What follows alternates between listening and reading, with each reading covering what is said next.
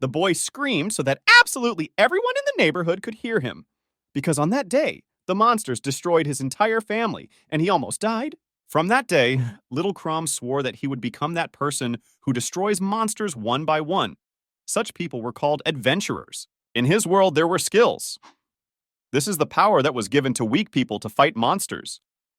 Such skills are usually manifested by the sage of, the main task of every adventurer is to reach rank S and fight with monsters to protect innocent inhabitants who do not have such abilities. Heroes are given glory and honor, and this is exactly what the boy dreamed of when he decided to follow his dream. Since that day, he regularly came to the local church and prayed to all the gods to give him strength.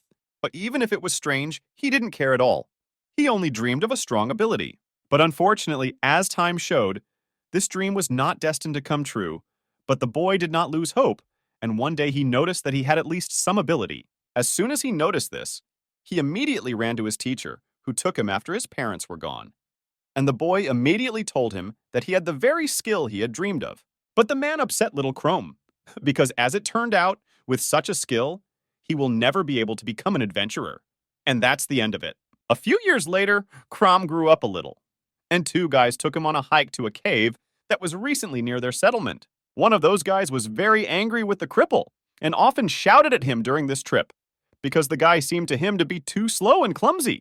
Crom tried to answer him that he is trying his best, so there is no point in yelling at him. Aish, that was the guy's name, answered him that he specially hired someone like Crom. He understood that the guy was not an adventurer, but still asked him to be at least a little useful. Young Chrome's skill is called resurrection, the essence of which was that he can return to life only once. For adventurers, this skill is one time, and it is absolutely useless. Therefore, Halkromieri, he could not become an adventurer in any way, although he did not become one, but the guy did everything to work with them.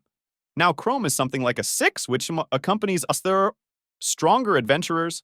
Although he was just a boy on the run, he was still proud even of this, because in this way he can contribute to the defense of his country.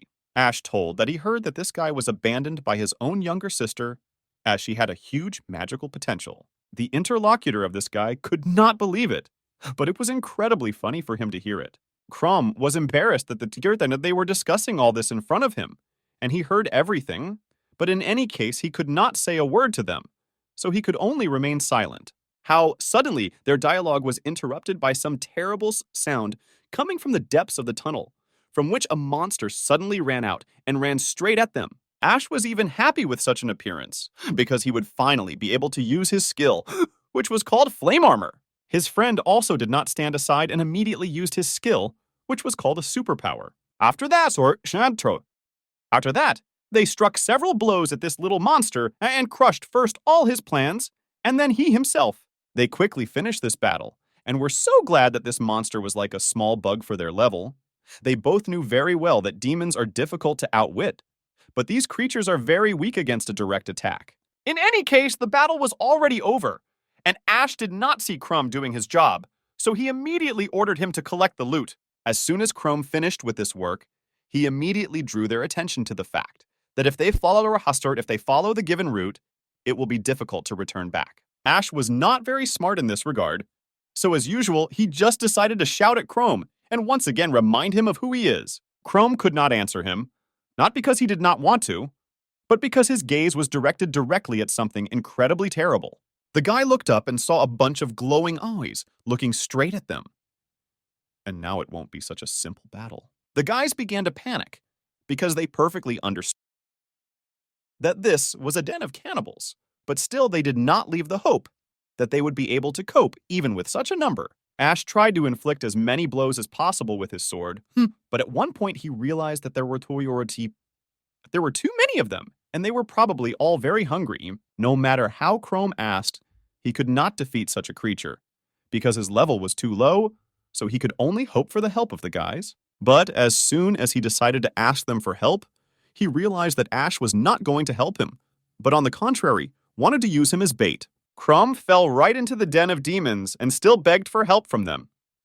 It was only necessary to give him a hand and help him get out. But the cruelty of these guys was at an even higher level than themselves. So they added that even if he dies once, nothing bad will happen, because it's even good for him It's time to use his skill. After these words, they did not say anything more to him and simply ran away, because now they had time for it, thanks to Chrome. Chrome clearly understood that his skill in the den of cannibals would not work, because if he resurrected, then without help he would immediately die once again. There was no sense in this. He screamed in pain and still asked in the hope that he would be saved. But with each second, this hope gradually faded. The guy could not believe that this is exactly how he would die. With this thought, he lost consciousness. The next thing he heard was a flash in his head that his resurrection skill had been successfully activated, after which he began to open his eyes and see bones in front of him. In his head, there was a complete misunderstanding of what happened to him. So he began to look around and noticed his reflection in the sword. As soon as he saw that he looked like a skeleton, the guy immediately stood up, and there was complete chaos in his head because he could not even imagine why he looked like that. He began to panic, because in addition to his appearance, he noticed that he could not utter a word. He hoped to the end that it was a dream.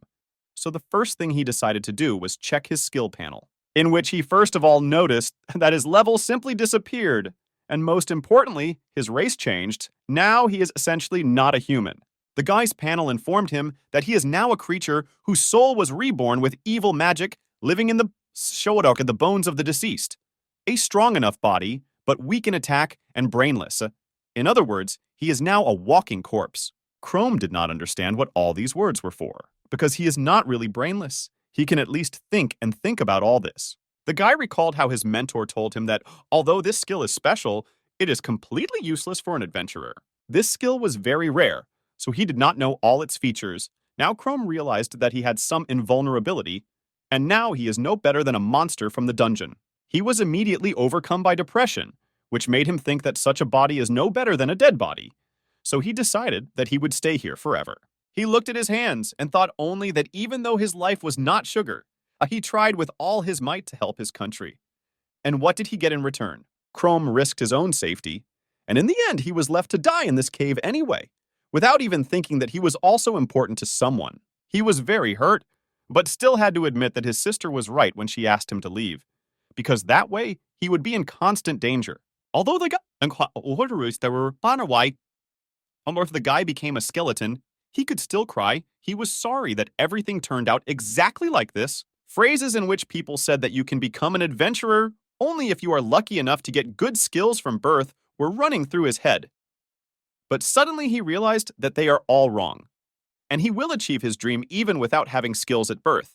He knew very well that, for example, monsters have evolution. The higher the level, the stronger they become. Even their appearance changes. So he thought about the fact that if he continues to gain levels, he will someday be able to return to his human form. And from this moment, the boy's ego goal was formed, in which he wanted to become a man again, who would eventually be able to become an S-rank adventurer.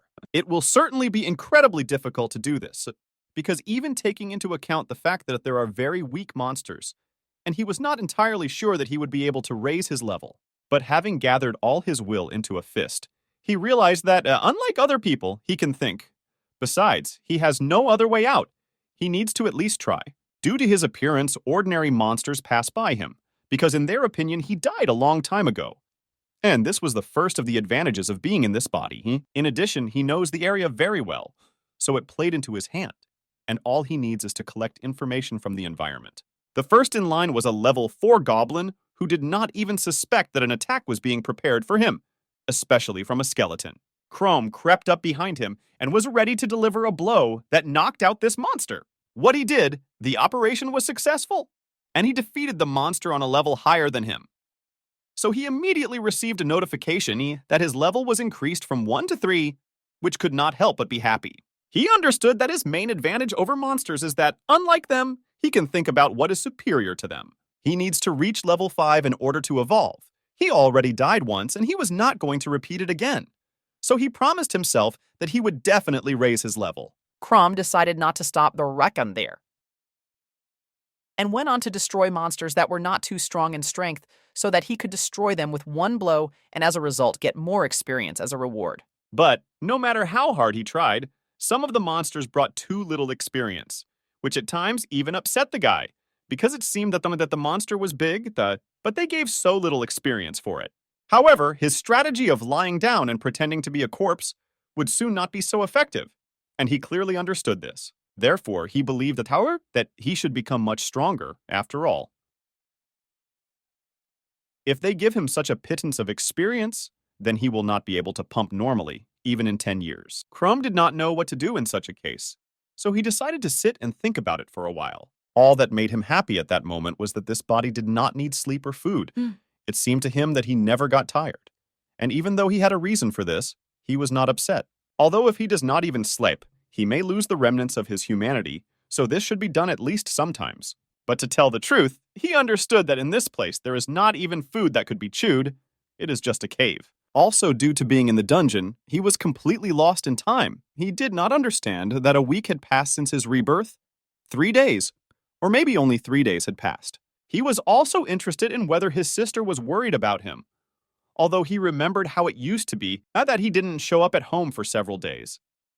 And she didn't care at all. Chrome understood that most likely she didn't care about him at all, because she asked him to leave because she thought he was too weak to travel with her. But at one point he realized that he needed to stop thinking like that. Maybe it was because of the dark dungeon. But Crom understood that if he continued to think in this way, then he would completely go into depression. He really wanted to get out of here, but he understood that until he raised his level, he should not leave this place because, outside with such a force, he had very little chance. Chrome had to interrupt his reasoning due to the fact that a beast passed by him, the level of which was an order of magnitude higher than the others. So he had to immediately use his tactics and turn into a corpse. The wolf passed by him not as confidently as the others, because this creature was an order of magnitude smarter than goblins, and Chrome at some point began to get nervous. The guy perfectly understood that this wolf is called a red-eyed wolf, and if he defeats it, he will definitely get several levels at once. The only problem was that this dog surpasses him both in strength and speed. Will he be able to defeat him at all? In any case, he understood that he had nothing to lose, so he firmly decided that he would succeed. He was not brainless. Chrome decided that he would use tricks to defeat him. He thought that he was lucky that he believed in his death, and showed no interest in him, so he could study his habits by observing him from afar. Chrome perfectly understood that the wolf does not just walk here. Most likely this is his territory, which he once again went out to inspect. Then he decided that the best way to lure him would be to scatter his belongings, and then the wolf would come closer. The animal did exactly the same as the guy expected. He carefully approached his backpack to smell it. Chrome decided that this was his best chance, so he immediately took advantage of it and stood up to deliver a direct blow to the wolf. He successfully inflicted serious damage on this monster and thought that he already knew. All he had to do was pretend to be dead next to the bags, and he immediately decided to check the area for food. Chrome understood that this monster was much stronger than all the others put together, so he decided to deliver another control blow. While he was fighting with the wolf, he thought about the fact that he consists only of bones, and this gives him special mobility and lightness. Just as the boy thought that the wolf was a good opponent, but unfortunately his song was already sung, the wolf began to lash out and grabbed his sword. The monster was not going to give up just like that, and attacked the guy. He started biting his hand, and even though the guy was a skeleton, he could still feel the pain. Chrome understood that delaying in such a case was simply unacceptable, so he decided to inflict another one on the wolf's body and finally finish him off. The screams of the monster could be heard throughout the cave. They certainly could attract the attention of other, more dangerous creatures. But now the boy did not think about it, because he had to deal with the red-eyed monster first. What he successfully managed, although not without losses, this wolf bit his hand, and it seemed to him that such a thing could no longer be fixed. But the guy didn't think about it for too long, because he received a notification that he had reached the maximum level. He couldn't believe his eyes, because he did it in a few days. Chrome understood that his new body contributed to the increase in his level, and this could not but motivate him. He somehow instinctively understood what needed to be done for the evolution of his own body, so that there were a lot of ideas in his head for this. As soon as he thought about this, his body began to evolve little by little, and his body began to change significantly. Chrome suffered a little pain during this process, but still it was so insignificant against the background of the fact that with each similar step he gets closer to the human form. After the first evolution, the guy turned into a ghoul. This is a demonic form of a corpse-eating demon that has sharp claws and fangs, but its greatest advantage is the ability to regenerate. But the most beautiful thing was that his body turned into a small one, which had elongated devilish faces, and he definitely became more like a human. Suddenly, he realized that his hand now seems to be in full order. We see this thanks to evolution. Now, his parameters have become much higher. And not only that, he finally has a skill called regeneration. This is a rather useful skill. Although on the other hand, he understood that for this he did not want to become a monster. In the panel, he found the fact that the ghoul has a maximum level of 20. So he already wanted to raise this level as soon as possible and evolve again. But in any case, this is at least some kind of happiness for him in this sad place. So it is necessary to continue in the same spirit and not stop for a second. Moreover, in essence, he has no choice, because he has to raise his level in order to evolve and someday become a man again. And then the strongest adventurer in the country. The next monster was a huge mouse, the level of which was 5, and it was a competitor head and shoulders above all the previous ones.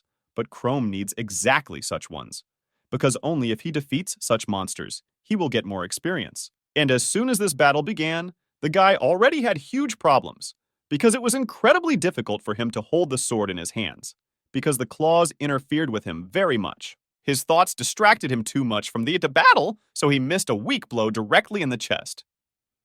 Now he will not come out pretending to be a corpse. He was able to withstand this blow, therefore he stood for some time and moved away from the blow and thought out a plan along the way. He didn't come up with any better ideas than throwing a sword at him, so he immediately decided to implement this idea into life. Unfortunately, his sword was not in very good condition after such an attack. So he decided that now he would have to destroy the monsters with his bare hands. He was happy only at the moment that he was still able to raise the level. Although on the other hand, he understood that his evolution would not be soon. He needed at least 20 levels. For the first time, his body began to use a new skill, which worked quite quickly, and after a short time, he practically did not feel the pain from the blow. From this moment on, he was perfectly aware of the fact that being a ghoul is many times better than being a ghoul. But in any case, this is still not enough, so it is necessary to continue to evolve. Now, he took a step closer to the human body. And as a confirmation of he became hungry, and his stomach again began to ache incredibly. Crom looked at this huge rat a little longer and thought that people certainly don't eat such things, but he's not a human yet. Therefore, he began to enjoy this rat and suppress his insane hunger. It was the meat of a dirty monster from the dungeon, but he did not care at all because he was really hungry. At first, he thought that he had finally become a monster, but then he realized that the opposite is much better, because now he is more human. All these needs for food make him one step closer to his goal. But even from hunger, he was not going to die here. So I don't think he will continue to eat the meat of this monster for a long time. After a couple of days of senseless wandering around the cave, he finally met his new opponent, who became a level 14 orc, and each time his opponents become stronger and stronger. But Chrome himself becomes an order of magnitude stronger than all of them. So even with such a difficult opponent, he managed to cope with the fact that he received 33 experience points and increased his level from 13 to... The guy was happy that he could destroy even such rivals and continue to raise his level. So he was not going to stop and continued to do everything possible for this. Thanks to the skill of regeneration, he cannot particularly plan the tactics of the battle, because in any case, he will be able to recover after some time, thanks to this important skill. But he noticed one more very important feature. The guy did not feel tired. Chrome assumed that it could be due to a racial feature, but in any case, it suited him. After a short test, thanks to his new strength, he was able to raise his level quickly enough. And now he can confidently say that he is already much stronger than his former self, because he was only level OI. Chrome hoped that in the next evolution, he would be even more like a human, so he was not even going to stop in his development. Suddenly, he thought about how his sisters were doing, because before they were very close, but the last few years ago, they lost all contact with each other. Because of his skill, he was never able to become an adventurer, so he had to work as a guide for others, and he could not make money at such a job, and he could not provide for his family. But unlike Chrome, Karma, I was able to awaken a magical skill and become an adventurer, which could not but please everyone in their family. One day, he found out that she raised her rank to level C, and Chrome was very happy for her. although he himself did not even reach level D, and this upset him. From the moment she received such power, Kamea told him that being a weakling, clinging to the ridiculous dream of becoming an adventurer, he looked too pitiful. But one day she bent the stick and told him that it is better for such a talentless person like him to live an ordinary life and not even try to become an adventurer. Because in any case, he will not be able to do it. Without a talented brother and promising sister, who had just become an adventurer, she began to look down on him, which offended the boy even more. Chrome sadly recalls how they began to communicate less. He began to linger more at work, feeling insignificant against her background. The guy was sure that she was hardly even worried about him, so his mood immediately fell. It was hard to realize that his sister treated him like that. He understood that he could not even appear to her, because she would immediately kill him, because he could not even speak normally. Chrome realized that even at this stage he should start practicing his speech apparatus so that it would be easier during evolution. But suddenly his thoughts were interrupted by some incredibly strong sound, which at first he thought was a goblin. But after a few minutes he realized that it was far from a goblin and decided that he needed to hide better. While he was trying to figure out where to hide, he saw that there were people standing at the end of the tunnel who probably made these sounds. Not only that these were people who at this stage of the evolution were very dangerous for him, but therein like that this was not the main problem, because then the boy saw his sister Kamea there. He understood that this dungeon is close enough to the city where they live, but he still could not understand why she came here. But this is not the main thing now, because he understood that if they saw him, then it would be the end of him. And Crom decided to run away as quickly as possible. Carmen sick? I tried to inform my colleagues that they had run out of medical equipment and that something should be thought of immediately. The girl who went with her on the hike added that she still took an additional set of gear so that they should have enough until the end of the hike. She once again reminded them that this is the basis of the foundations, because if they are bitten by a monster, then they simply will not be able to save themselves. But they believe that it is not so critical. In any case, when wounded by monsters, a person does not turn into a monster. So there will always be time to take medicine. In any case, Carmen did not understand how it is possible to trust someone who cannot even properly prepare for a trip. The guy was very dissatisfied with this attitude towards himself, because he first responded to her request to go to the dungeon. He could not go anywhere at all, so he asked for at least some kind of gratitude. She immediately shouted at him that he himself agreed to this trip. Besides, if he does not understand, then people's lives are at stake, and it is necessary to behave with dignity. That is why preparation is so important. The guy could no longer bear this girl, who considers herself the smartest, but still gritted her teeth and continued to endure all this. Crom watched them carefully and understood that she behaved like this not only with him, but also with everyone around her. How much she had changed. He understood that in what sense she was right, but still she could have behaved a little more gently with people. After all, nothing terrible happened. Chrome thought too much about this and did not notice how he made a very loud sound, which the guys clearly heard. They immediately understood that this was some kind of monster, or even worse, so they immediately prepared for battle. Carmen didn't think twice and decided to use her skill first, which she called an ice arrow. Chrome knew his sister from the first day and was well aware that her skills are mainly tied to ice magic, so they are considered quite dangerous. After the girl lighted the way with the help of her skill, they saw only a ghoul who immediately tried to run away. But first of all, they were surprised that he was not too strong, but so tenacious. This was not characteristic of this race. Chrome understood that he was caught not in the best body and not at the best moment, so the thought was spinning in his head about what should he do now. They still found him, and now it was unclear what they would do with him, because on the one hand it seemed that this was his end, from which he would hardly be able to get out. And the worst thing for him was that it was Carmen and her friends who discovered him, and you can't think of a worse coincidence. Lina, who was at level 15, added that ghouls differ by nature, in that they have a high degree of regeneration. Derek immediately decided to suggest that they attack together. Then he would have little chance, even considering his ability to quickly regenerate. The army stopped them because it perfectly understood that if they went on a thoughtless attack, he would attack in return. And she believed that the success of any battle consists in attacking and protecting against the attacks of a monster. So relying only on one's strength is simply stupid. Chrome understood that things were too bad for him, because he could handle a whole task with one person, which he would hardly be able to cope with.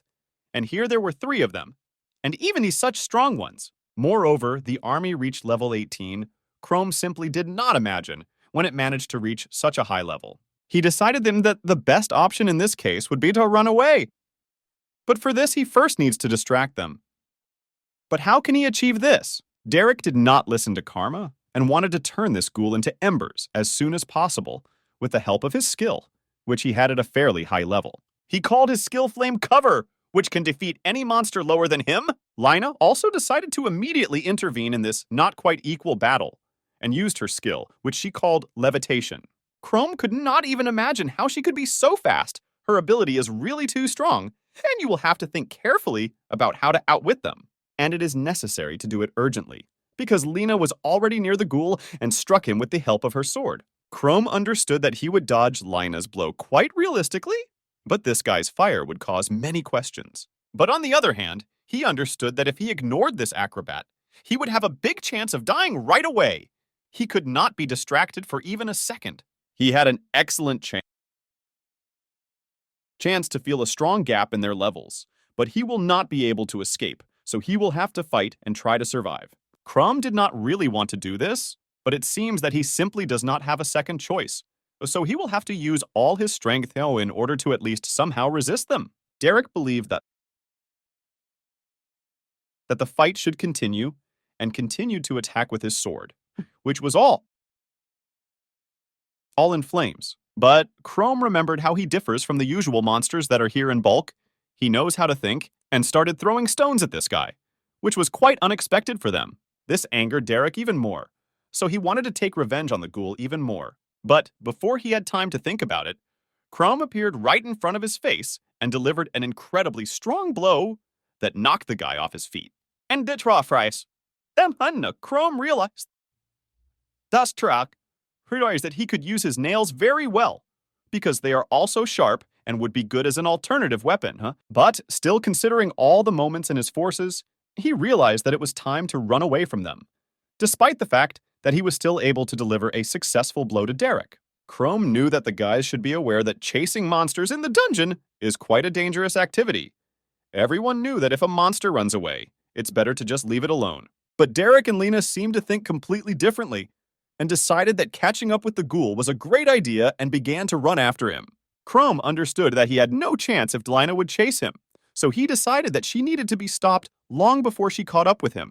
She absolutely did not expect that the ghoul would suddenly turn to face her, but nevertheless attacked. Chrome at that moment thought that thanks to his ability to rapid regeneration, he would be able to receive her direct attack without problems. After that, he realized that the girl was not as strong as she seemed, and he could counterattack if he tried. And so it turned out that with the help of his claws, he was able to throw the girl's sword far into the wall, which protected himself from a direct blow.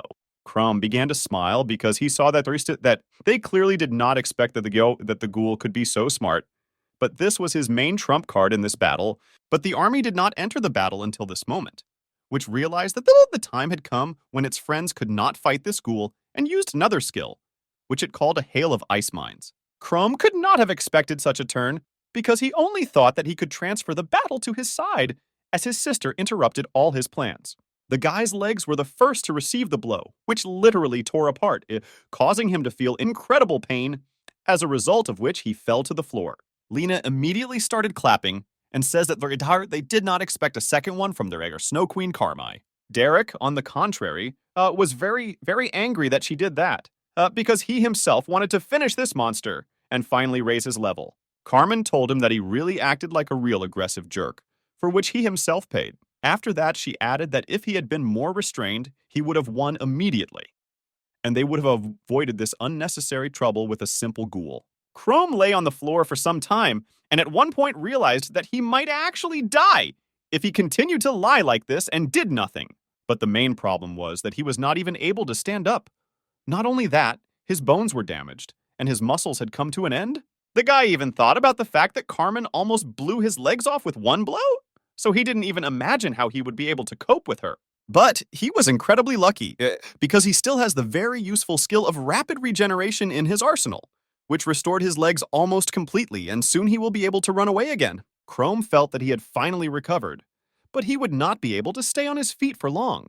He would only have enough strength to escape, which must be planned as quickly as possible. He perfectly took into account the fact that he has only one chance, which must be used to the miaperot unin laha to the maximum, because there may not be a second chance. At that moment, Carmen decided that it was time to end the battle and move on, so she used her ice magic and a separate skill, which she called the Ice Trident. Chrome clearly understood that if he didn't run away right away, his sister would kill him on the spot. The guy knew that until his leg fully regenerated, he wouldn't be able to do anything, and to attack her in the forehead is simply stupid. She immediately uses her magic. He tried to think in such a stressful situation that if he was attacked, he would only have to pray that regeneration would heal him completely. How did he suddenly come up with a brilliant idea that even Carmen herself was shocked by? Did he really decide to do such a thing? She redirected her trident past the monster and deliberately missed it. Derek didn't understand how she could miss from such a close distance. He thought that it was too easy a shot, but she still couldn't hit. Chrome looked at the trident and thought that it was quite fast, just a little more, and it would be possible to say goodbye to life. But this time he was lucky that he was able to pronounce her name at least, which saved him in the end. Carmen still could not get away from this, and simply replied that she did not know how it happened, that she missed it. While the girl was coming to her senses, Karam felt that his leg had completely regenerated, and now he could continue his escape. Chrome decided before running away that he would suddenly jump up and scare his sister, so that she could not strike another blow, after which he simply started running. She immediately realized that he was too smart for a monster, once he thought of first scaring her, and then running away. Derek couldn't understand what was wrong with Carme, why she behaved like that. How could it even be possible to miss him? She continued to ignore everything that Derek told her and thought that this ghoul looked like a human corpse, which was resurrected after death and turned into a monster. Carmen, I heard about it, but I couldn't even think that it could be pure truth. Chrome ran with all his strength and at the maximum speed for this body. And at one point, he was able to keep up with them. It was very, very close. Just a little more, and it would be the end. He was not lucky enough to meet high-level adventurers. But the use of skills is like manna from heaven. He was so glad that he finally got such a cool skill called regeneration. He understood that this time he was too lucky, but the second time he might not be so lucky, because he firmly decided that he needed to avoid meetings with adventurers as much as possible and concentrate on the search for monsters. And here he even felt a little sad, because he had not seen Carmen walking around the dungeons for a long time. He usually took her with him to explore the territory, but she quickly raised her level and stopped going anywhere with him. Chrome asked to forget all this, because it was all in the past and he must avoid them like fire.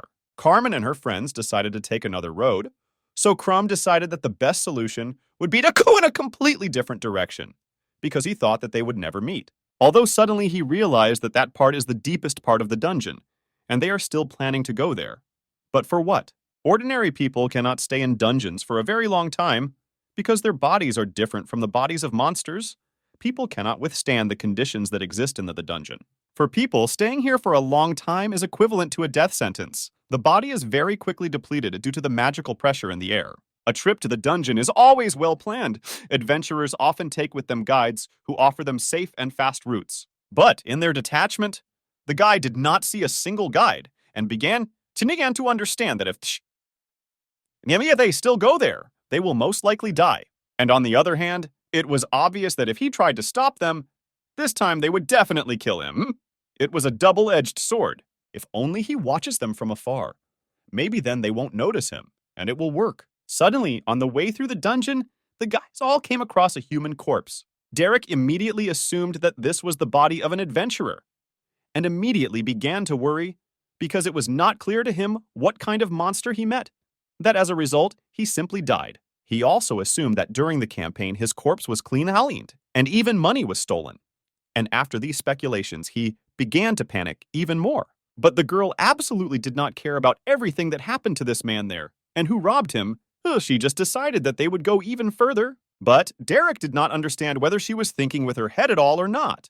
How could she go on with a calm soul when they saw such a thing? Lina didn't want to admit it, but she completely agreed with Derek, because it can be incredibly dangerous and you should think it over before going there. Carmen believed that this was not her first trip to the dungeon, and that they were sufficiently prepared to go further, so she did not doubt her abilities. And as a result, she wanted to continue the journey according to the original plan. He thought that she still thinks she is the local leader. What kind of stupid habit does she put herself above others? Chrome also watched all this and was extremely surprised that they still wanted to go there, because it was really very dangerous, and Derek was actually right. Everyone in the city knew that the deeper you go, the more monsters you meet. Most monsters live in the depths of the dungeon. Unlike people, monsters love places with a huge concentration of mana, so you need to always be on the lookout and not take risks, which Chrome did not expect from his sister. It was really difficult to understand why she is willing to risk her life. What does she want to find? But before Chrome had time to think about the fact that there could be monsters here, a huge ogre appeared right in front of them, who had level 22 and was of rank C. The guy knew that monsters of this level are usually found in the depths of the dungeon, but he appeared much earlier than his habitat. Chrome immediately began to think about what Carmen would do next, because they may have too huge a difference in levels. They simply cannot overcome them. Therefore, he firmly decided that they must be helped. But on the other hand, he understood that for them, he is an ordinary monster, and as soon as he comes out to them, he will immediately cause panic. Therefore, all he has to do in this situation is to watch them and hope for the best. Derek immediately started yelling at Carmen, because he seemed to be telling her that they couldn't go any further, that it would be too dangerous. The girl believed that with the help of magic, they would easily be able to cope even with a giant of this level. The main thing is not to panic and not run headlong into the attack, especially since there are much more of them, and they can work together there. Derek was too scared, because he could not even imagine in his head how though they would be able to cope with this mountain of muscles. But looking at this monster, he got the impression that he would try to escape. Then the monster would simply catch up with him and destroy him. So basically, he had no choice. So he used his skill and was ready to start a fight with this creature. But the monster did not give him any chance, even to approach him, not to make a serious attack. Derek did not even imagine how he could defeat the monster, which pushed him so far with just a wave of his hand. Lina was also barely able to dodge the blow of this big man with the help of her ability to levitate. But it seemed so only at first glance, because as soon as she turned her head, she received an incredibly strong blow to the head. And now the fight will be twice as difficult to continue. Derek couldn't believe that a monster could reach Luna with her skill, let alone deliver such a powerful blow. Lina herself could not believe that this monster knocked her off her feet, just pushed her. How strong he is. But she decided to intervene in this rather unfair fight and used ice arrows. Even such a blow could not pierce the skin of such a monster. All her ice arrows simply crumbled into small pieces. Carmen simply couldn't believe that his skin is so strong that even ice magic doesn't take it. It's the first time she's ever seen such a thing. Chrome, who watched all this madness, also understood that if even such blows do not help, then the situation is really critical and it is necessary to come up with something else. But what? The guy noticed one important detail, that they are all strong, but the Manhwas, they absolutely do not know how to work in a team. So he still did not understand why his sister decided to go so deep into the dungeon with them. She looked at her friends and understood that she would have to use the most powerful spell. And if it didn't work, at least they would be able to escape. However, she warned that this spell has a short range, and you can easily dodge it. These two should distract him so that he does not pay attention, and then she will strike. Derek immediately warned her that it would be almost impossible to do, because they lack neither strength nor dexterity, nor magical power, and then the understanding suddenly came to him that if everything continues like this, then they will most likely perish all and right here. Carmen couldn't stand it and started yelling at them. She just asked them to distract him, because if they were to stand still, she wouldn't be able to do anything. She was sure that they simply could not die in such a place, especially when they have a big chance to win if they work as a team. Derek simply couldn't believe that she still wanted to fight, that she had completely lost her mind. How could she not understand that even if she had a wonderful skill, it was useless now anyway? He began to think that if he tried to escape right now, the ogre would simply catch him and kill him. But his plan might work if he used Carmen. His mood immediately improved because he understood that his plan was quite good, so he immediately called Lina to him and decided to tell her everything. Chrome could clearly see that her sister's friend was obviously planning something to bypass Carmi. But it was not clear what he wanted to do. How suddenly all their conversations and conjectures were interrupted by an ogre, who was tired of just standing like a monument and decided to go into battle again. And it was Lena who got hit first. At that moment, Carmen understood that if they had accepted him even closer, it would have been much better. But even so, they seemed to have done their best. She understood that it was quite risky, but she decided to try to hit the ice trident now. Perhaps it is necessary to do it at this very moment in order to inflict at least some damage on this ogre. Derek looked at her with a smile, because she does everything exactly as he planned. After their gefu, with that, he immediately shouted to Lena that she could proceed to the implementation of her part of the Pautura plan, and she immediately used levitation to escape from this place, while Carmen distracts this monster. The girl did not understand where they were going, and was shocked that they were going to abandon her just like that. Lena, who already understood that they managed to escape, shouted to her that Carmea should not be distracted. Just not now, because that way they would not be able to escape. Chrome was very angry when he realized that the guys just wanted to abandon Carmen at the last minute and run away. How could they even do that? The girl understood that they would do it in any case, even if she begged to help her, so she decided that she would not do it, but instead would concentrate on fighting the monster.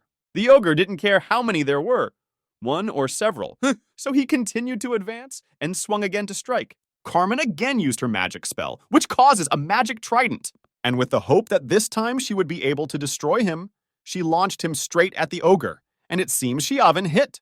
But in any case, this was too little. So even though the ogre received his share of damage, he did not become weaker, but even angrier, which was clearly bad news for the girl. She thought that she had succeeded and struck a good blow at the monster, but all her thoughts and guesses were suddenly interrupted by a blow that knocked her off her feet. Chrome could not bear this and immediately ran to help her. He did not care who his opponent was and what he could do to him. He only had the thought of helping his sister. Derek finally shouted at her that it was all her fault, because she herself decided to go so deep, although they warned her that it was very dangerous there. But she, as usual, did not listen to them. After that, he added that she would never have been able to find her brother Arthur in this dungeon, because he had probably died a long time ago and only his bones remained. Chrome could not believe what the guy was shouting. Did she go to the dungeon specifically to find him? Is it really true? She gradually lost consciousness and still could not understand why her brother went to this dungeon at all, because she could not even imagine where he could be. When she completely turned off, the ogre decided to finish her immediately. But how lucky she was that Chrome managed to block this blow, even though he sacrificed his hand. He courageously stood in front of this bully and told him that now he was his opponent. And at that moment, he thought that he was so guilty of his sister, but he would definitely return to her all the good that she had brought him.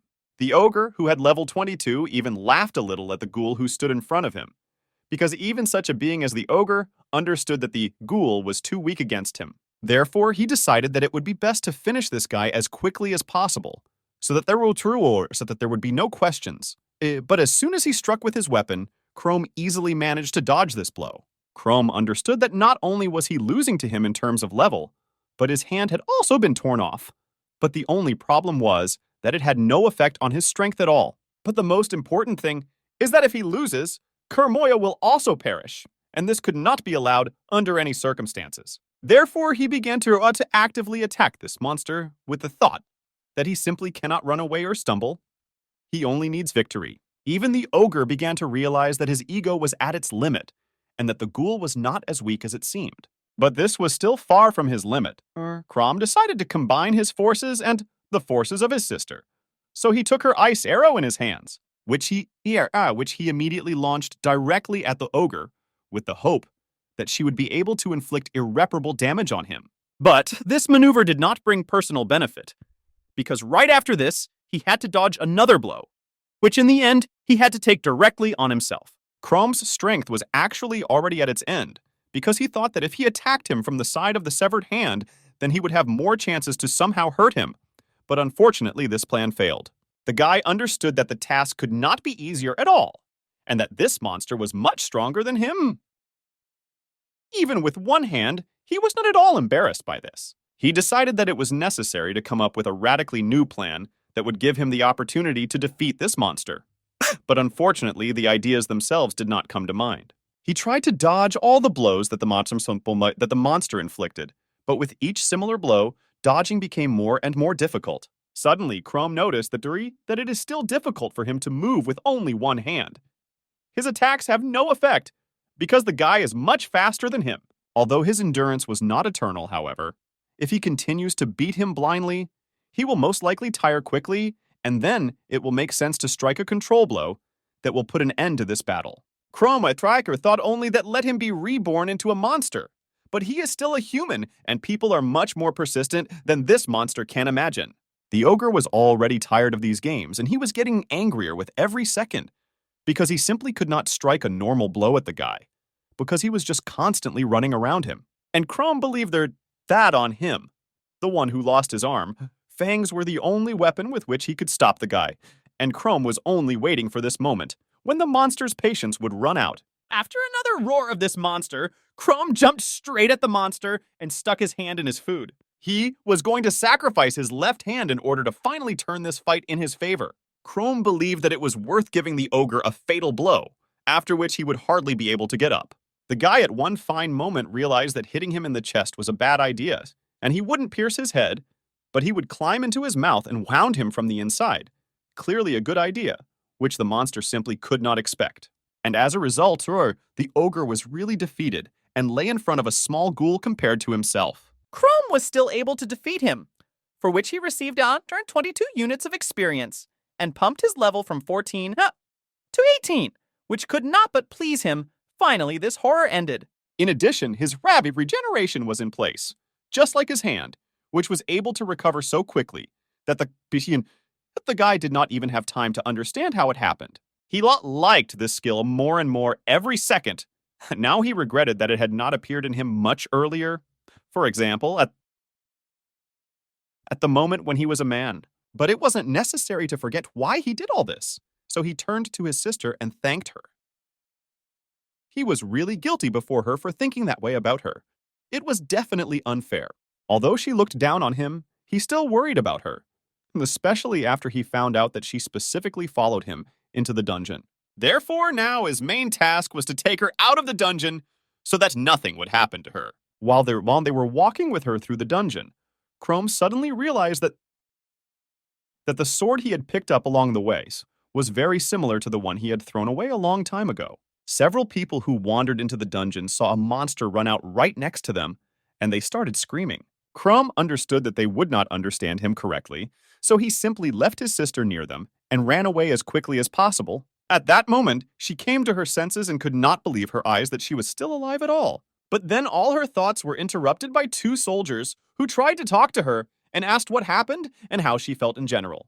Carmen was slightly frightened and immediately began to ask them where she was, to which they kindly replied that she was attacked by a ghoul, and at that moment she lost consciousness. She could not believe what they were saying about a ghoul, because she had just fought with a huge ogre and someone actually saved her, which was simply incredible for her. All Carmen could remember was that someone was carrying her on his back, and at that moment she remembered only her brother, who carried her in a similar way. But she couldn't believe it. It simply couldn't be. So she was even more upset because of it.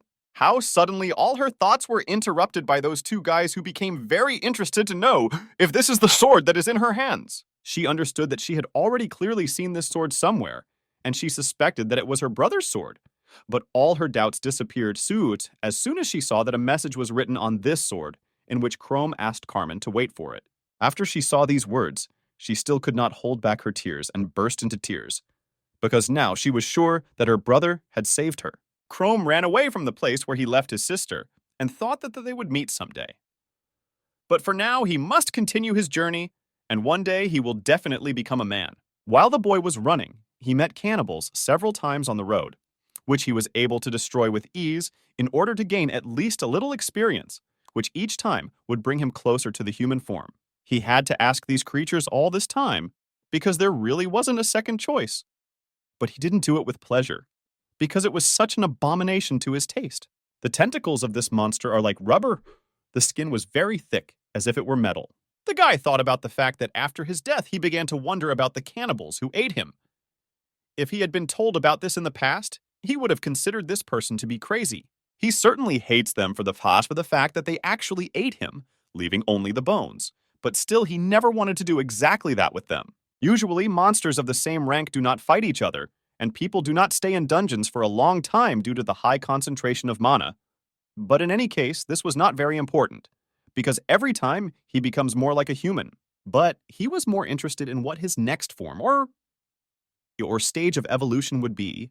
Would he be able to enter the city in a new guise? This question certainly tormented him, but on the other hand, he understood that in fact, it is not so important now, because he only has 2 levels left before the next evolution. Only after it, his new evolution will be very late. Crumb understood that if only low-level monsters were destroyed, then one could not even dream of a quick upgrade. On the other hand, he did not want to face C-rank monsters, just as he thought that there really shouldn't be C-rank monsters here, so he could relax. And at the same moment, someone approached him from behind. His calmness was suddenly interrupted by a blow that could be heard with an unarmed ear.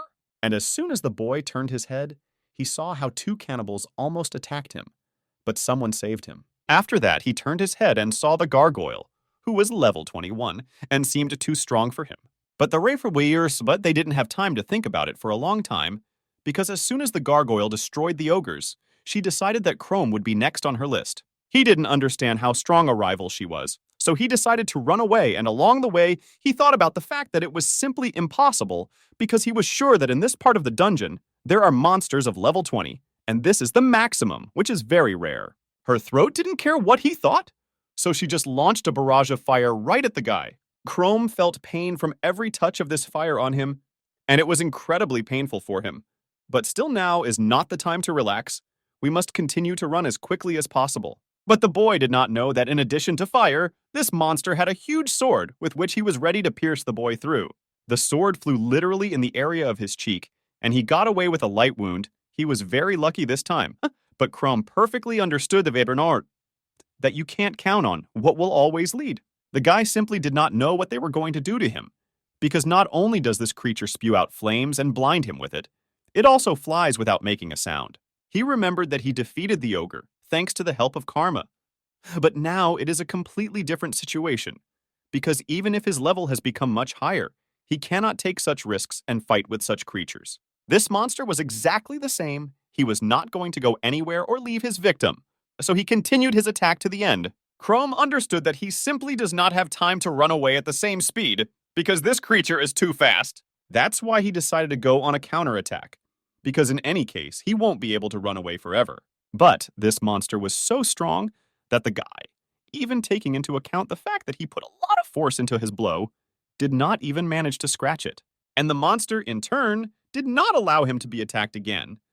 So he launched his counterattack, in which he invested a lot of power. Chrome decided to continue running because he understood that she was too much superior to him in skills and level. But his run didn't last long, because at one point he ran to the abyss of the dungeon, and now he had too few options left. The gargoyle did not wait for him to come up with a new escape plan, and launched a new flurry of fire at him, from which it would be incredibly difficult to escape. In addition to the fact that it was too painful, Chrome also could not see anything, which brought even greater danger to him. As the guy thought, this could destroy him, because the gargoyle was already flying at him with her blow, and the chances were getting smaller and smaller with every second. But the monster could not even imagine that Chrome would decide to outwit him and lead him into a trap, namely, allow the monster to strike him, after which he would throw her into the abyss. When the guy was doing this, he remembered that he had already seen a battle with similar opponents once, so he had an idea of how to resist them. The only thing that this creation did not take into account was that the guy could not be driven into a dead end, because he was a former guide after all. Chrome flew off the cliff with her, and at that moment made her understand that it was not necessary to underestimate low-level comrades. After they landed, Chrome delivered another control blow, after which it was absolutely certain that the monster was defeated. He was finally convinced of this when he received 108 experience points and raised his level from 18 to 20, and was glad that his knowledge from his past life still came in handy, because it would not be easy for him to overcome it in the usual way. But then he immediately froze in anticipation, because right now he realized that he had reached the 20th level of evolution, And this could only mean that he had reached the maximum level of the ghoul race, and now the next level of evolution is available to him. It was so unusual that a strong enemy appeared out of nowhere did him a great favor. But for starters, after the evolution, he immediately wants to see who he will turn into. This time, he began the process of evolution, and before it began, he begged that the next stage would be the human form. As a result, after evolution, he reached a new stage of evolution, and it was a mimic, the maximum level of which was the 50th. The first thing Crom felt was that he had significantly increased in height and muscle mass, which is why he even tore his clothes. But when he saw the masks, he immediately tried to take it off. But no matter how hard he tried, he could not do it so easily. He was a little upset that he now became even more like a monster. He knew that there were rumors that the evolution of monsters brings them closer to the strength they need, and he wanted with all his heart to become a man, but he would inevitably remain a monster forever. But suddenly he heard a description of a mime, which, as it turned out, imitates people and then attacks them. They even say that people who managed to see the essence, hidden under the mask of a mime, did not return alive, which could not help but make the boy happy, because the description made it clear that the mime is stronger than the ghoul. Crom decided that it was time to go and look at his parameters, which became even cooler than before. So it was not surprising, because now he became a monster of rank A. They create much more problems. Such monsters usually gather adventurers of rank A and B. But now he was more interested in a new skill called reincarnation. He immediately thought that with the help of such a skill, he could become as human as possible. He immediately decided to use this skill, and as soon as he said the word reincarnation, his mask immediately began to fall from him. The body began to change, and in the reflection in the water, he saw his native face. Was he really able to return? He immediately tried to say at least a few words, but his throat began to hurt too much. But he could not squeeze out even a couple of words. But after a few more requests, he was still able to speak, albeit in a hoarse voice. And this made him incredibly happy, because if he continued like this, he would soon be able to reincarnate into an even better human. After a few minutes of being in this form, he noticed that the longer he stays in this form, the faster he loses his strength. Therefore, I immediately went to the control panel, where I wanted to see how much mana this skill uses. In the panel, he found that this skill consumes 1 unit of mana in 10 minutes, and the guy's maximum reserve was 26 units. In other words, this is 4 hours of continuous use of the skill. He understood that he would definitely not be able to live in a city with such a limit, so he postponed this option until he had raised his mana reserve in order to live peacefully in the city. He believed that as the mana points evolve, they will become even more, so he will develop and simultaneously increase his mana level. Crom has set himself a clear goal to raise the level, and most importantly, not to be discouraged. But suddenly his thoughts were interrupted by some unexpected earthquake, which started unexpectedly and scared the guy. This earthquake started unexpectedly and ended as it did. But the boy still could not understand what caused such a jolt. But he had the idea that it could be the relocation of monsters. Previously, there were rumors that the remains of a huge monster were preserved deep in this dungeon, and the space created by the evil mana of this monster is the same dungeon. Anomalous phenomena occur in dungeons that have not been cleaned by adventurers for a long time. This is called overpopulation of monsters. Therefore, he wondered why rank C monsters change their usual habitat. But the Rihanna Mosabel. Ha to Rio. Her Hanwan Hal immediately changed his mind and realized that this should only be the beginning. His Nyaho thoughts were suddenly interrupted by another monster that imperceptibly appeared in front of him and clearly did not bring anything good. This was another gargoyle, which had the same level as Chrome, so it will be a good test for his ego skills. But as always, it was not too much in time. But you can't do anything. You will have to join the battle because he did not want to die today. While he was thinking and pondering, the gargoyle began to attack again, and he could hardly dodge her sword attack.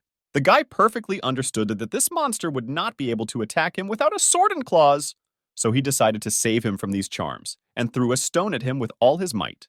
But his strength was on the wane, and all this was due to his human form, which took too much mana and strength from him, and the monster did not sleep.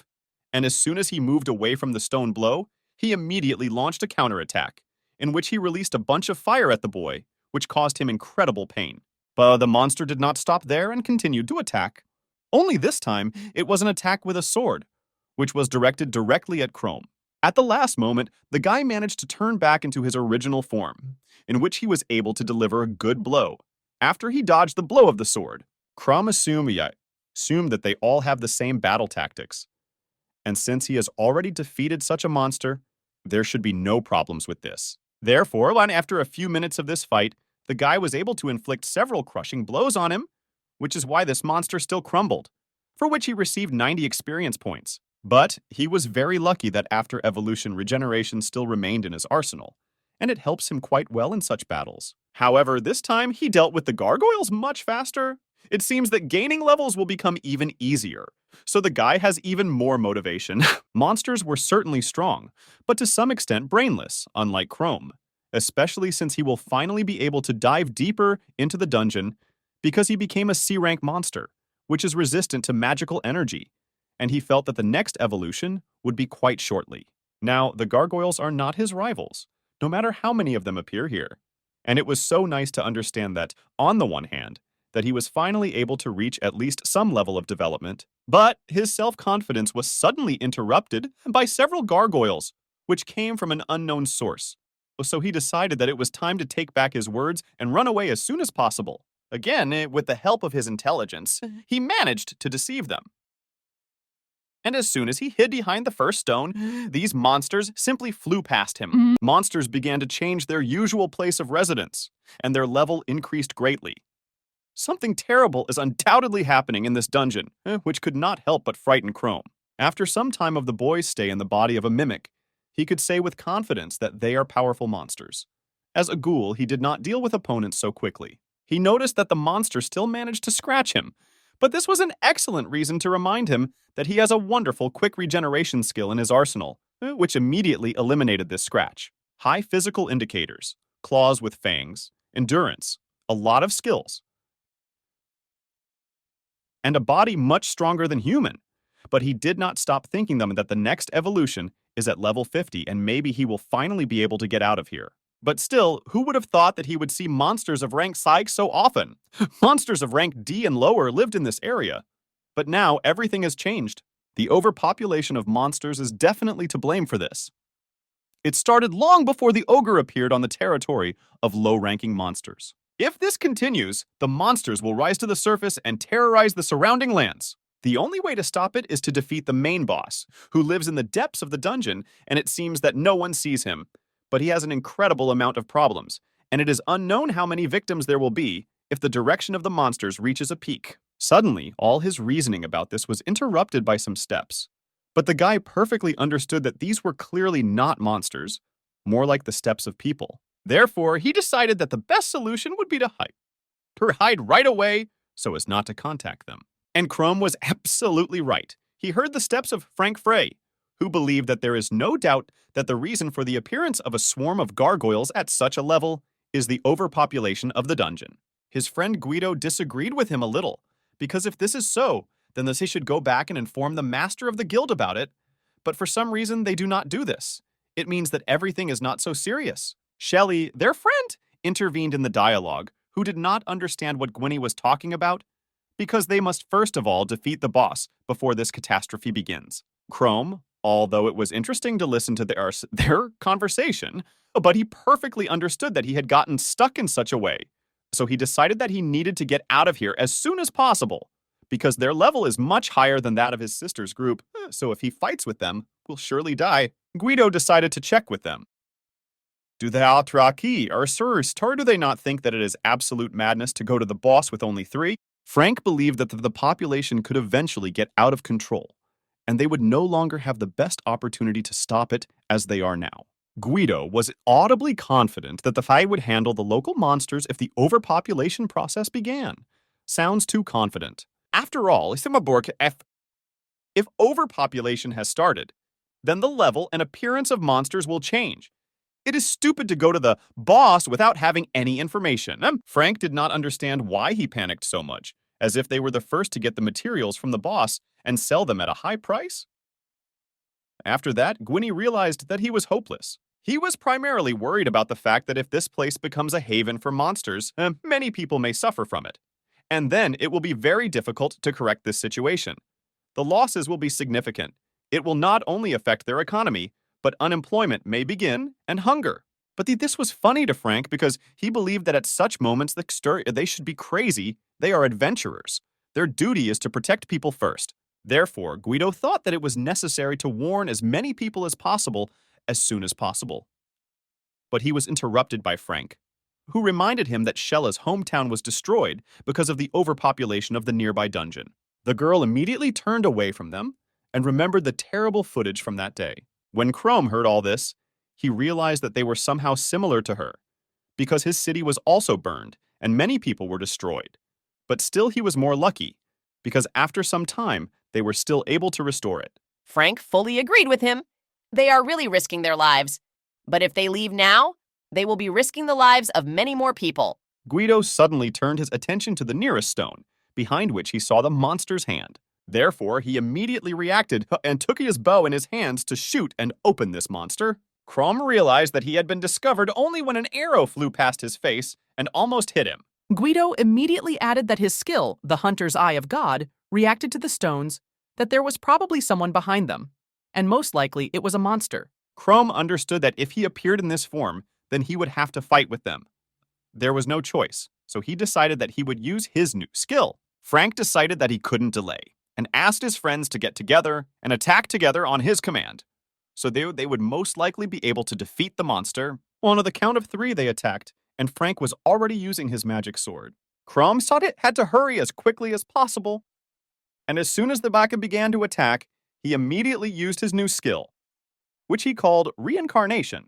After that, he came out from behind the stone with raised hands and asked them to wait with the attack and calm down, because he is also an adventurer. Frank immediately stopped and was surprised to see the adventurer in such a place. He frightened him considerably. Guido immediately decided to ask him why he was hiding then, if he was also an adventurer. Crom explained to them that he thought that the Way were local bandits. They themselves should know what happens in the dungeons. They should be extremely careful. Guido carefully listened to the guy's voice and thought that he was speaking somehow too nervously. But he was more interested in what he was doing here completely alone. Frank began to say out loud that the guy was covered in rags. Besides, he was showing excessive caution. It was obvious to him that he was far from just an adventurer. Crom believed that if he reincarnated into a human, they would believe him. But it seems that everything was not as simple as he thought. Everything turned out to be not so simple. Frank decided to apologize to Crom for his friend. As it turned out, Guido always behaves rudely, especially when it comes to strangers. So he asked him not to pay attention to it. But Frank himself, during this conversation, thought that the guy was not injured at all. He certainly suspected that it was because of his skill. After all, judging by his dirty clothes, he has been here for several days, and maybe much longer. Where could his group have gone? Where are his weapons? And what is his level in general? At one point, Frank realized that he was analyzing this guy too much. But on the other hand, it was possible that Guido's skepticism was not so far-fetched. Crom understood that things were bad for him. He understood that if they continued to interrogate him, he would not be able to find the right answers to their questions. And if this continues, they will simply attack him. He will have to take the initiative, scare them away, and run away. There was an awkward silence because each of the guys didn't know what to do. But this awkward pause was interrupted by Shelley, who ran up to Crom with the words that there is an overpopulation of monsters in this dungeon. So in no case should you walk around the dungeon alone. Crom slightly did not understand such kindness. He could not understand why this girl was completely not afraid of him.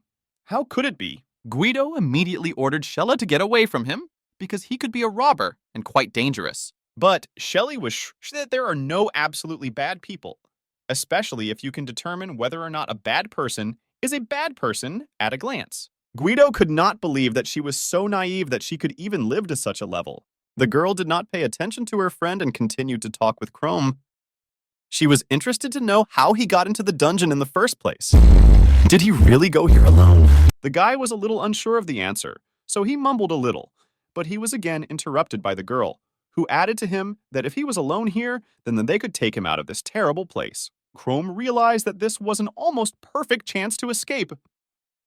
So he pretended that he was afraid of them and began to run in the other direction, saying that he did not need help. Frank immediately asked Guido to lower his bow because the guy understood that this was an unusual adventurer, and perhaps he was not at all. So it was interesting for him to find out who he really was. Sherry stood a little longer and just stared into the darkness. She did not understand why he ran away and was worried that something really terrible might happen to this guy. Guido assured her that she was too gullible because any person could just throw noodles at her and she would believe. And that was just a vivid example of that. She asked him not to be so rude. She believed that even if he looked strange, she did not want to judge him only by his appearance. Because he is completely alone here, because of the overpopulation of the dungeon, he could get into trouble. Frank answered her that maybe she was right, but still he agreed with Guido because she acted too recklessly. Because he could really attack her? They had a lot of questions about this guy. He could be just a criminal who escaped from the city.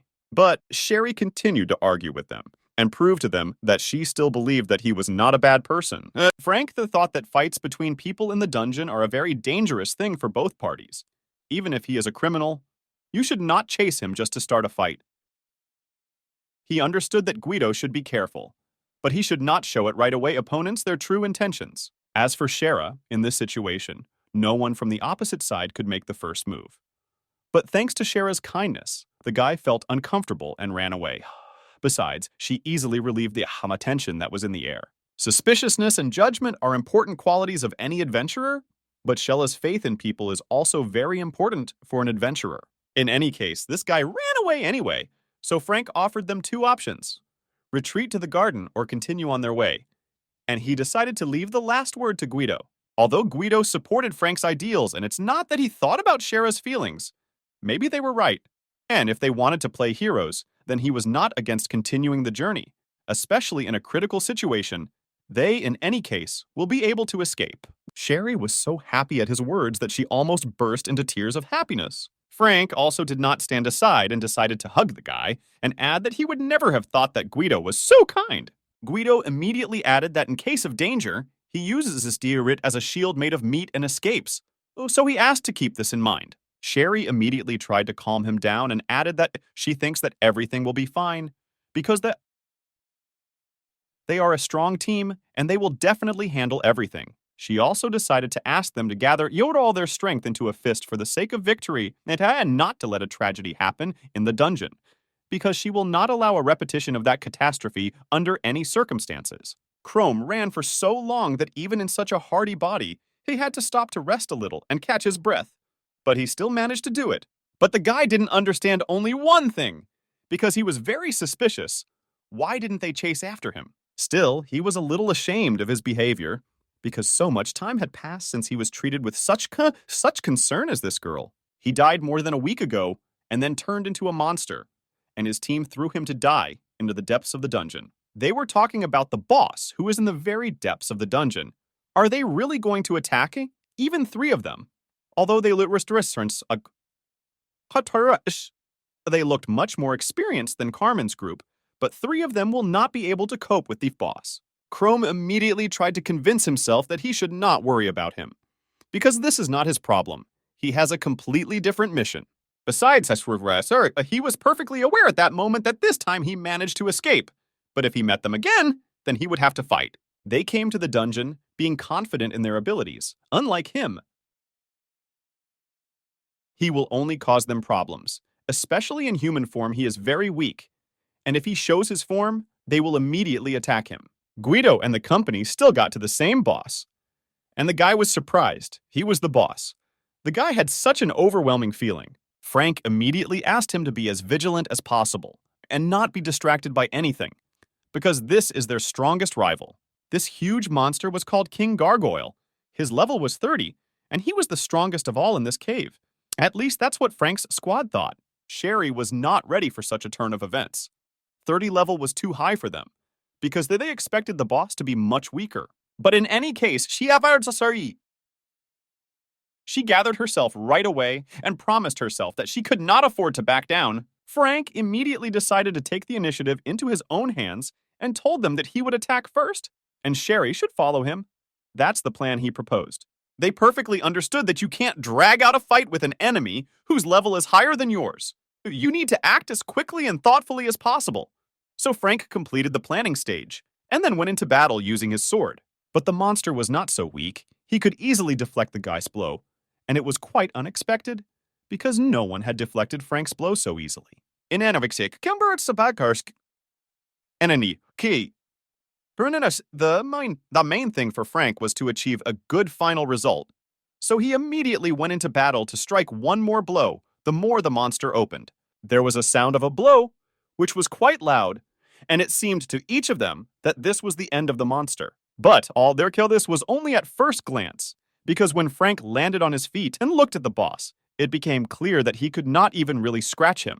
Not that it says about what kind of damage. In any case, they didn't have time to get upset, so Sherry went into battle next, who successfully dodged the first blow and was getting close to delivering her blow. Along the way, it analyzed their opponent, who, as it turned out, considering that he has such a high level, is not so fast, especially in sword fights. He has no equal. After several blows, the monster opened again, and Sherry was able to deliver her blow, and quite a strong one, while using her skill, which was called Princess of the Sword. But even after such a powerful blow, she had the feeling that she did not inflict any damage on him at all, although she put quite a lot of force into this blow. Considering all this, none of them even intended to retreat, so Guido's first arrow had already flown into the monster. The guy quickly realized that his arrows are useless here. They could not pierce this monster. Frank once again said in his voice that this is a monster with a high level of armor, but with a low speed, which made their task a little easier. But still, even so, they did not manage to win. They began to think that this monster is beyond their control, because it is impossible to harm it with a sword or arrows due to its high defense. And if so, the only way to defeat it is to aim directly at its eyes. But all his thoughts and speculations were interrupted by the boss himself, who delivered his blow, because it was already his turn. And Frank was incredibly lucky that he managed to block him with his sword, even though it was incredibly difficult. He looked at the big man and still tried to think of something, but then all his thoughts were interrupted by surprise, because he noticed that the monster also knows how to control magic. After that, the monster decided to demonstrate in practice how his magic works and used an ability called a roar of fire, which made him release a lot of fire from his mouth. Frank managed to withstand such a blow, but his condition worsened significantly, considering that this fire burned everything in its path. He turned to Sherry and noticed how she was losing confidence every second because of the fact that they couldn't do anything. And this was already a very bad sign. Frank clearly understood that if he, as a leader, shows weakness, then they will definitely lose. So he took his sword and once again sent a wave from his sword at this monster, especially since they have nowhere to retreat. 33. Frank was covered in fire and realized that the best option would be to deliver a strong blow that could distract this monster, after which they would be able to run away. Sherry could not believe that he wanted to do exactly that. But on the other hand, she perfectly understood the reason why he was going to do that. He decided to use his strongest blow, which was called Beheading, with which he destroyed more than one enemy. But will it work with the boss? In any case, it didn't matter to him. The main task of this strike was a diversionary maneuver, which he did quite well, and he immediately shouted to his friend Guido to start carrying out his task.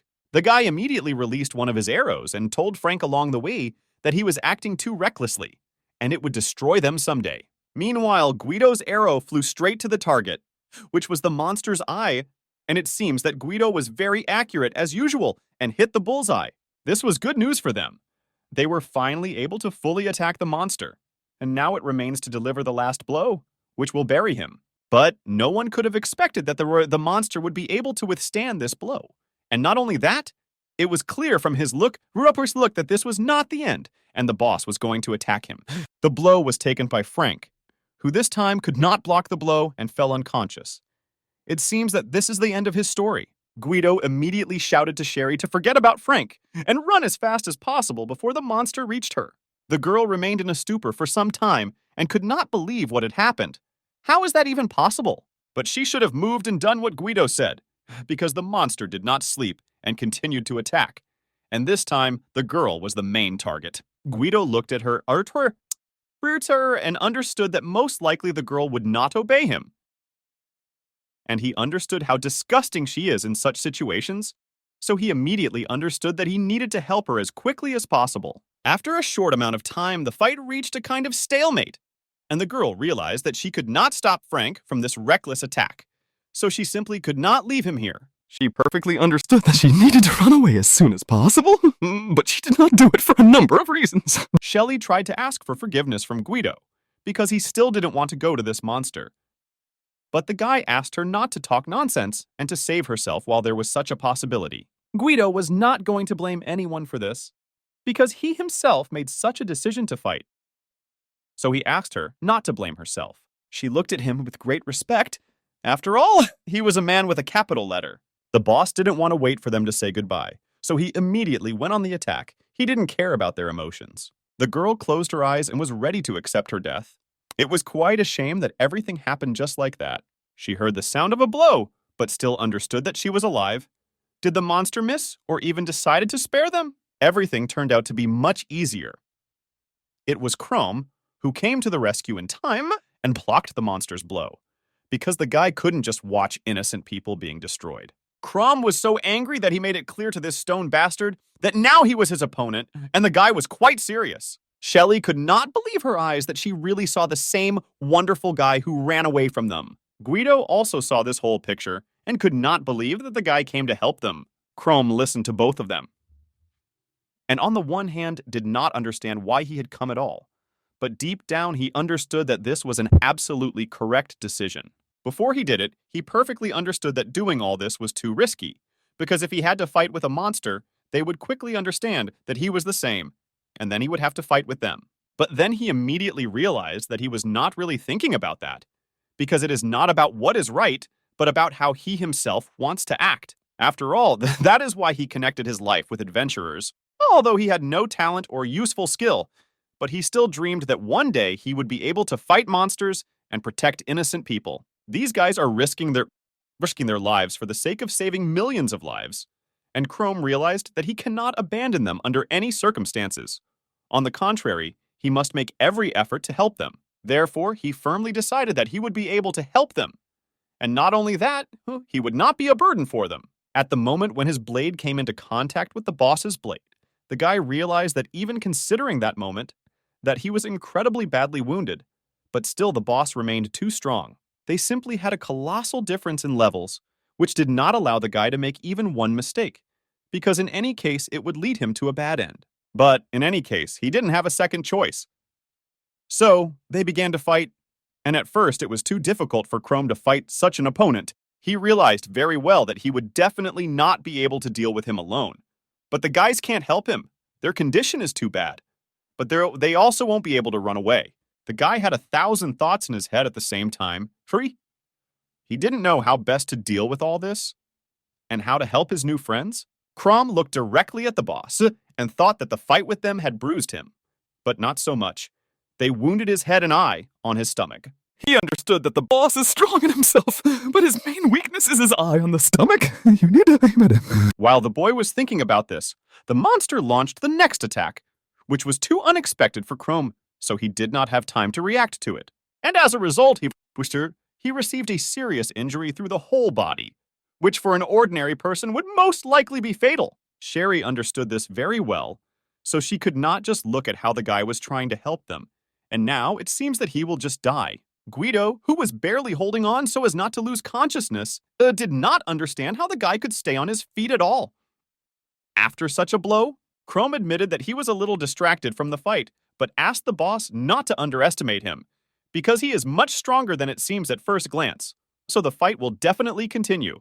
It seemed that after these things, the declared thug, who most likely did not understand anything of these words, but he definitely became even angrier than he was before. Crum began to feel that his body was regenerating, and this process was very fast compared to what was in the ghoul's body. Apparently, the strong body of the mimic and the fast regeneration of the ghoul work perfectly together. The guy was aware of the fact that it is simply impossible to destroy him just like that, so he shouted to this thug that they are not done yet, and right now they are starting the second round. The monster was clearly not against doing this, because it was clear from his split face that he was all evil. So he immediately used a fiery roar. Chrome could not believe that he was able to apply magic directly to his body. He had never seen such before. He had to jump as far as possible from this blow. And the guy began to understand the fact that he could hardly even get close to this boss at such a pace. No matter how beautifully the guy bowed, at one point, the monster drove him into a dead end, from which the guy knew that he could get out.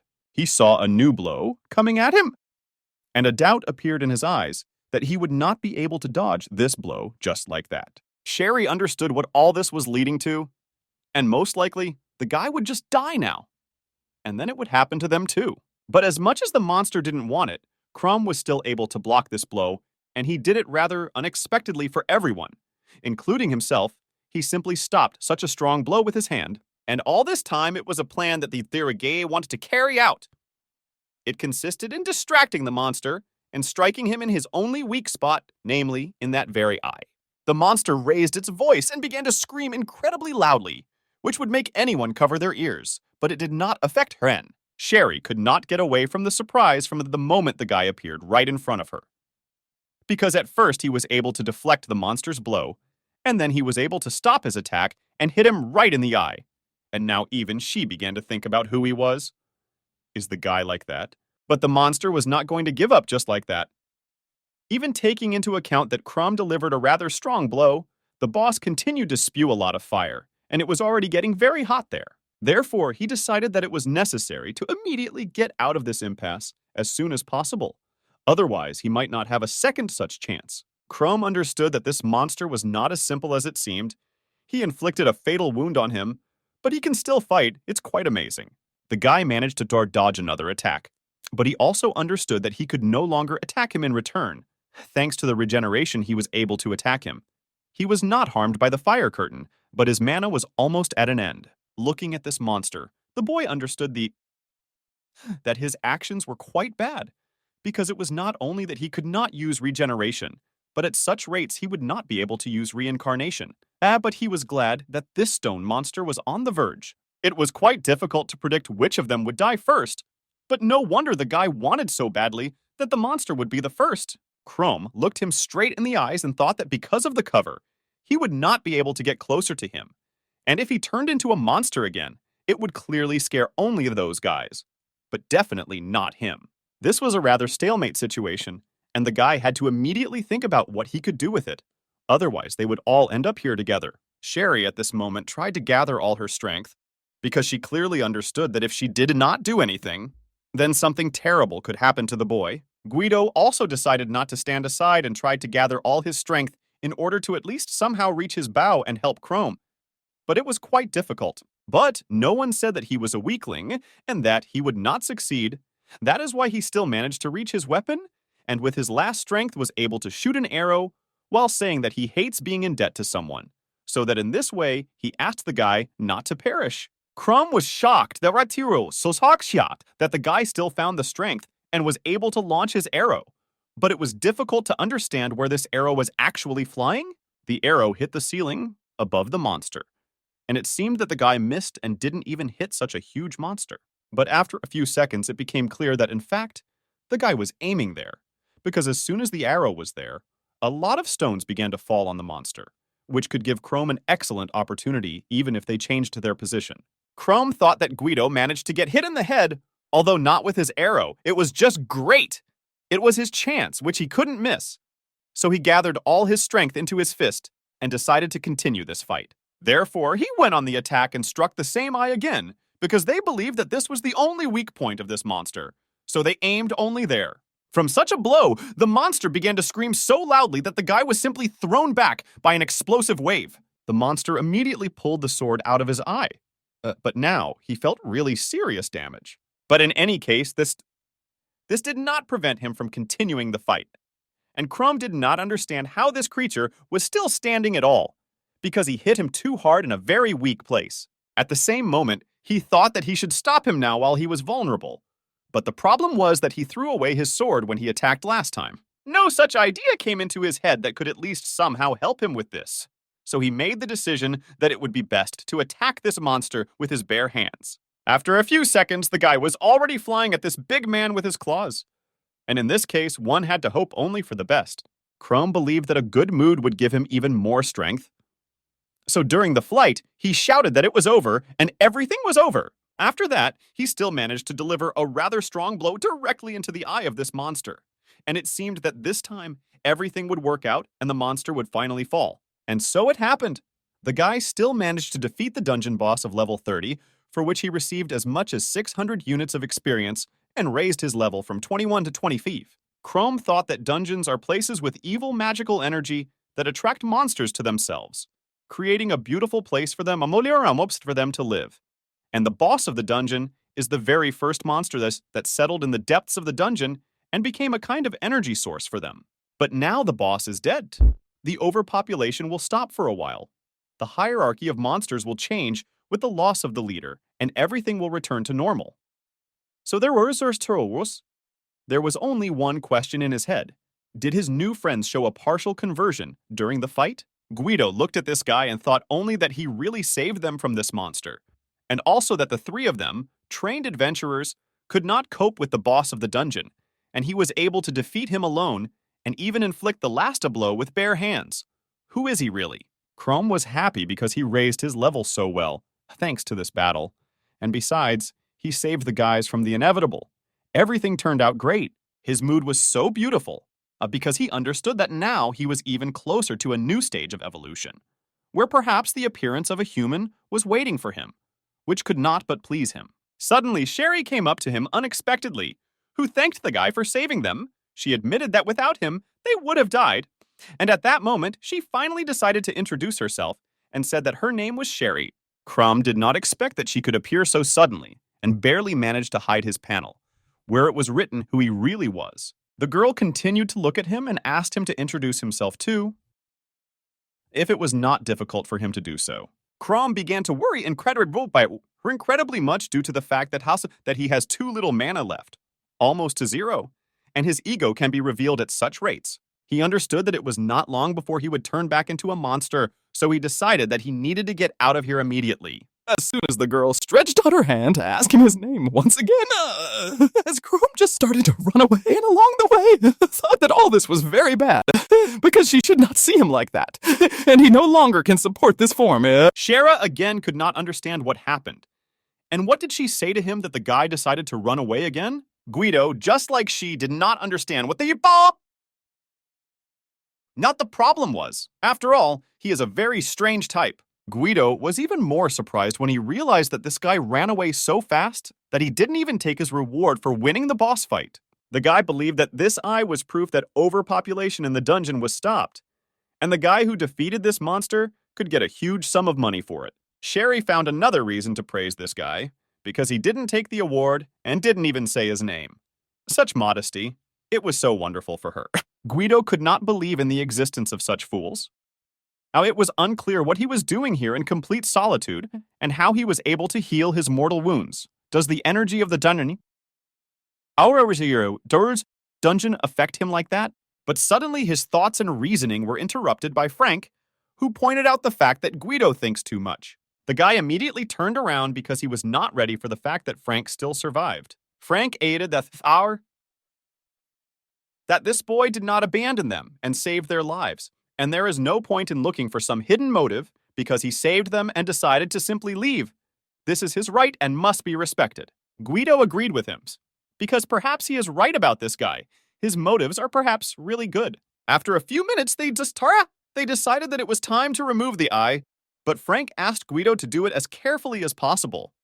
But Sherry was not sure that exactly they should do it, because they were not the ones who defeated this monster. Frank told her that they will need this eye as proof that this dungeon is no longer dangerous, and if they decide to meet him again, they will give him his reward received from the guild. Sherry was quite interested to hear this, but she agreed with him. But there were doubts about whether they would be able to meet him again.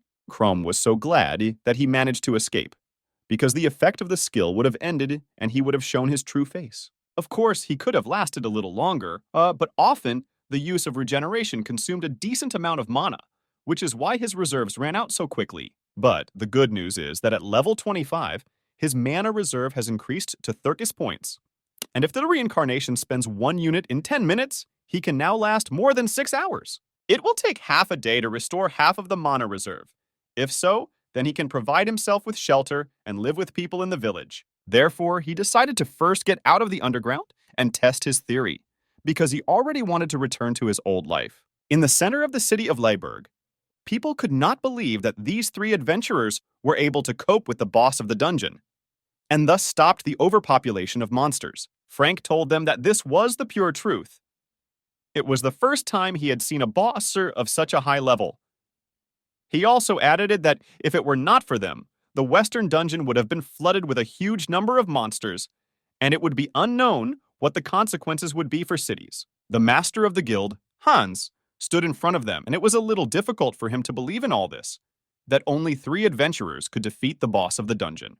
But Frank answered him that he didn't say that there were only 3 of them.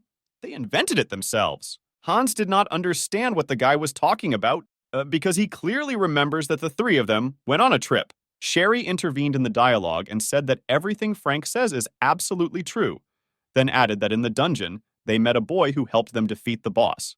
Hans could not believe that she wanted to say that thanks to the help of some boy, they were able to defeat the boss of the dungeon. But without waiting for Sherry's answer, he added that apparently the girl had been in the dungeon for too long, and her mind was clouded by magical miasms. She did not stop trying to prove this to the master, and once again tried to tell that a gray-haired and pale-skinned boy with a terrible look and a mask on his head helped them. She saw him with her own eyes. Guido listened to all this and thought that she was praising him too much because Chrome was not so good. He decided not to hide it and directly told Sherry that she was praising him, but the girl thought that he was belittling his merits. Frank suggested that maybe Sherry was describing him too colorfully, but he had to admit that without this guy, they would not have come out of the dungeon alive. Hans was not going to take their word for it, because all this really sounded too fantastic. But Frank again did not understand who was talking about blind faith, because they brought him the eye of the Gargoyle King, which he considered to be a rather weighty proof of their rightness. The other adventurers couldn't help but notice that there really was too strong magic coming from the house that Frank was showing. Is it really true? And some boy really helped them and didn't even take his reward? But on the other hand, they understood that defeating such a boss and not even taking the award is actually such nonsense. Why would he refuse a lot of money? They began to assume that he is just a village fool who just likes to shake his fists. Sherry assumed that he was probably a bodyguard from the royal family who wandered into the dungeon to hone his skills on local monsters, because he looked like a man from a noble family, definitely not a commoner. Frank thought that she was already dreaming too much. Now because of his unsuccessful story, everyone thinks of him as a village fool who didn't even take the award. In this crowd of adventurers stood Carmen, the very sister of Chrome, who mentally thought that defeating a boss of such a level is very difficult. Apparently, this guy must be an incredibly experienced fighter. But she also remembered that the Western Dungeon is the place where her brother was last seen. The place where an unknown person saved her life from a ferocious ogre. She understood that the boss was defeated. Now the hierarchy of the dungeon will change, and the monsters will weaken, and this dungeon will no longer pose a strong threat, especially since at least several years must pass before the birth of a new boss. Carmen, I was sure that now this place will be much safer than before, and she will be able to go in search of her brother again.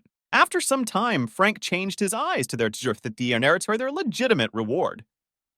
He believed that for the sake of such a mountain of gold, they should risk their lives. Guido immediately answered him that half of the money would most likely go to treating wounds, buying new weapons and armor, as well as a rental plan. And this mountain of gold would turn into a small slope at such a rate. And was it worth risking one's life for the sake of it? Sherry couldn't get that boy out of her head, and she was interested to at least know what they were going to do with that boy.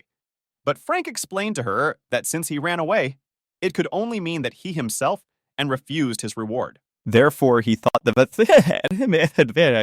first they would have to divide this mountain of gold into 3, so he asked Guido to do it.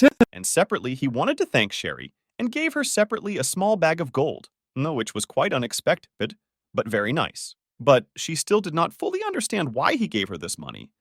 And what does it all mean? Frank started laughing with her and said that she wanted to return to her family. The way would be difficult without money, so he gave it to her and wished her luck along the way. All that a girl could do is to thank Frank for his kindness and concern for her. After all this, she added that she would definitely thank him tenfold as soon as she had the opportunity to do so. She set off on the road in a good mood because she had the thought in her head that she would soon be able to see her family, which she had wanted to visit for so long. The guys saw her off as best they could. Some were very happy for her, and some were Guido. Who guessed that was a count? That this was a donation that he received from the church as an orphan who lost his parents during the roundup of monsters. And he was interested to know if Frank thought that he was wasting this money. The guy answered him that every year, the number of overpopulated dungeons increases many times. Scientists disbelieve that in 100 years, the kingdom will turn into a huge nest of monsters. So these donations are worth nothing, no matter how hard that they try to protect the dungeons from monsters and help orphans who suffered from monsters. It all comes down to one thing in the end. Only now he believed that people are by nature stupid and will do even senseless things. After which he turned to Guido and told him that he actually did so. He did not leave them to be torn apart by that monster. Guido did not respond to this and added a question to him, in which he was interested in knowing whether Frank at least knew where he sent Sherry, but did not wait for an answer. He decided to answer himself and said that the city suffered from overpopulation of monsters. He believed that Sherry should forget about him, but she still returns there again and again. Meanwhile, Chrome continued his path in which he gained as much experience as possible, and this time he destroyed a monster, for which he received 36 experience units. He spent the whole day cleaning the dungeon from the remaining monsters in the hope that he would raise his level at least a little. But unfortunately, it did not help him in any way. After he dealt with the boss, new monsters are no longer born in the dungeon, and after a couple of days, groups of adventurers will come here for ingredients from the corpses of monsters, so it made no sense for him to stay here, and he decided that it was time to go back to the city. He wanted to raise his level a little in order to increase the amount of mana so he could use the reincarnation much longer. But with the current level, unfortunately, he cannot go to the city. His original goal was to return to the capital to Karma, but he understood that there were too many people there. In addition, because of the darkness of the dungeon, he could hide his fangs and bruises. But in the capital, it would not work like that. So he realized that this idea should be discarded and come up with a place where he would settle down for a while. He recalled how an adventurer he knew shouted that he would never go to Otfield for any reason. Chrome was then still a man and did not quite understand what it was like there, since he was so categorical about this place. The guy was surprised that Chrome did not know this, so he told him that after the attack of monsters, this city turned into a real ghost city. Even if there will be roundups of monsters, robberies, murders, then everyone will still absolutely not care about it. No one in their right mind would go there. Chrome remembered these words, which brought him a new idea. Because lawlessness reigns in this city, so his appearance will not cause many questions. He decided that he would turn into a human there with the help of reincarnation. And during the day, he would wear a cloak with a hood to hide his fangs and pale complexion. Chrome also realized that he could stay in a hotel and restore his manse behind closed doors in order to turn into a human again. And also, thanks to the ingredients he collected from all the corpses of monsters, he would be able to earn a little extra, and that would be enough for food and housing. It was with such thoughts that the guy left the dungeon and thought that his next stop was the city of Otfield. As soon as he entered the city, he immediately turned into a human and thought that the abandoned city of Otfield had become a haven for the scum of society after the attack of monsters from the dungeon. He also heard that there are rumors that this is one of the most dangerous cities in the whole country. However, taking into account all the facts and dangers, people still live here. But the guy was glad even for such a place, because thanks to his reincarnation, he was finally able to come out to people and no one here looks askance at him. It was such happiness for him. However, in any case, he did not forget about caution and decided first to buy closed clothes and heal to cyber to your clothes and not to smile widely. Otherwise, someone might notice his fangs. Now he is able to maintain the reincarnation for about 6 hours until he turns into a monster. He needs to find a cheap hotel where he can restore mana at night.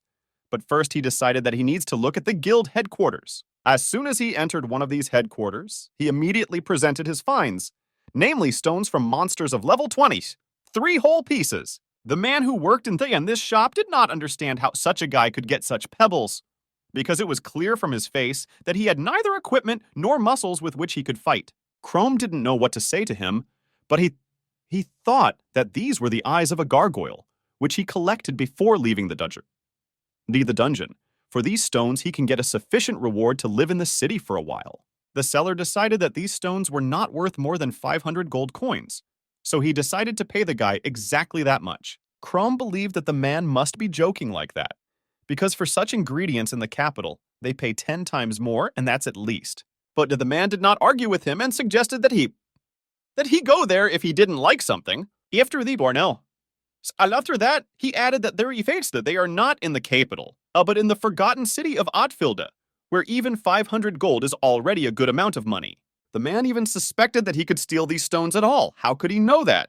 In this guild headquarters, the level and rank of the adventurer are not checked, and he also does not care how he got these stones. Legal or not, he would not care at all. Even if he came completely covered in blood, no one would even ask, did not look at him. But the merchant told him directly that if he was not satisfied with something, he asked him to fail and look for a buyer who would pay him more and ask few questions. Crom decided not to argue with this man anymore and took the money, but he understood very well that he was simply deceived and that this money would last him 3 days at best. It was unpleasant for him that he does not know the local rules at all. Therefore, he does not really know how to bargain. As soon as he left the bench, he was met by a man who immediately approached the guy, because he was burning with the desire to know who they had such a new arrival. Chrome even got a little scared, because the man caught him off guard. So he immediately asked him what he needed from him. The man introduced himself and called himself Jeff. He is a local adventurer, so everyone here knows him.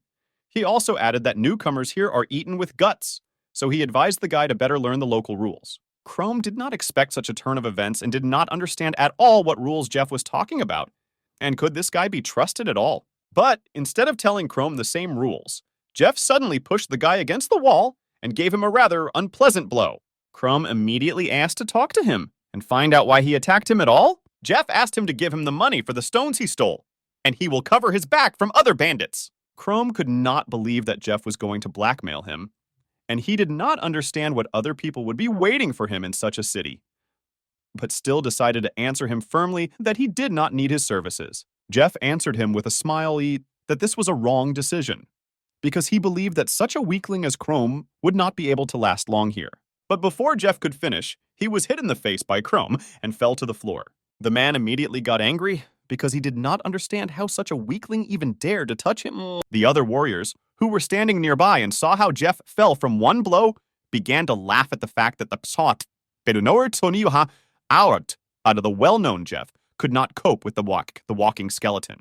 Chrome understood that a fight could not be avoided, but he also understood very well that Jeff has approximately 20 levels, which is an order of magnitude lower than his, so he would probably be able to handle him. While Chrome was thinking about what to do next, Jeff already started to take out his sword and shout that now this bastard will get his own and answer for everything that he just did. Chrome suddenly began to shout at him in response, because he could not fully believe that Jeff was going to attack him with a sword surrounded by a bunch of witnesses. It was so stupid. Other adventurers also tried to stop him, but he rushed into battle because he so badly wanted to teach this impudent boy a lesson.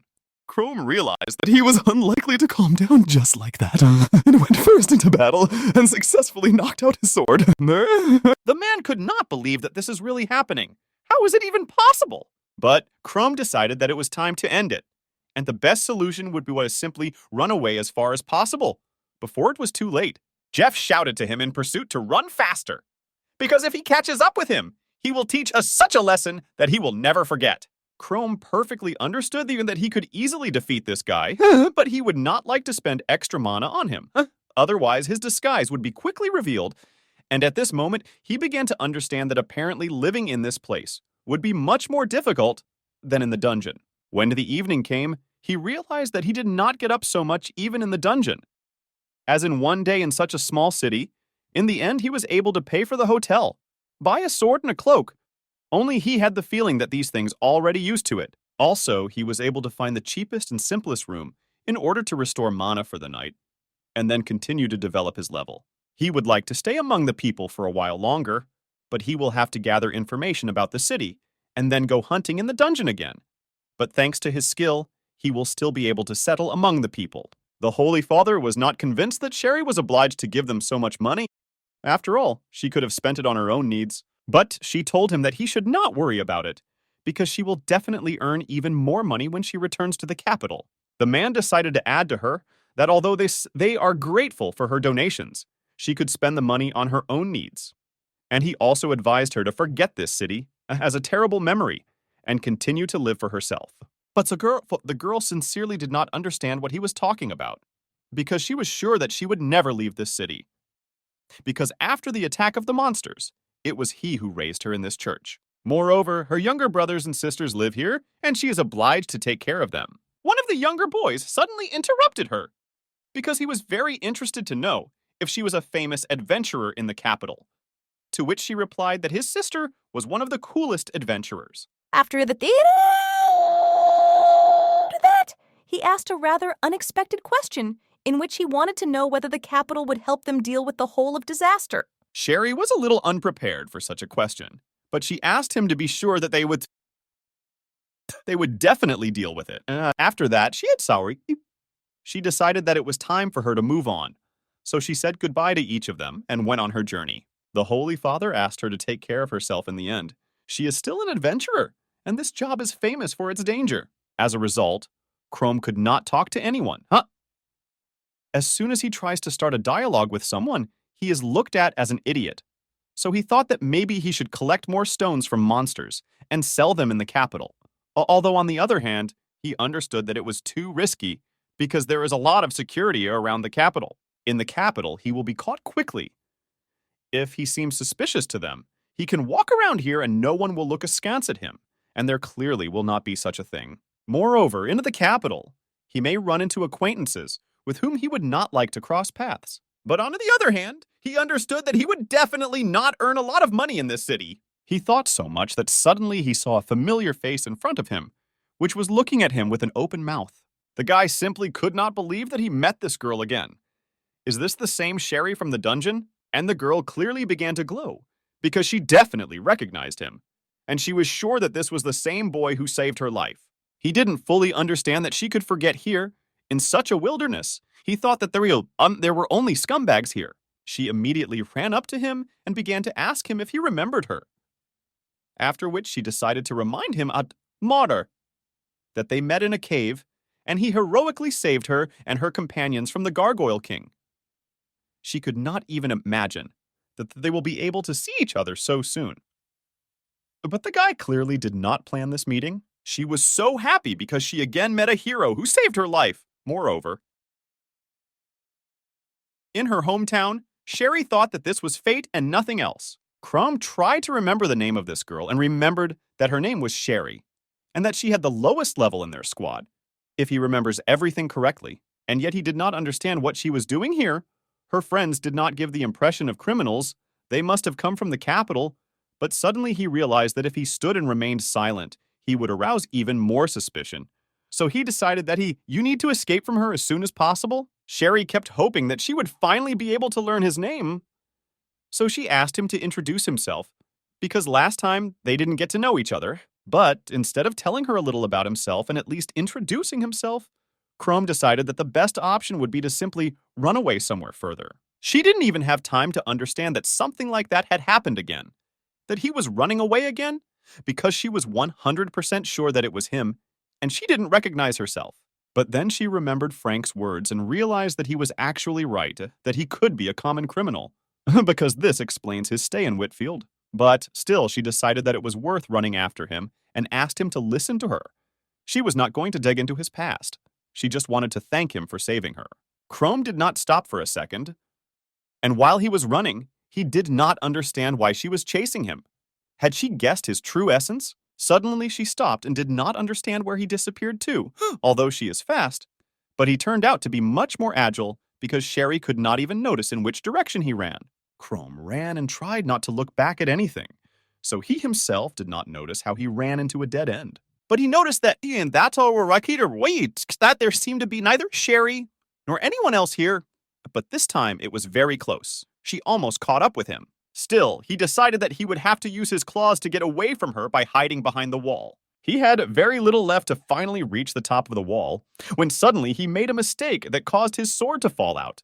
This was not a simple blade, but the one for which he paid as much as 240 gold. So he did not want to lose it just like that. He decided to jump after him in the hope that he would be able to catch him without problems and then continue what he was doing, but I did not calculate that the height was already quite high. So he regretted that he had done it. His bones hurt incredibly badly after such a jump, and he understood that doing such a thing was completely reckless. How suddenly all his thoughts were interrupted by a woman's voice. And it was Sherry, who suddenly asked him where he had jumped from. Crumb understood that he had nowhere to run, and it was pointless to do so, so he got stuck. Sherry immediately asked him for forgiveness for chasing him and apparently scaring him, but she didn't want that at all. But he asked her not to blame himself, because he was the first to run away. He decided to ask her once again if she was going to dig into his past. Sherry immediately assured him that it is not important to her what he did in the past.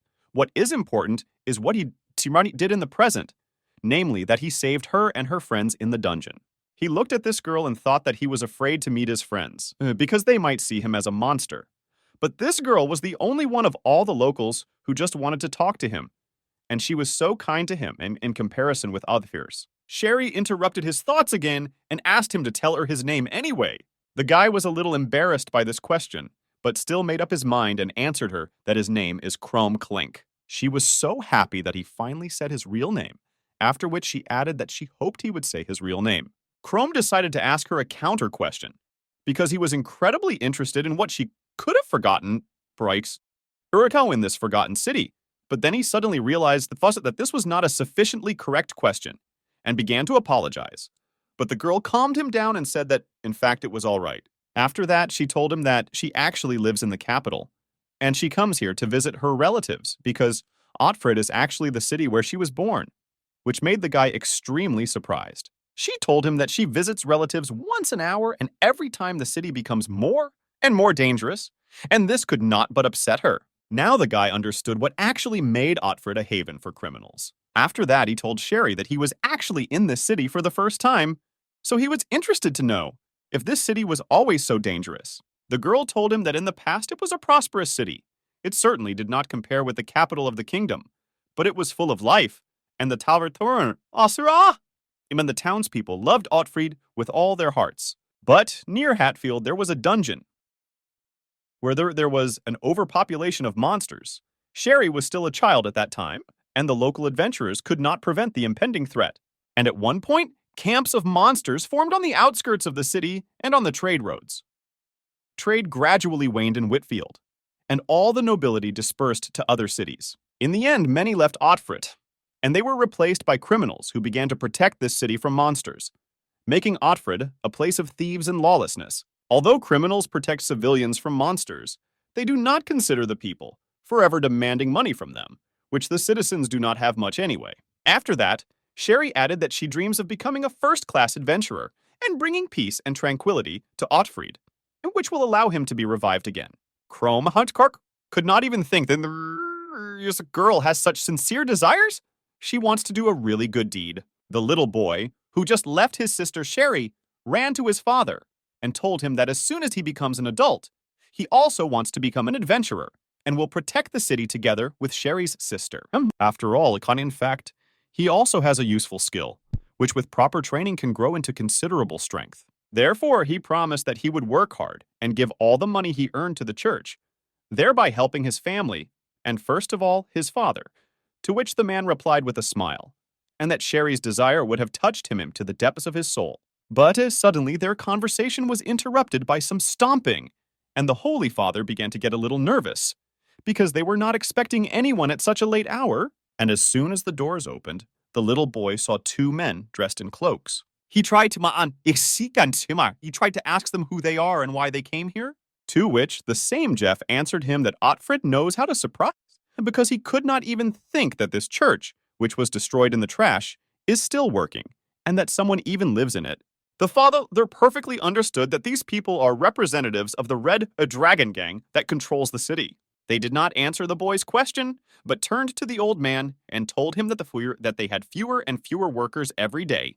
So they wanted him to help them a little with this, because they have a lot of capable children here. After that, he turned from a good to an evil uncle, and added that they actually have orders from the head of the gang, so it will not work to open up. He looked at the man and continued to tell him that he surely understands what awaits him if he suddenly decides to refuse cooperation. The little boy had never met these men before, but for some reason, when he looked at them, his whole body trembled, and he could not explain why it was so. But then he quickly calmed down, because he realized that he had strength and he wanted to become strong, like Shara's sister, to fight with the strong and protect the weak. The man who came with Jeff added that children are too troublesome, so he offered the old man to give them to him, and in this way, he would make his life a little easier. The Holy Father immediately fell on his knees and asked them only not to involve the children in this. They can take anything and anyone, even himself, but he only asked not to touch the children. Jeff asked the old man not to be stupid, because why do they need a decrepit old man at all? They needed fighters, but he will only cause more problems. But suddenly a boy standing behind his father intervened in this dialogue, and suddenly started shouting that he would not allow them to make fun of people dear to him. The Holy Father tried to stop his words and asked Tails to stop all this. But the guy was already almost impossible to stop, and he finally decided that he would use his skill, which he called a layer of fire. Jeff was so glad to see that the guy has a fire layer skill. They really lack such characters. But this blow really did nothing, and the man who was next to Jeff easily deflected the blow.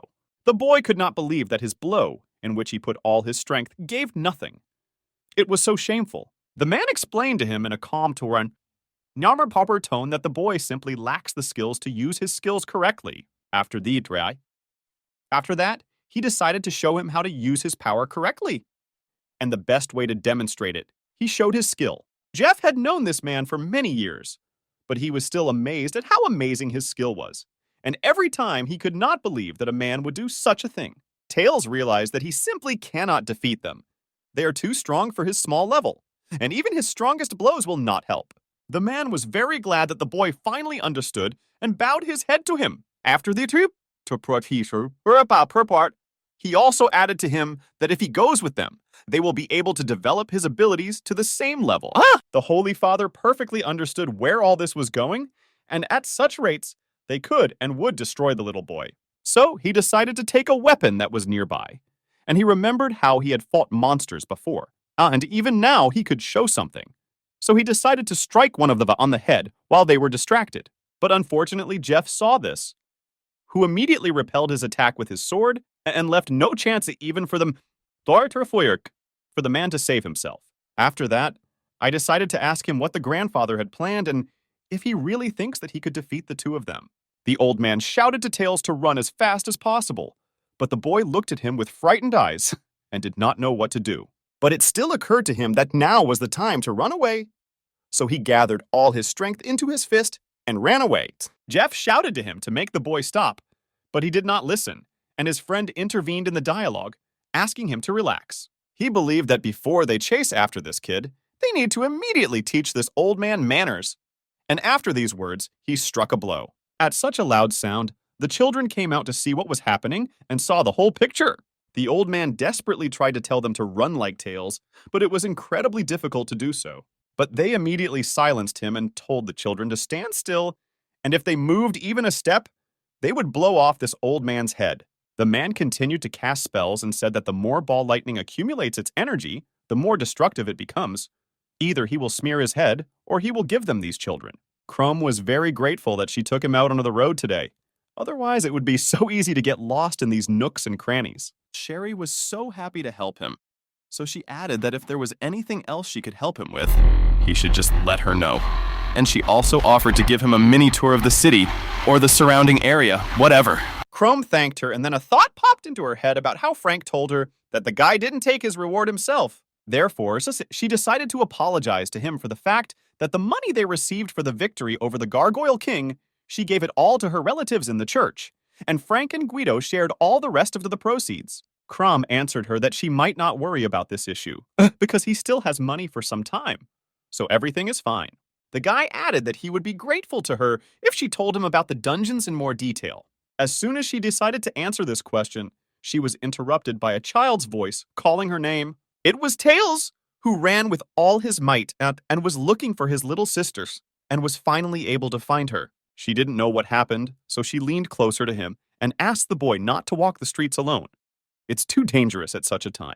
Through tears, he was still able to tell her that bad people broke into the church and they are going to punish the Holy Father. Sherry immediately got up and asked for forgiveness from her new friend, but she must urgently return to the church. And Crom understood that they clearly did not come only for the Holy Father.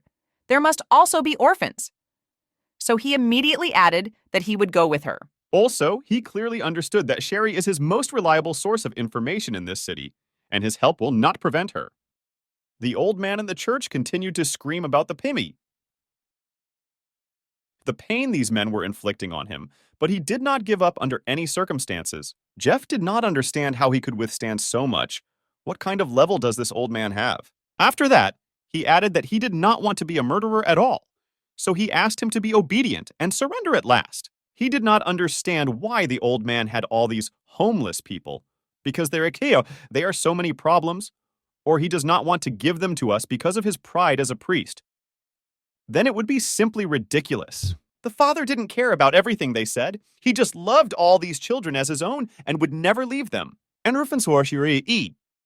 Even if he had to endure all these tortures in order to prove all his love for them, he was ready for it, because he would not give them to such thugs to be torn to shreds. It angered Jeff even more when the man spoke all the words, because for him it was so wild and incomprehensible. His colleague was beginning to get tired of this, so he asked the children to watch very carefully now, and they will watch as he explained how their defender will die the most stupid and pitiful death of all that he knows. But suddenly, he was interrupted by a far from childish voice that sounded at the entrance to the church. It was Chrome and Sherry, who did not fully understand what they were doing here and why they were torturing the poor old man. They immediately asked him not to make noise, because everyone knows that in this city, one should not poke one's nose into other people's affairs, because there may be serious consequences. Jeff looked closely and realized that he had already seen this boy somewhere. But where? Sherry immediately understood that this was a gang of red dragons, about which there were very bad rumors all over the city. The man added to him that if he does not know the simple laws of their city, then he will show him right now what happens to those who climb where the way should not. The old man tried to talk to Sherry, but he didn't even have the strength to say a word. How suddenly the silence in this room turned into the wild laughter of Jeff, who, as it turns out, remembered where he had seen this guy before.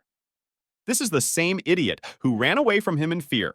Crom also perfectly understood who was standing in front of him, because this was the same adventurer who wanted to take his money near the guild. But Jeff couldn't help but be happy that here the guy won't be able to run away, and he will show him what real manners are.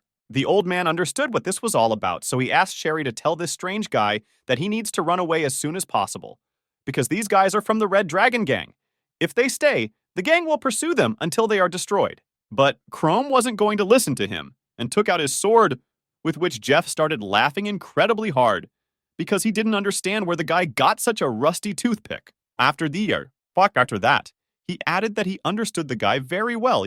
He experienced a rush of strength, wanting to protect the girl, but didn't he show himself too much? He at least knows how to fight. Chrome looked him straight in the eyes and thought that it was not the first time that he was fighting not for life, but for death. So he was not at all afraid of this guy and all his threats. After that, the guy apologized to him in a calm voice, because he perfectly understands that he is not as scared as he is. Jeff did not expect such an answer from him, because he thought that the boy would still be frightened and run away from him. But Chrome was not going to run away this time, after which he started the fight that Jeff wanted to start. Now the man was not quite sure that he wanted exactly this, because the guy was much faster than he expected. Therefore, looking at this guy, he began to think about what kind of level he is, since he can make such attacks. But his silence and analysis did not last long, because he noticed that the guy was looking down on him, and how dare he do that? So without thinking for a long time, he immediately went on the attack. His attack stopped very unexpectedly, because Chrome was able to easily stop him, and even conduct a good counterattack, which he could not have expected. Jeff was able to react to her and jumped back in time, after which he realized that if he had not done this, the guy would have simply pierced his chest through. But it was still far from the end, because Chrome approached him again, who told him that it seemed that the man was already trembling with fear, and he would never have thought that he would meet people who would be uglier than the most bloodthirsty monsters. Jeff was angry at every word of this guy, but looking at the blade that was in front of his face, he couldn't do anything about it, so he clenched his teeth and just kept silent. The man himself could not believe that the guy was really right. He really trembled with fear. But how is such a thing possible? He is just an ordinary jerk. Jeff's friend decided to intervene in their battle, who used his magic skill, which is called Thunderclap. Chrome realized stuff. At that moment that if he could not jump back in time, there would be trouble because the concentration of power in this lightning was quite high. He still managed to dodge this blow, but the man was not going to end there and went on the attack using his sword. After they had crossed their blades, the man added that he could beat Jeff, but not him, because he was on a completely different level, and also wanted to know from the guy if he did not think that he was acting unwisely. When does he protect this crumbling church? Chrome at that moment thought only that things were bad enough for him, because he can't fight him at full strength in the presence of witnesses. And this guy can calmly use his skill.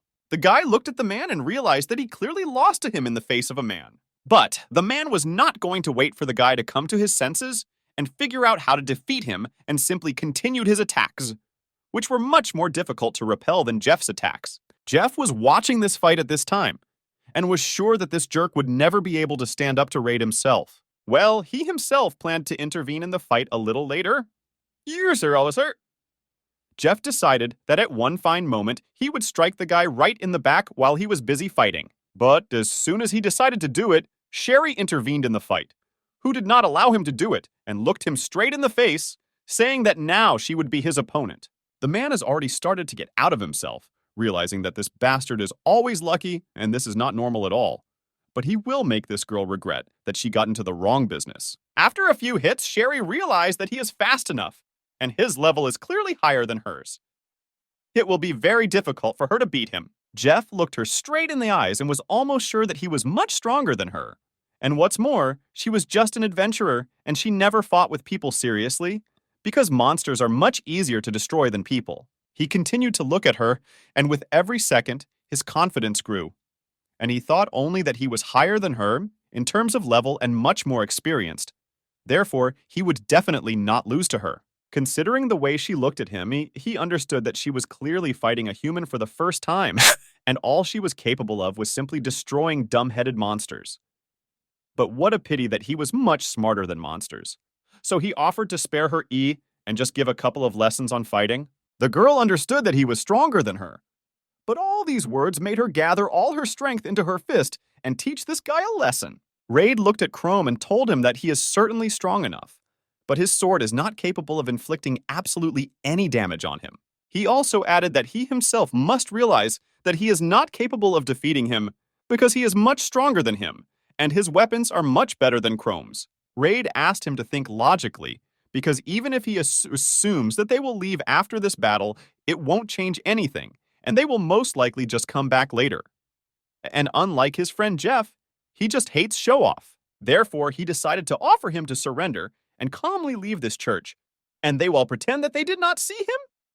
And he them too. This is a tempting offer, as he thought, because in this way he will be able to save his life, or will he perish for the sake of justice? Chrome did not understand what was the point of agreeing to his proposal, if in fact nothing would change. After that, he added that he did not want to become the same person as him, even if he is a weakling, and it does not concern him. But he refused his way, and in the end became an adventurer. And after everything that he went through, Radagai is definitely not afraid.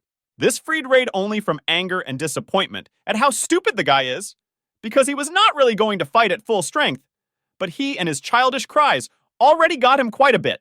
Therefore, the man decided to end this fight as soon as possible, and immediately used his signature Thunder Sword. Chrome was so surprised by this, because for the first time he saw how someone managed to put magic on his weapon.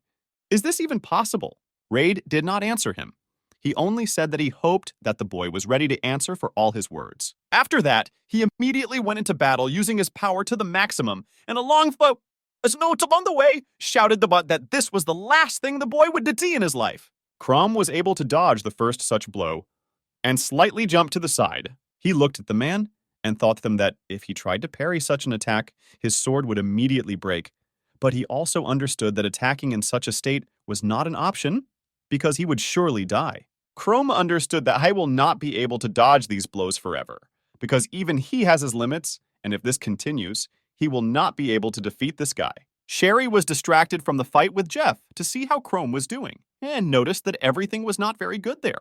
But Jeff wasn't going to give her even a chance to rest, let alone look somewhere else.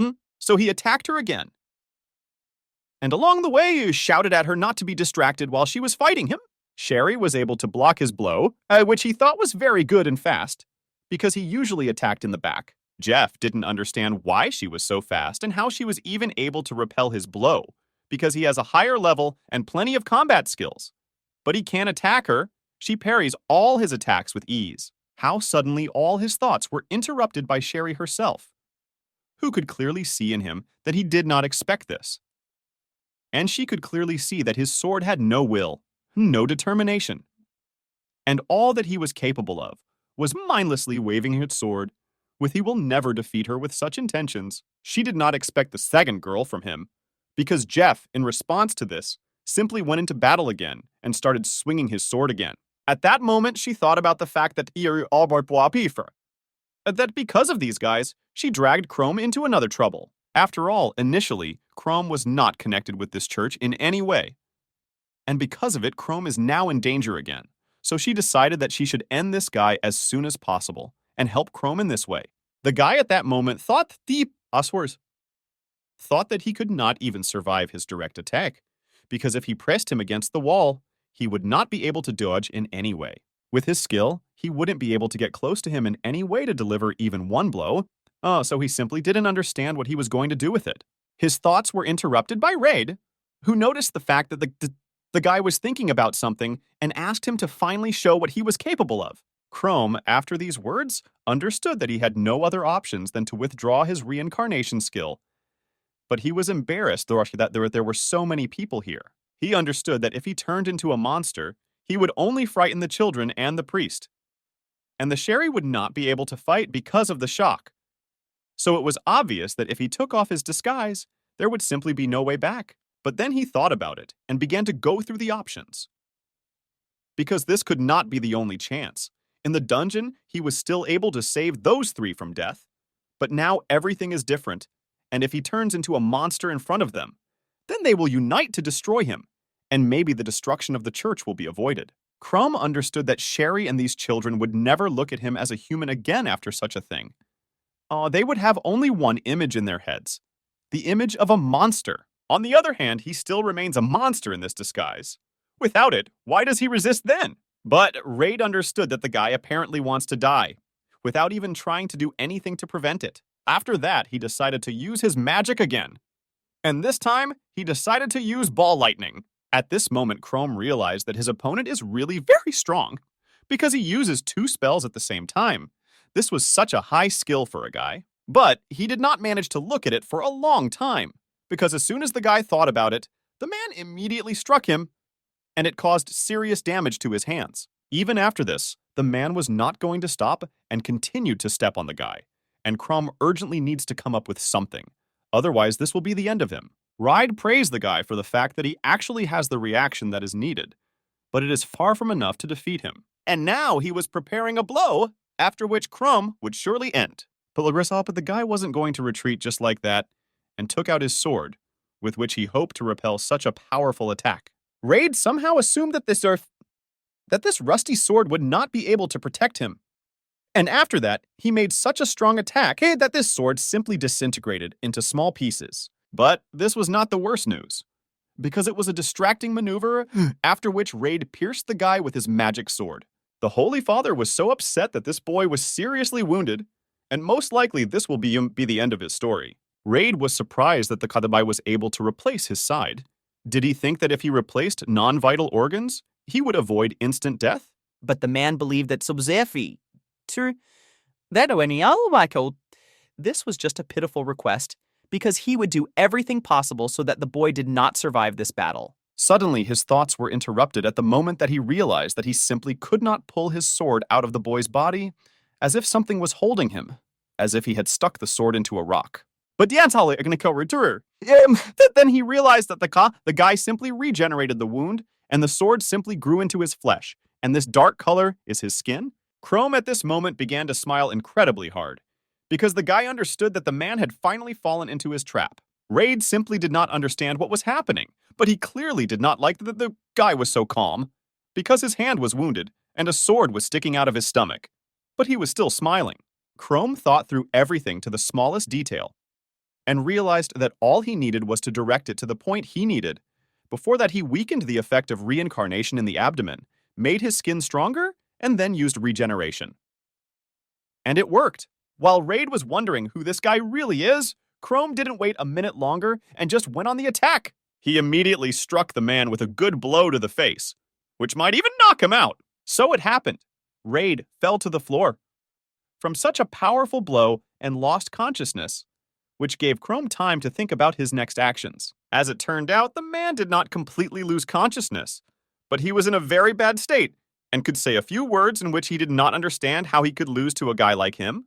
The Holy Father was certainly glad that the man was able to survive, but he simply did not understand how he was able to withstand a lightning strike and then defeat a man. Now, Jeff was distracted from the battle, because he simply could not believe that this coward could defeat Raid.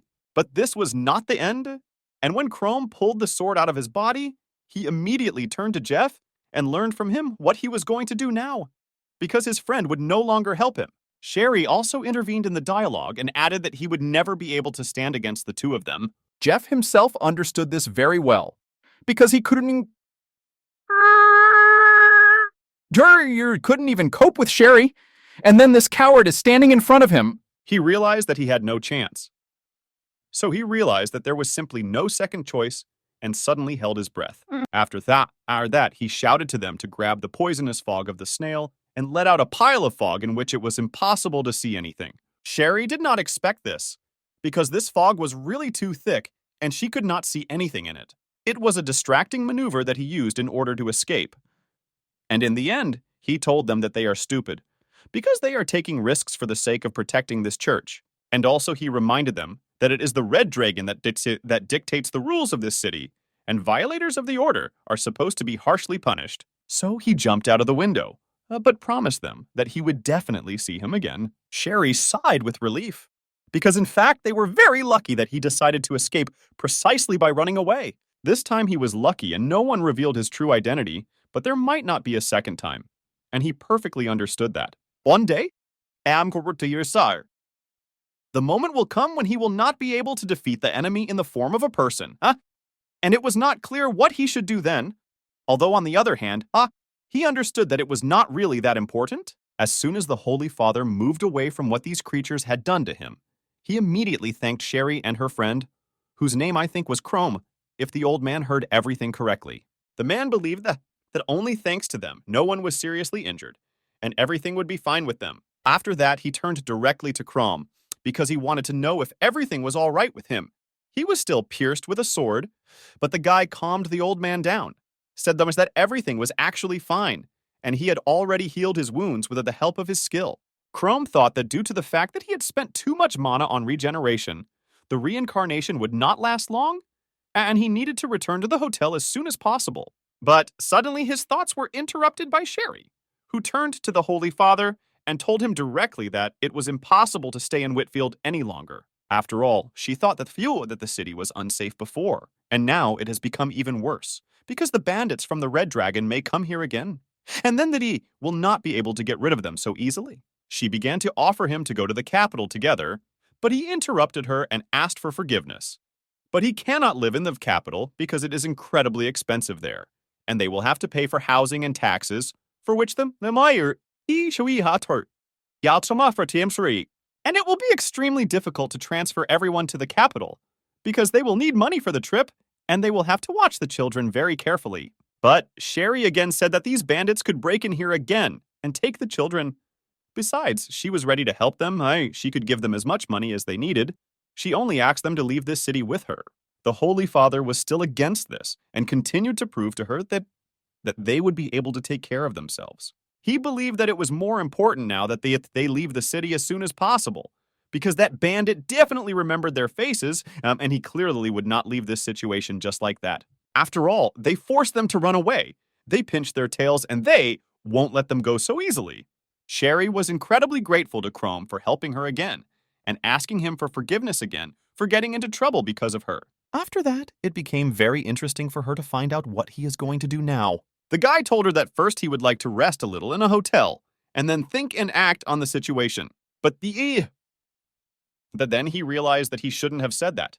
After all, she was worried about her family and wouldn't be able to leave the city after everything that happened. But because of today's event, they have become the main target of the Red Dragon Gang, and they will be able to easily lure them out by coming to the church again. Although the Holy Father said that they will not be able to take all the children to the capital.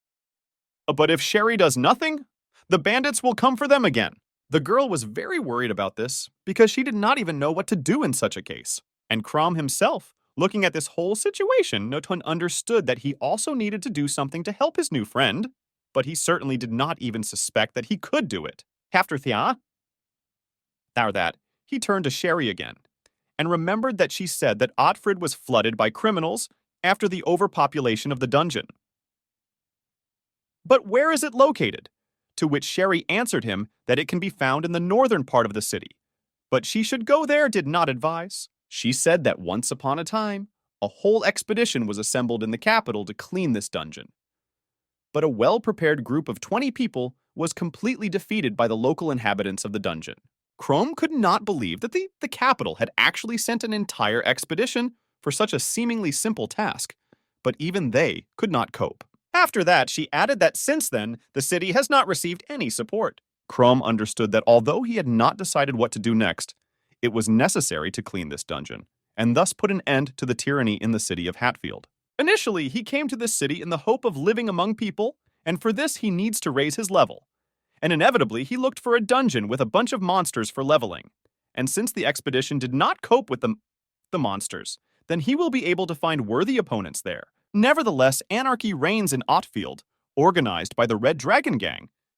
And if he does not act, they will continue to terrorize the civilians, and then they will destroy him and Sherry. Although, on the other hand, he understood that if he eliminated the boss, thereby stopping overpopulation in the dungeon, the capital would pay attention to Otfrid and send the royal guard to the city to stop this chaos. Chrome perfectly understood that in the form of a monster, he could easily survive in the dungeon. And the boy decided that for the sake of Field, he should become much stronger. In the shelter of the Red Dragon Gang, Jeff came to host Gareth to tell about the report on the exit to the city center. The man said that during the hunt for slaves, they were attacked by a couple of bastards, and they even managed to defeat Ryde's brother. Jeff said that he was defeated by a boy named Chrome. But they shouldn't leave it like that. He thought that this bastard should be taught lesson. The Chrome guy is definitely strong, but impossibly stupid. That's exactly what Jeff thought, who swore to himself that this guy would still regret that he dared to embarrass him. But the master listened to his whining to the end and asked him if he really left his brother there, and ran here asking for help. The head of the Red Dragon Gang, Gareth, started laughing at him. And he is very interested to know who Jeff perceives him to be. The man immediately knelt down and started talking about how he is their wonderful and strong leader, whom they love and respect. Gareth didn't like such answers very much, so he decided to scare the guy a little and almost hit him with his huge axe. After that, he laughed again, because it seemed to him that Jeff simply did not understand him. So he once again asked him who, in his opinion, was scarier, some jerk named Crom or him, the leader of the Red Dragon Gang? Jeff did not even think about the answer, and immediately told him that of course he is much stronger and scarier. After these words, Gareth carefully leaned over to the guy. And when he said that, then he asked him to think twice before abandoning his brother and running cowardly here to ask for help. And he warned him that the next time for such an act, he personally will finish. Jeff did not argue with the bully, because it was actually very dangerous, considering everything he just heard. Mr. Gareth, thanks to his cruel nature and first-class skills, was able to assemble a gang that rules this city. Jeff knew this very well, and also that the townspeople nicknamed him the Monster Altfield, although he himself likes this nickname. The man understood that all his words were not just threats. The next time he would really kill him, and then his thoughts were suddenly interrupted by Gareth himself, who added that recently, the overpopulation in the nearest dungeon had become less. But this is what he says to his captain of the gang's defensive detachments, Canal, so he was a little angry about it, because it seemed to him that he did not give such an order.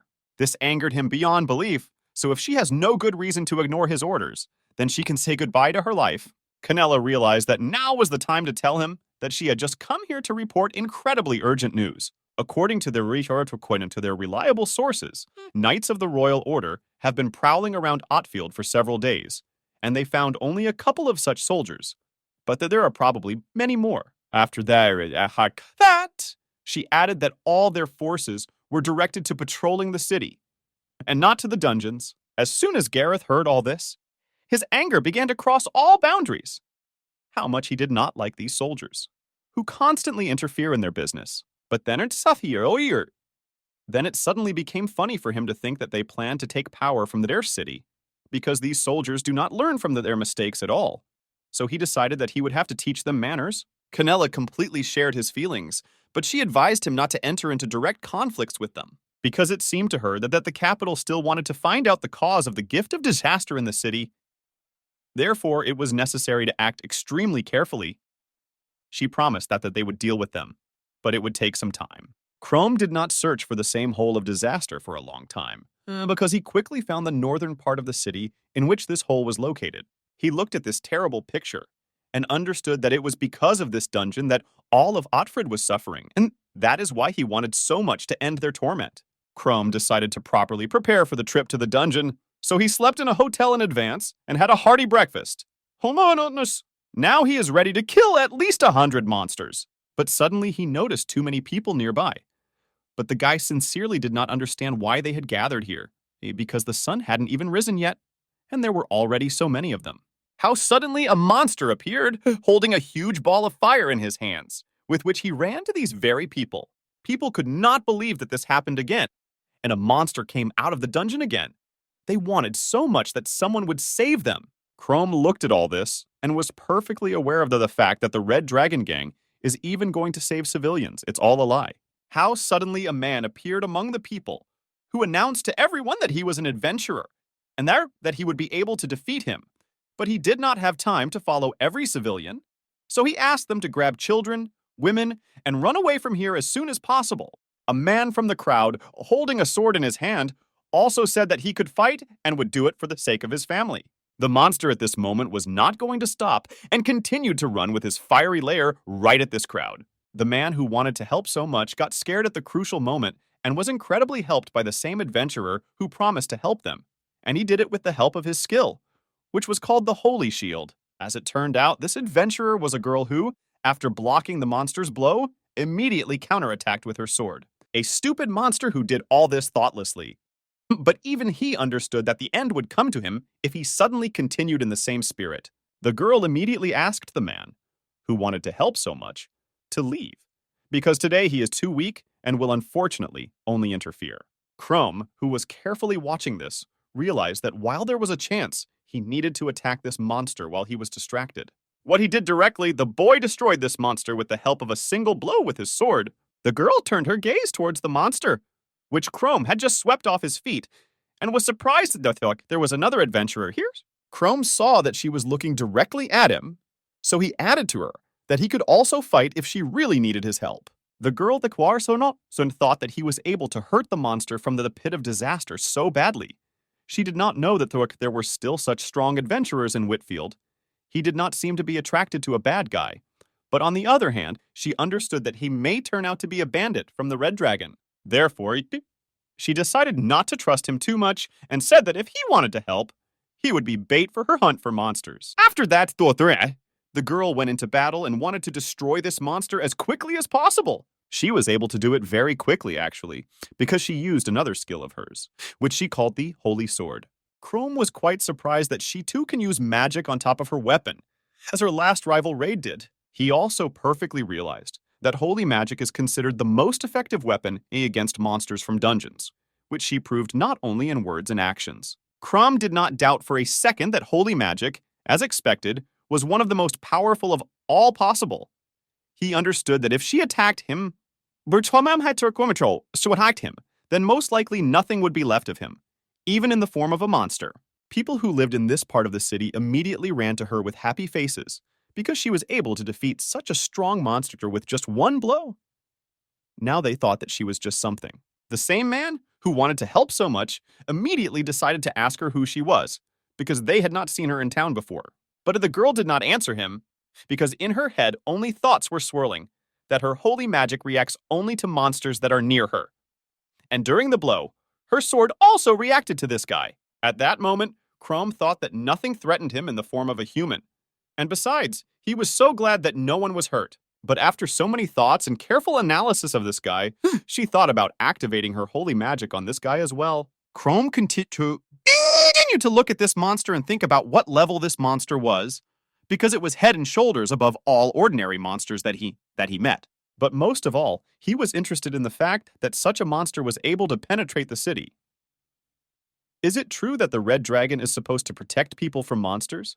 But no one from their gang does this? The guy was sure that the situation is much better in other districts, so he became incredibly interested. Ooh, what is it like in this district?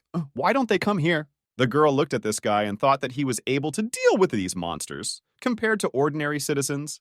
This is so unusual for her. But she was still troubled by the fact that her holy magic reacted to his presence. She said in her head that an adventurer with a high level living in a city abandoned by everyone is a very strange situation. So she decided to check everything to make sure. Crom thought that no one seems to have been hurt, and he was not hurt either, although he may have overlooked something. But suddenly his thoughts and conjectures were interrupted by a man who approached him so imperceptibly and frightened him incredibly.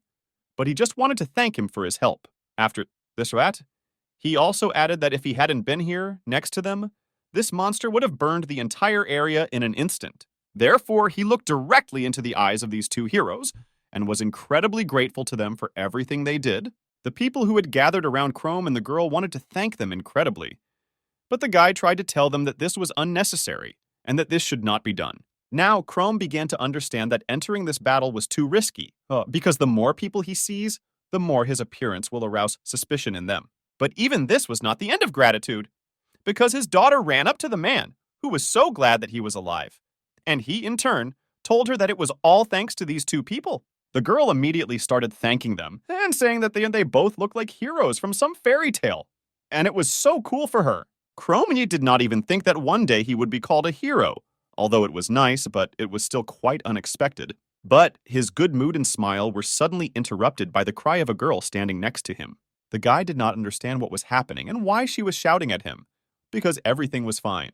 At that moment, the monster opened its eye and as if it wanted to strike the last blow before finally dying. So it happened, he began to create another layer of fire, which he was going to launch into a crowd of people. The girl began to understand that this was primarily her mistake, because she was too focused on this guy and forgot to finish this monster once and for all. She completely forgot about him and did not notice that he was alive, but in any case, all this will not last long, after which she decided to use her magic shield again.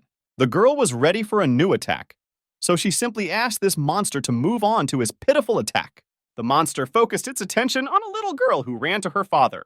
After that, he began to smile, and it seemed that he was going to launch this fiery ball right into her. The adventurer perfectly understood that he had decided to attack the little child in order to weaken her defenses, but to do so was really low. Crom also tried to help, and while he was running at full speed, he still understood that he would hardly make it. So he thought that if this monster attacked him in his true form, he would be able to save her. But this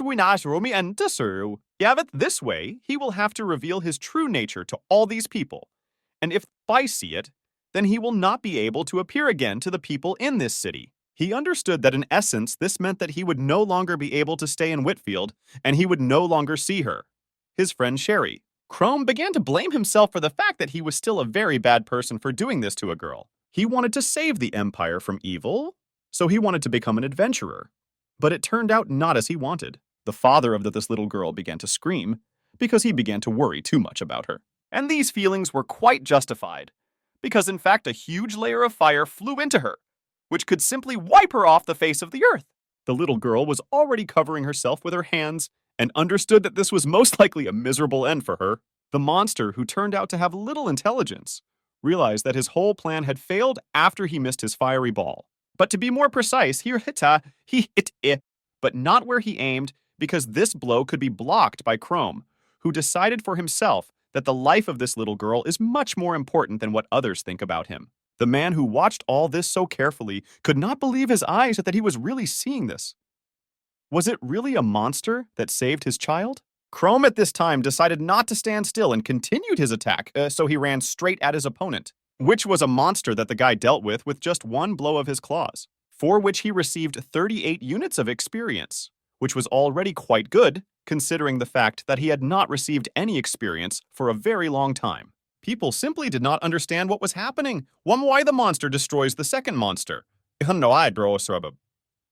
And where did the second monster come from? The adventurer girl seems to have begun to understand what the real deal is and where this monster came from. People realized that it was incredibly dangerous to stay here. Because if this monster did this to another monster, it was difficult to imagine what he could do to them. Chrome lowered his head and was very sorry to realize that his disguise had actually come to an end. But it was not important, because in fact that girl remained alive and everything is fine with her, which could not but make him happy. The girl's father immediately ran up to her and started yelling at him not to approach her under any circumstances. Chrome did not need to explain why he should move away from her, because the guy realized what kind of person he was. Suddenly, all his thoughts were interrupted by an adventurer who unexpectedly attacked him from behind and struck him with her sword. The guy was able to block this blow, but then he heard from the girl that she began to doubt her abilities. But he really turned out to be a monster, a mime, a monster that takes human form, and she knew very well that he was much more dangerous than the Cyclops that they managed to defeat earlier. The people who were there couldn't believe that a monster was walking around in the shape of a human. How is that even possible? They didn't understand where the Red Dragon Gang was looking. After that, they immediately took out all their weapons that they carried. That they had in their arsenal and were ready to start a battle with him. Chrome looked at all this madness and in fact understood them perfectly, because the reaction of each of them was completely justified. But on the other hand, he did it for the sake of saving the life of another, and does not at all regret his action, and that he revealed his essence, and people instead continue to shout at him and call him names in every possible way. While he was trying to escape, stones kept flying at him, which sooner or later still hit his head. The adventurer tried with all her might to stop them, so that they would stop throwing stones at him, because this might actually make him even more angry. In fact, the girl understood that he was an unusual mimic. He knew the human language. Intelligent monsters are especially dangerous. He was even able to penetrate the city without arousing the suspicions of the townspeople. So she decided that she should find him and destroy him, while he did not enter human society again. Suddenly, all her thoughts were interrupted by a little girl who was almost injured today. She wanted to know what the adventurer was going to do with this guy. Would she really destroy him?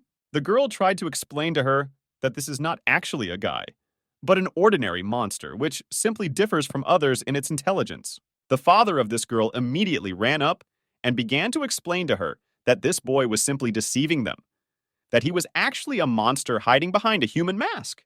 But the girl interrupted him and noted the fact that her father and all the people around him were afraid of him.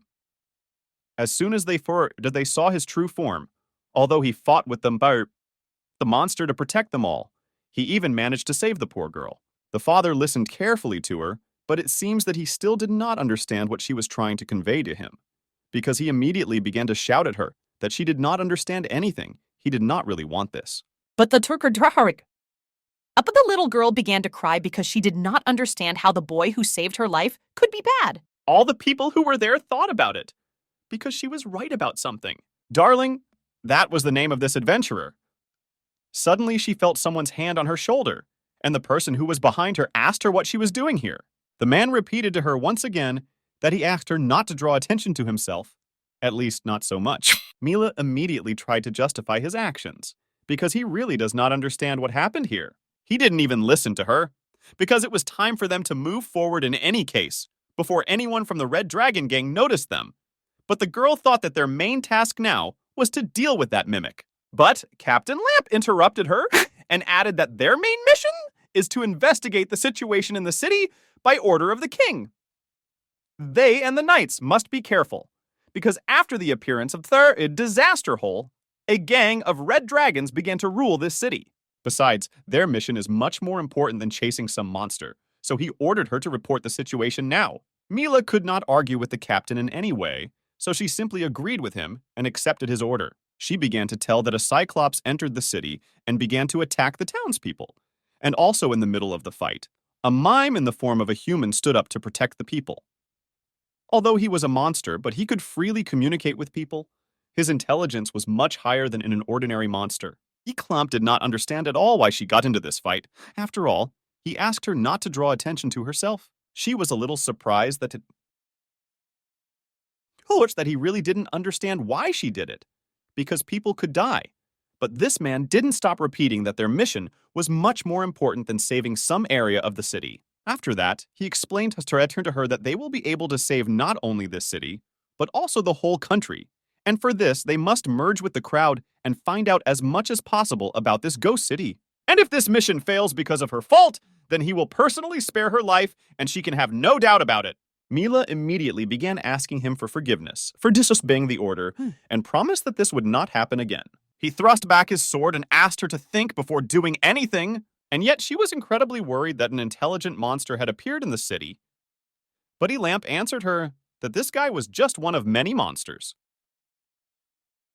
but asked her to imagine what would happen if he became more like that every day. She did not quite understand what the man was talking about, and it was evident from her surprised look. He explained to her that Otfield was only a ghost town abandoned by the authorities, and their investigation was not only about the search for information about the Red Dragon Gang. Their goal is to find the culprit in the creation of the disaster hole, who planned an even more monstrous catastrophe, which will be able to cover the entire continent. And this mission is codenamed Red Reaper. So he asked her to forget about her heroism at least for a second, because if she continues to do something similar, the country may disappear from the face of the earth. The girl did not quite agree with them, but she could not do anything about it. Therefore, clenching her fist, she said that she understood absolutely everything. Crumb ran until he ran to the same pit of disaster that killed Otfield. He understood that after revealing his personality, he would not be able to return to the city even in human form. But now it was not so important for him, because first of all, he was going to clean the whole of disaster from all the monsters. The guy wanted so much that Otfrid no longer lived in fear of monsters, and then the power of the Red Dragon would have to go into the sunset. In addition, he understood that in the dungeon, he would finally be able to pump his level, and thus achieve a new evolution, and even then be able to go to live in the capital. The Holy Father tried with all his might to stop Sherry from going anywhere, and shouted at her that all this was too dangerous. But the girl was not going to listen to him, and continued to run headlong, because she had already decided everything, and would do only what she considered necessary. She understood that since she could not take everyone from the city to the capital, she needed to protect them here from the Red Dragon gangs. Because if she did nothing, it was unknown when these bandits would return to the church again. So she had to do something. They will try to make the Red Dragon leave the garden forever. Chrome entered the same sore hole of disaster and could not believe that it was really her, because he still kept in his head the thought that an entire expedition, which consisted of royal knights, once perished here. Therefore, he realized that he had to be extremely careful and do everything so that they would die here. To conquer the dungeon, it will take several days, including rest. And this was perfectly part of the guy's plan. In the dungeon, he will be able to move calmly in the form of a monster. Maintaining a human form on a permanent basis turned out to be very tiring for the guy. But the most important thing is that he noticed that the structure of this dungeon is so strange. There are so many passages here that it is impossible to understand. He did not understand which path leads specifically to the boss. It was only clear that he needed to go down as deep as possible. In any case, it was simply impossible for him to decide where to go. Although he spent a lot of time in dungeons in his life, but it seemed too difficult for him. He decided to remember the old customs of adventurers, one of which says that where the sword falls, that's where you should go. Not the most effective way, But surprisingly, he always worked in the direction of the adventurer. Once again, the guy said that he defeated Raid, and as a reward for this, he took away his sword, which is helping him right now. But suddenly, his joy was interrupted, and the guy just fell to the floor. It was too fast, and he didn't even have time to notice what caused such a fall. As soon as he turned his head, he noticed a web on his leg, which was wrapped around his leg, but there was no understanding where it could actually come from. He immediately untied his leg from this web and thought that he had never met such giant spiders that could weave such a trap.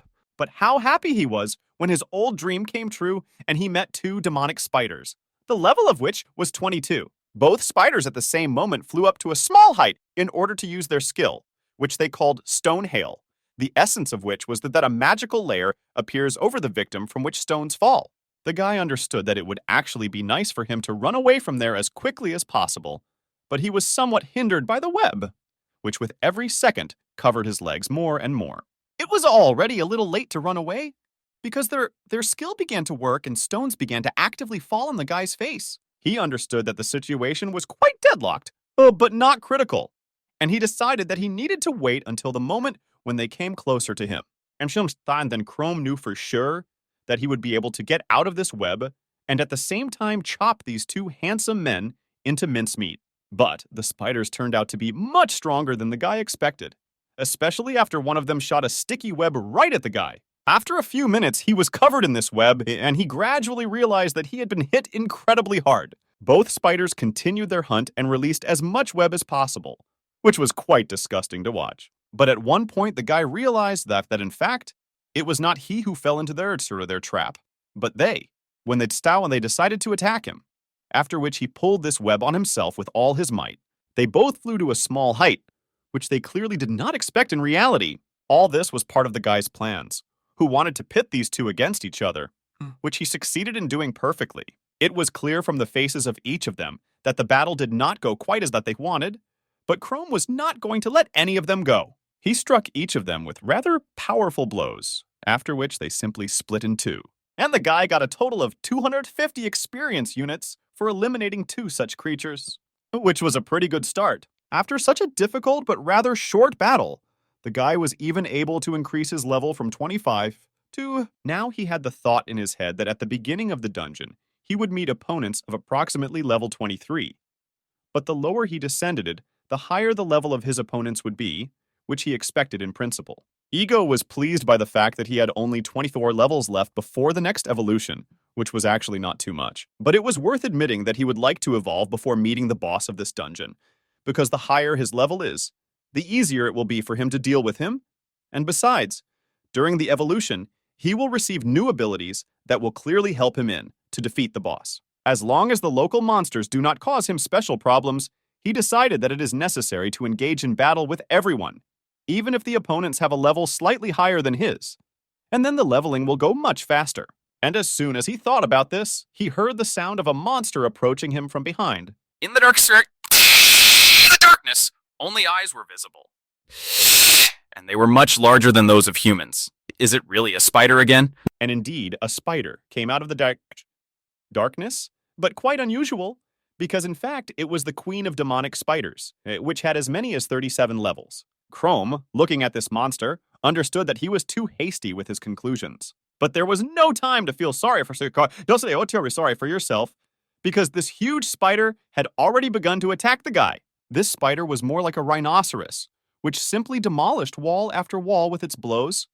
And if Chrome had been hit by such a blow, most likely even his ability to quickly regenerate would not have helped him. He could hardly dodge such a blow, and he did not think that he would meet such a strong opponent so quickly. Chrome decided that it would be best to run away, because he certainly did not doubt himself. But it would be quite difficult for him to cope with such opponents. He will not be able to do anything against a level 37 monster, no matter how smart and agile he is, sir. He will not overcome such a crowd alone. Now it was not surprising for him that an entire expedition was sent to conquer this dungeon. The only problem was that this spider is chasing him. Chrome knew that such monsters should not live at the very entrance of the dungeon. They must have come out of some passage, of which there are a lot of them. The guy understood that such a huge spider as this one simply would not be able to fit into such a narrow passage. into which he is running right now. Chrome sped up with all his might and simply jumped into the smallest passage he had just seen. He rejoiced that he was able to escape from such a monster. But this joy did not last long, because as soon as he raised his eyes, he saw a pile of cobwebs. Chrome looked around a little and began to understand the fact that there is no way he will be able to pass here. Did she really lead him here from the very beginning? He turned his head with the hope that he would be able to climb back, but realized that this was impossible, because he saw there this huge monster which was following him. Now he began to understand that what he was so afraid of. That is exactly what happened. She really brought him to this place specifically. After thinking for a few minutes, Chrome realized that he needed to fight strong opponents, or he simply would not be able to conquer the abyss. So he offered this monster to play a game with him in which they would decide together who would die first. The huge spider did not give up and continued to strike the wall in order to break it completely and finally reach the boy. Chrome simply stood and watched as this huge spider did it, and all that was left for him at this stage was to dodge all these stones. But still, at one perfect moment, this huge spider was able to pass all these obstacles, and its huge paw was already near Chrome. While this spider was doing all this, the boy little by little studied all its strengths and weaknesses along the way. He noticed that she is quite fast, but her huge dimensions hinder her, because of which it is actually very easy to hit her. And this is what the guy was going to take advantage of. Therefore, as soon as he had the opportunity, he jumped to a great height and was going to strike her with a rather strong blow, which he still managed to inflict. But the guy strongly doubted that this would be enough to defeat her. But as soon as he noticed that this attack was not so useless because he was able to injure her, now she would not be able to move as fast as before, which could not but please him. Crom understood that if you compare their sizes, this thug simply won't be able to do anything to him if they fight in close combat. Meanwhile, the spider decided to respond to the boy's ego attack with her own, and therefore she used her skill, which was called Bloody Bonds. It was too fast for him. He could not understand what this red substance was. Was it some kind of her personal development? He had to hide from this blow as quickly as possible. And now, his main task is to guess the moment for the attack, when she will not be able to spit at him. But suddenly he noticed that this substance was not so simple, because it was able to cut even a stone. And this was already quite bad news for the guy. Chrome perfectly understood that if this thing cuts stones, then when it hits him directly, he will most likely die immediately, and he will not even have a chance. The realization that he essentially had no choice gave him the motivation to reduce the distance for the attack, and finally make that very attack. Chrome noticed that it takes a few seconds to activate her special skill, but that's enough for him to get as close as possible to her. But he could not have foreseen the moment that she would use another skill of hers, which was called a web. The guy guessed that she threw this net on him in order to catch him and immobilize him, and then pour him this red liquid. This is a rather clever solution for a dungeon monster. Chrome thought that after this mistake, he would finally be able to get closer to her. But at one point, he noticed that he was thinking and didn't even understand how he ended up stuck in a corner. And as soon as she activates her special skill, he will most likely turn out to be just a corpse. So it was necessary to come up with something immediately. Also, due to the growth of facial expressions, he cannot simply evade this attack. And even such a trifle caused him problems at this moment. Although suddenly he realized that if the problem only grows in him, then he can easily change it, and he will do it at the expense of Thray. Crom used his transformation skill, and now his height has decreased significantly, and he was able to dodge this blow. The huge spider clearly did not expect such a turn of events, and that the guy would again be able to dodge her blow. But not only was he able to dodge her blow, he was also able to jump out of his two legs and strike her with the help of his sword. The guys jumped right on her head and pierced one of her eyes with their sword, which should have caused her colossal damage. He understood that now he would act according to the tactic, which consisted in gouging out all the eyes of this spider. But he did not have time to think of his plan to the end, as she struck him with a new attack, only now with one of her claws. But Crom managed to react and blocked this blow. But still, he just couldn't stand on his feet. And at some point, he just flew back. He managed to land on 2 feet, and he perfectly understood that in such a situation, she could only defend herself or run away. But now Chrome must not let her go. Otherwise, he may not have a second such chance. The guy's attack was suddenly interrupted again by another skill of this spider, which, as usual, consisted of a sticky web Only this time, it attached itself directly to the guy's body. His hands and feet were in this web, and he understood that this would clearly not lead to good, and that it was necessary to immediately remove it from his body. But no matter how hard he tried to cut this web, even his super sharp sword couldn't do it. This, as it turned out, was not the main problem. Because as soon as she fixed the guy, she immediately pulled him right into her huge mouth. Crumb was well aware that she just wanted to eat him alive. That's why she opened her mouth so wide. But, as it turned out, the guy wasn't going to be upset, because he took it on the contrary as his chance to destroy her. So he decided to cut her the most delicious piece so that she could enjoy this wonderful taste. As soon as the spider swallowed this hand, her face suddenly changed. It was clearly not what she wanted so much. But suddenly, Crumb began to smile because he forgot to tell before the meal that his hand was very difficult to chew because of the sharp claws, so he asked her to be extremely careful. The king of spiders did not expect such a turn of events, and the claws of Crumb's hand simply pierced her head. And this was a colossal damage that could be the beginning of her end. But Crumb was far from finished, so he immediately took his sword and immediately jumped on this huge spider and wanted to finally bring the matter to an end and kill this spider. Even though the guy was one-handed, he could hold a sword in that hand and handled it well, so he had no problem sticking his blade right through the spider's head. A few seconds after this powerful blow, the guy received a notification that his level was immediately increased from 26 to 33, and he received as much as 1,500 experience units. And this could only mean that he was still able to defeat this monster. Of course, Crumb understood that even though he was able to win, he did not rule out the fact that he was just incredibly lucky today, and such luck would clearly not last forever. Only thanks to such a well-thought-out risk, he was able to greatly increase his level.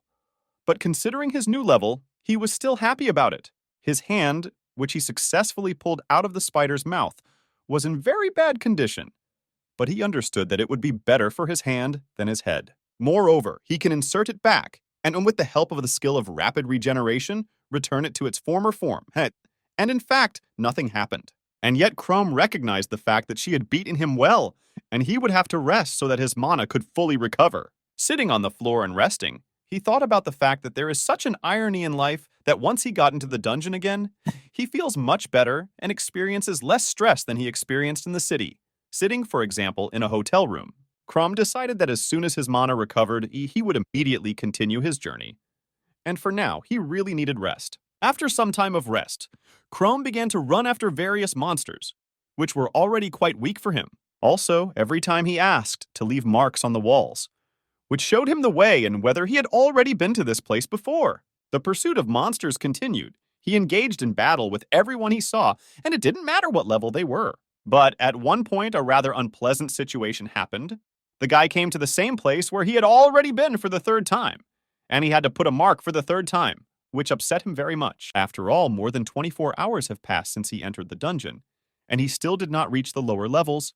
The only thing that pleased him was that during these searches, he was able to raise his level, but not by much. Now his level. He was also able to fire Yehovah to improve his performance, but in any case, it was not what was needed, and he decided that now he would prepare dinner and then continue his demands. Today's lunch was not the most appetizing dish, but still the guy ate everything he could find, and this time it was a small spider. Their meat tasted like rotten veal, which is funny with expired paint. But only with them he could satisfy his hunger. Suddenly he heard footsteps, which clearly did not resemble a demonic owl, but it did not resemble a cyclops either. The guy immediately understood that these were not monsters, because the steps were much heavier, most likely because of the armor. He realized that they could be people, so he decided that he did not have time to think, and better be safe, otherwise he would enter into another pointless fight. Sherry, who also went to this dungeon, heard strange sounds that confused her. Is this an obvious monster? The girl took a firecracker with her to the dungeon, especially for such cases. She did not want to fight with monsters too much, so she thought that everything would scare them a little. Without thinking for a long time, she decided to use this clapper in order to definitely get rid of the chance to fight with any monster. How suddenly Crumb saw a rather familiar face, which he did not expect to see here. The girl definitely didn't know how to react to something like that, because she thought there was a monster, and this was her friend Crumb. Crumb immediately began to ask her what she was doing here, And at what level was she at the moment? She didn't know what to say to the guy, but she was holding a map of the disaster hole in her hands, which Chrome successfully noticed and was incredibly surprised that she had it. After which she added that it was quite ancient, but you can still navigate by it. Chrome was quite surprised, because in fact he could only guess about the existence of this card, but now he sees it live, and it is so beautiful. But the girl was more interested in knowing what he was doing here, because he didn't seem to want to go into the dungeon, if she understood him correctly. Crom told her that he came here to raise his level, and that's all. He thought that if he could pump himself, he would also like to try to kill the local boss. Chrome looked at Sherry and understood, on the one hand, that it was too reckless for her to go into this dungeon with her level, but he could guess why she was doing it. After that, he asked to borrow this map from her, because she probably already remembered how to get out of this dungeon, and he will return this map to her when he finishes with the boss. She listened a little to everything he said, because she looked at him and thought that he had changed so much since their last meeting, that he had become something bigger, but despite all his detachment now, she felt that he was definitely worried about her. In addition, according to him, he came here with the same goal as her, but unlike her, it seemed to her that he would be able to clean the dungeon with his level of skill, and then the overpopulation would disappear. But no matter how much she believed in him, she was not going to leave him, and made it clear that she was going with him. And it was clear from her face that she was not even going to discuss it. She added that even the knights who came from the Dautimier, the capital, tried to conquer the Calamity Hole, but even they did not succeed. She knew very well that Chrome was strong, but in any case, alone, she believed that he would not be able to do it. The guy tried to convince her and say that even if she stays with him, it will be too dangerous. Sherry interrupted him and didn't let him talk. She started asking him to take her with him, because the boss of the Abyss is much stronger than anyone he has ever faced, so he obviously won't mind her help, which she can give him. The guy did not have time to say anything, as she immediately interrupted him and continued to ask him to take her with him. She even promised him not to be a burden to him. At that moment, Sherry thought only of the inhabitants of Oldfield, who devoted their whole lives to studying this dungeon. She began to tell him a lot of interesting things that the local residents had taught her. For example, demonic owls are afraid of the pollen of a collective farm flower, and cyclops are afraid of the blue light, and she learned all this from the studies of the citizens of Ottfield. After 30 years, she added to him that her preparation was at a high level. She bought and prepared everything necessary to resist the local monsters, so that he could not worry about her. Chrome did not know what to do with her, because he just stood and listened as she proved her usefulness to him, that it was so unusual that someone wanted to go with him to the dungeon. Sherry still did not stop telling where and how she would be useful to him, because she knew how to defeat the local boss, and was sure that her knowledge would be useful to him. So she once again insisted that he take her with him. Chrome began to understand the fact that he most likely will not be able to stop her just like that, because she is actually determined to stay here. The guy thought that she really prepared well, collected all possible information about local monsters, even managed to get a map, after which she thought that with the map, they would be able to get to the boss faster, and he would be able to be with him in the image of a person, 9 hours, which should be quite enough. He understood that information was much more important to him than mana, so he agreed, but added that if she was seriously injured, he would immediately go home. At that moment, the girl simply blossomed and was incredibly happy to hear that, because she actually achieved her goal. Carmen told Gareth that they had discovered knights from the royal capital, and it seemed to them that they were looking for a man who was nicknamed the Red Reaper. The man did not quite understand exactly what this Red Reaper was, but guessed that it was the same guy from their gang. She also found out that the adventurer girl went alone to conquer the Pit of Calamity. But it seemed to her that this was just a pitiful request, because it was impossible to capture this dungeon alone. She only condemned herself to an unenviable death with this trip. Gareth really didn't care about this girl at all, so he asked Carmen if that was all she wanted to say. But as soon as she decided to say that she has something else, a man suddenly jumped out of his throne and lifted her by the neck. After the girls had that, he added us that he had already ordered her to eliminate all the adventurers who would try to enter the disaster hole, or could Carmen's memory fail? Gareth thought that perhaps this girl was not an adventurer, but a knight in disguise from the the capital, whom they simply cannot allow to enter there. So he immediately ordered her to gather everyone she could and send them to the pit of disaster. The man was firmly convinced that he would not allow these knights to destroy his kingdom, so he was going to personally get rid of each of them and feed their flesh to the monsters. On the way to the dungeon, Chrome and Sherry were again attacked by spiders, of which there were too many. The guy was not afraid of them, of course, because recently he was able to defeat their queen.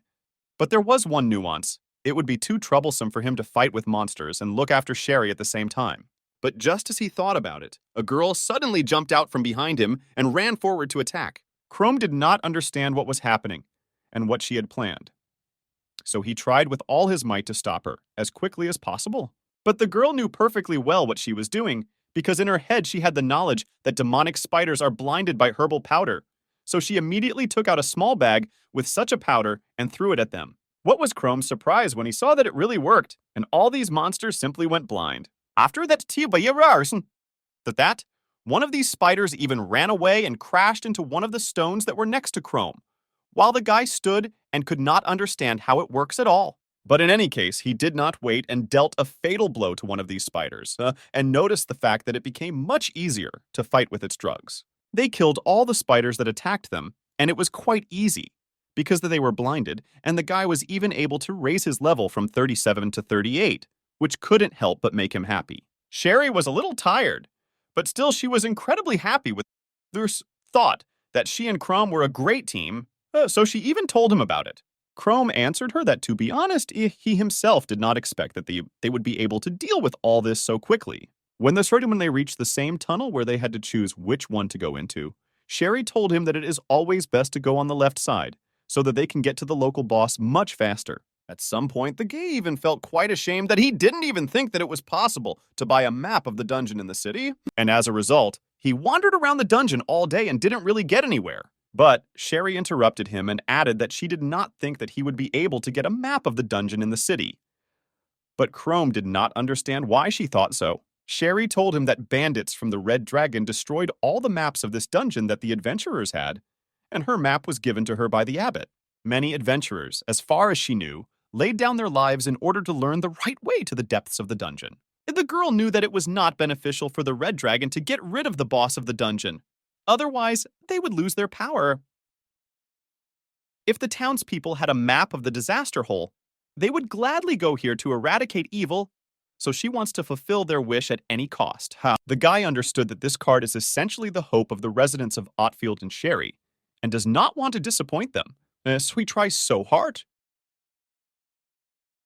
Suddenly, she realized that she was too carried away by stories about the past, because in any case, she was able to get the map. How suddenly Chrome interrupted her and told her not to worry, because he was sure that together they would definitely defeat the boss of the disaster hole, and everything would be fine with her hometown. Sherry noticed that he said at the beginning that he came here only because he wanted to raise his level. What a liar this Chrome is. But their conversation and peace was again interrupted by another monster that looked like a woman and a spider at the same time. This monster immediately attacked the guy, and luckily he managed to block at the last moment with the help of his sword. But most importantly, he noticed that this monster had human hands, who were able to deliver a good blow to the guy, from which he even fell to the floor. Sherry immediately began to worry about him, because it was so unexpected. And on the other hand, she did not understand how she could help him. This monster was called Arachnid, which had 42 levels, and it was currently the strongest opponent that Chrome met in this dungeon. The guy was even a little scared of such a level, because he did not expect that they would descend a little lower and immediately meet such a strong monster. Sherry immediately noticed the fact that this is one of the strongest monsters in this dungeon, apart from the final boss, of course. The girl told the guy that he needs to stay away from her as far as possible, because her powerful paws are too long, and he will not be able to reduce the distance. But Crom understood that he had nowhere to run, especially now that Sherry was with him, and he would have to fight anyway. The girl realized that the guy still decided to attack her, so she shouted to him that if he was going to attack, it would be best to do it from the right side, because her right eye could hardly see. And it was indeed true. Sherry told him quite accurate information, with the help of which Chrome was able to deliver a rather strong blow to this spider. But Sherry didn't stop there, because she knew very well that arachnids are very afraid of fire. So she immediately took out a firecracker from her backpack, which she later threw directly at this spider, and the girl hoped that this clapper would catch the arachnid by surprise and thus help Chrome. In the eyes of this spider, you could see an incredible amount of fear. And it became clear that Sherry is really right and all her advice helps. The girl perfectly understood that if she was distracted in this way, then it would be possible to get close to the human body and strike precisely at it, because it is by its nature much thinner than a spider's part. Chrome listened to Shara without question and jumped right on the body of this spider and wanted to deliver the final blow that would put an end to this battle, which in the end he managed to do. Sherry was very glad that she helped him and continued to praise him for his incredible skills. But she couldn't help but say that now the most important thing is not to let her use her skills, because then their chances are drastically reduced. With such tactics, they were able to quickly defeat this terrible creature, and most of the credit for this went to Sherry. Without her, Chrome would hardly have been able to deal with this spider so quickly. Chrome thought until the end that with such a difference in levels, it would be incredibly difficult for them to cope with it. But they worked well together, and Chrome was able to raise his level up to 40, which brought him one step closer to a new evolution. During all these battles, he didn't even notice that he could reach level 40. He thought that he wouldn't have time to evolve to fight with home boss. But the leveling went too fast, much faster than he expected. Previously, he was an ordinary face without flesh. He could not even speak. But he did not give up, and with each evolution, he became more and more human. But still, he was a little worried about how he will look this time when he evolves. In any case, this was not so important now, because they reached the very threshold of a huge monster, if the guy understands everything correctly. Sherry immediately looked at the map and realized that Chrome was absolutely right. They really were able to get to this place so quickly. The demonic monkey Orbus. It was she who was the boss of this dungeon, who possessed inhuman strength and a lot of skills. Even the royal knights could not defeat her. But Sherry, knowing all this information, was sure that even someone like him has his weaknesses. And together with Chrome, they will be able to find them and defeat such a thug together. Chrome at that moment thought only that he was not quite sure that he would be able to defeat the monkey Orbus in human form, and he would have to turn into a mime again. Therefore, he decided that before such an incredibly difficult battle, they must rest, because no one knows what awaits them in reality. Sherry agreed with him, because everything had to be thought out to the smallest detail, because she knew very well that if they dealt with Orbus, then the Red Dragon Gang would have to leave the city, and this could not but make her happy.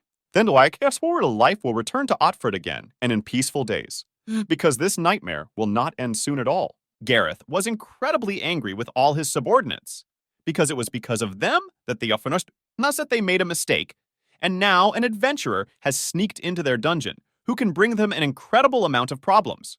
They continued to hear that if she defeated the boss of the Abyss, they would eventually lose control of Field, and then he would destroy them all. The man firmly decided that he would not let some girl destroy what he had been working on for so many years, so he believed that they needed to find her alive or dead.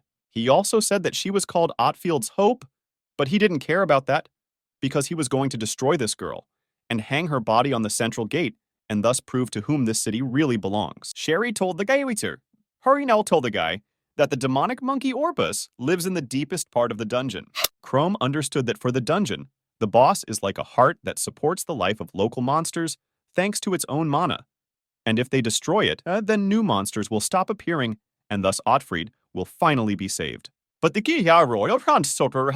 guy was worried about his current characteristics, because he wasn't sure that he could defeat the boss with such strength, because he planned to send Sherry home as soon as he found the boss to restore his mana to the maximum. But according to her, even the knights from the capital could not defeat this monkey. Therefore, taking into account all these facts, he understood that he would have more chances to win if Sherry stayed here. And she also knows Torbus's weaknesses, which can greatly affect the course of the battle.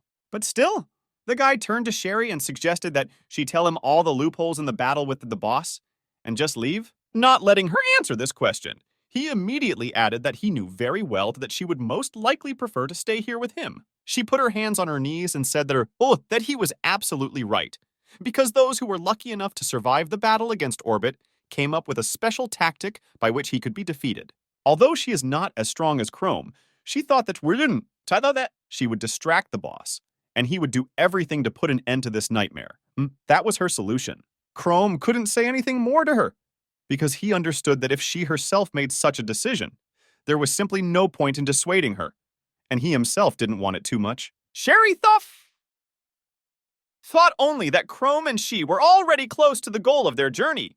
She swore to herself that at any cost, she would put an end to the existence of the disaster hole, and if she had to become a decoy, she would do it unconditionally. After some time, after they had rested, they continued on their way and headed towards their goal with great motivation. But suddenly they stopped in front of a big shadow of some creature, and they had guesses in their heads who it could be. Crom understood that considering all the dimensions and his shadow so big, it was clearly him, the same demonic monkey Orbus, who had 52 levels and was much stronger than Crom. But in any case, they came to visit him, and they will dictate their rules. Sherry added in her voice that it was without a doubt Orbus, whom they were looking for, and Crom had already started preparing for battle. At that moment, the girl was also thinking only that she would do it for the sake of all residents of Otfield. She would put an end to his existence. Crom was still a little embarrassed by the huge difference in their levels. But according to Shara, he is incredibly fast, and his paws are equipped with sharp claws, which makes him an incredibly dangerous opponent. The guy understood that in a fair fight, even in human form, he would not be able to defeat him in any way. But when Sherry went to the dungeon, she realized that she would not be able to defeat him, because she told him so, and that was all because of his extraordinary speed. They even say that once he destroyed a whole group of adventurers with one blow. Crom couldn't believe that either this was possible at all, but still he was more interested in learning about his weaknesses, whether he had them at all, to which Sherry gave him a rather banal answer. She added that Orbus mostly moves by leaning on his front paws, and the theura, the hind legs, which are much smaller and weaker, are not proportional to his huge body, so they will have to attack not in front, but move in a zigzag pattern. Then Orbus will lose his balance and fall. Therefore, precisely with such thoughts and with such tactics, Crom went to attack the most huge monster of this dungeon. He moved as Sherry told him, only in a zigzag pattern, and only tried to confuse him with his movements. That made the monster incredibly angry, because he is not used to this. Usually he ends his fights very quickly, and then some bug interferes. Crom understood that the monster clearly did not expect this, but as Sherry said, it moves too fast on its front legs. The guy looked at this monster, and it was obvious that even if he acts as he had planned from the very beginning, this monkey can still catch up with him. But Sherry also told him that Orbus does not know how to change the direction of his blow and hits only in a straight line. Crom understood that if this is the pure truth, then all he needs to do is let this monster attack and only then continue to run. With such simple tricks, he will be able to knock him out of his strength and even then deliver the final blow. But if he does not have time to bow, then he will be seriously wounded, and this may actually be the beginning of the end. But considering everything he knows about this monster and how he can fight it, all this is the merit of Sherry. He was incredibly grateful to her that he then met her. After all, he had to admit that without her advice, he would most likely have simply died and would not even have reached this boss. Orbus continued to attack the boy while he was running, and it would seem that everything is going according to plan. Now he needs to do everything possible so that the monkey does not get on him. At one point, Crom realized that the claws of this creature were stuck right in the rock, and he had a perfect chance to finally attack him. Crom understood that there might not be such a second chance, so he would hit this guy on the legs as hard as possible. The guy confidently ran up and delivered a blow that seemed to him very strong, and was bound to at least somehow affect the course of the battle. But all the guy could do with this blow was to leave a scratch that didn't cause any serious damage to the healthy man. Crom really did not understand how such a thing was even possible. After all, he hit with all his might, but he only managed to slightly scratch him. Sherry was perfectly aware of what the guy was up to, because she was the one who told him that if he managed to damage the monster's legs, he would significantly lose his speed. But Crom still did not understand why his blow only slightly scratched him, because then there is absolutely no point in this attack. All his thoughts, and even in principle, Sherry suddenly intervened in their fight, who fearlessly flew straight at this thug with words that he would not forget about her.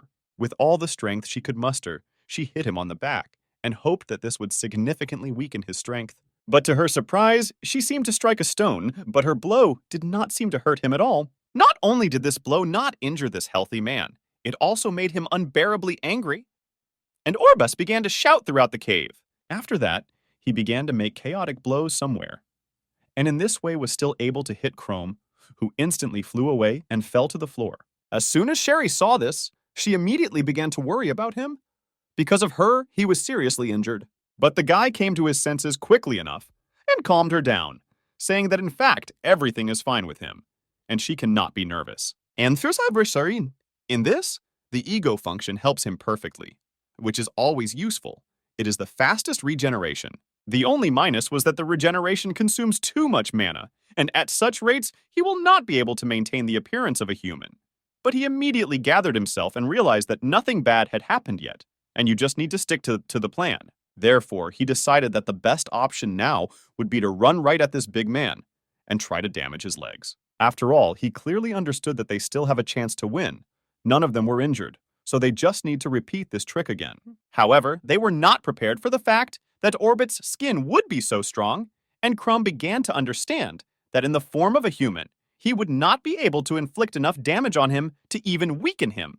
The guy knew that the mime's claws would be able to cut through his skin, but the problem was that, unlike the battle against King Gargoyle, now he and Shera could see each other perfectly, and he will not be able to verify the partial reincarnation, which brought him some inconvenience. He understood that if he even tried, and Sherry saw his face, she would immediately panic. And most likely, she would run away out of fear when she saw his true face. But on the other hand, if they continue to stick to their original plan, then most likely they simply will not be able to defeat him.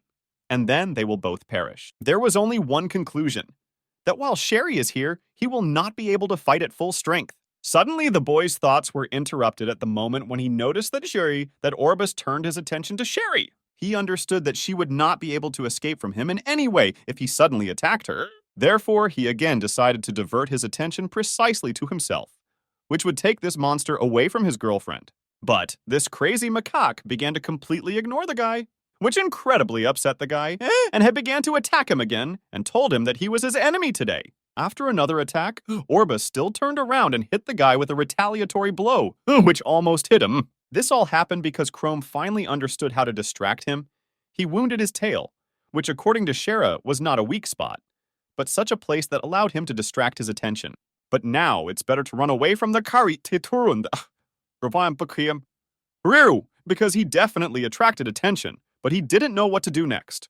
The guy continued to move in a zigzag pattern, which even now helped him a lot. Considering how much time had passed since the beginning of their fight, Chrome is already so used to his movements, but still he cannot guess the moment for the same attack. Well, Orbus did not wait long and began to attack, using one of his skills, which was called the poisonous breath of an animal. The guy knew that this was a special skill of Torbia's, the essence of which was that after exhaling, he covers the entire space around him with poisonous smoke. And now, in fact, the guy had no reason to run away. All that remained was to enter into a fight. After all, the radius of this skill is too large, and if he manages to activate it, then they will not be able to get close to him in any way, and this will only mean that they have lost. However, even this skill has its weaknesses, and the guys were well aware of them. Sherry intervened in the fight and again took out some small bag in her pocket, which she was going to throw right at this monster, which he did. The bag hit the head of this macaque, and because of that, he started screaming even more. Sherry and Chrome did not pay attention to this, and the girl suddenly added that Chrome needed to close his nose and not breathe for a while. Orbus inhaled these herbs, and suddenly a liquid started coming out of him, which the guys were expecting. Everything went according to plan. It was a powder made of poisonous mushrooms, which, when in contact with a living creature, affects soft tissues, and because of this, Orbus literally began to suffocate, and for some time, he will not be able to use his skill, and will have poor vision. Sherry started shouting that this was their chance, and asked Chrome to run away as soon as possible. She wanted to use the Firestone. What she did later threw him right into the monster so that Chrome could move away from the battle a little. The girl knew very well that Torbus's tail was able to find prey by focusing on the heat emanating from living creatures. So her flap, which she called the fiery layer, emitted a large amount of heat, so that the tail would most likely perceive it as prey. Sherry understood that now Orbus himself could not see anything, so he would easily fall into such a simple trap. Orbus began to shout, because he noticed a small prey for which he would have to bend down a lot to catch it. And That's precisely the very chance that will give them for of them the opportunity to strike them on the legs with such force that it will be enough to cause him irreparable damage. What did Sherry do? She ran away with all her might and delivered the strongest sword blow she could make. But Chroma, who watched all this, clearly understood that no matter how hard they tried, Torbus's skin could not be pierced with an ordinary sword.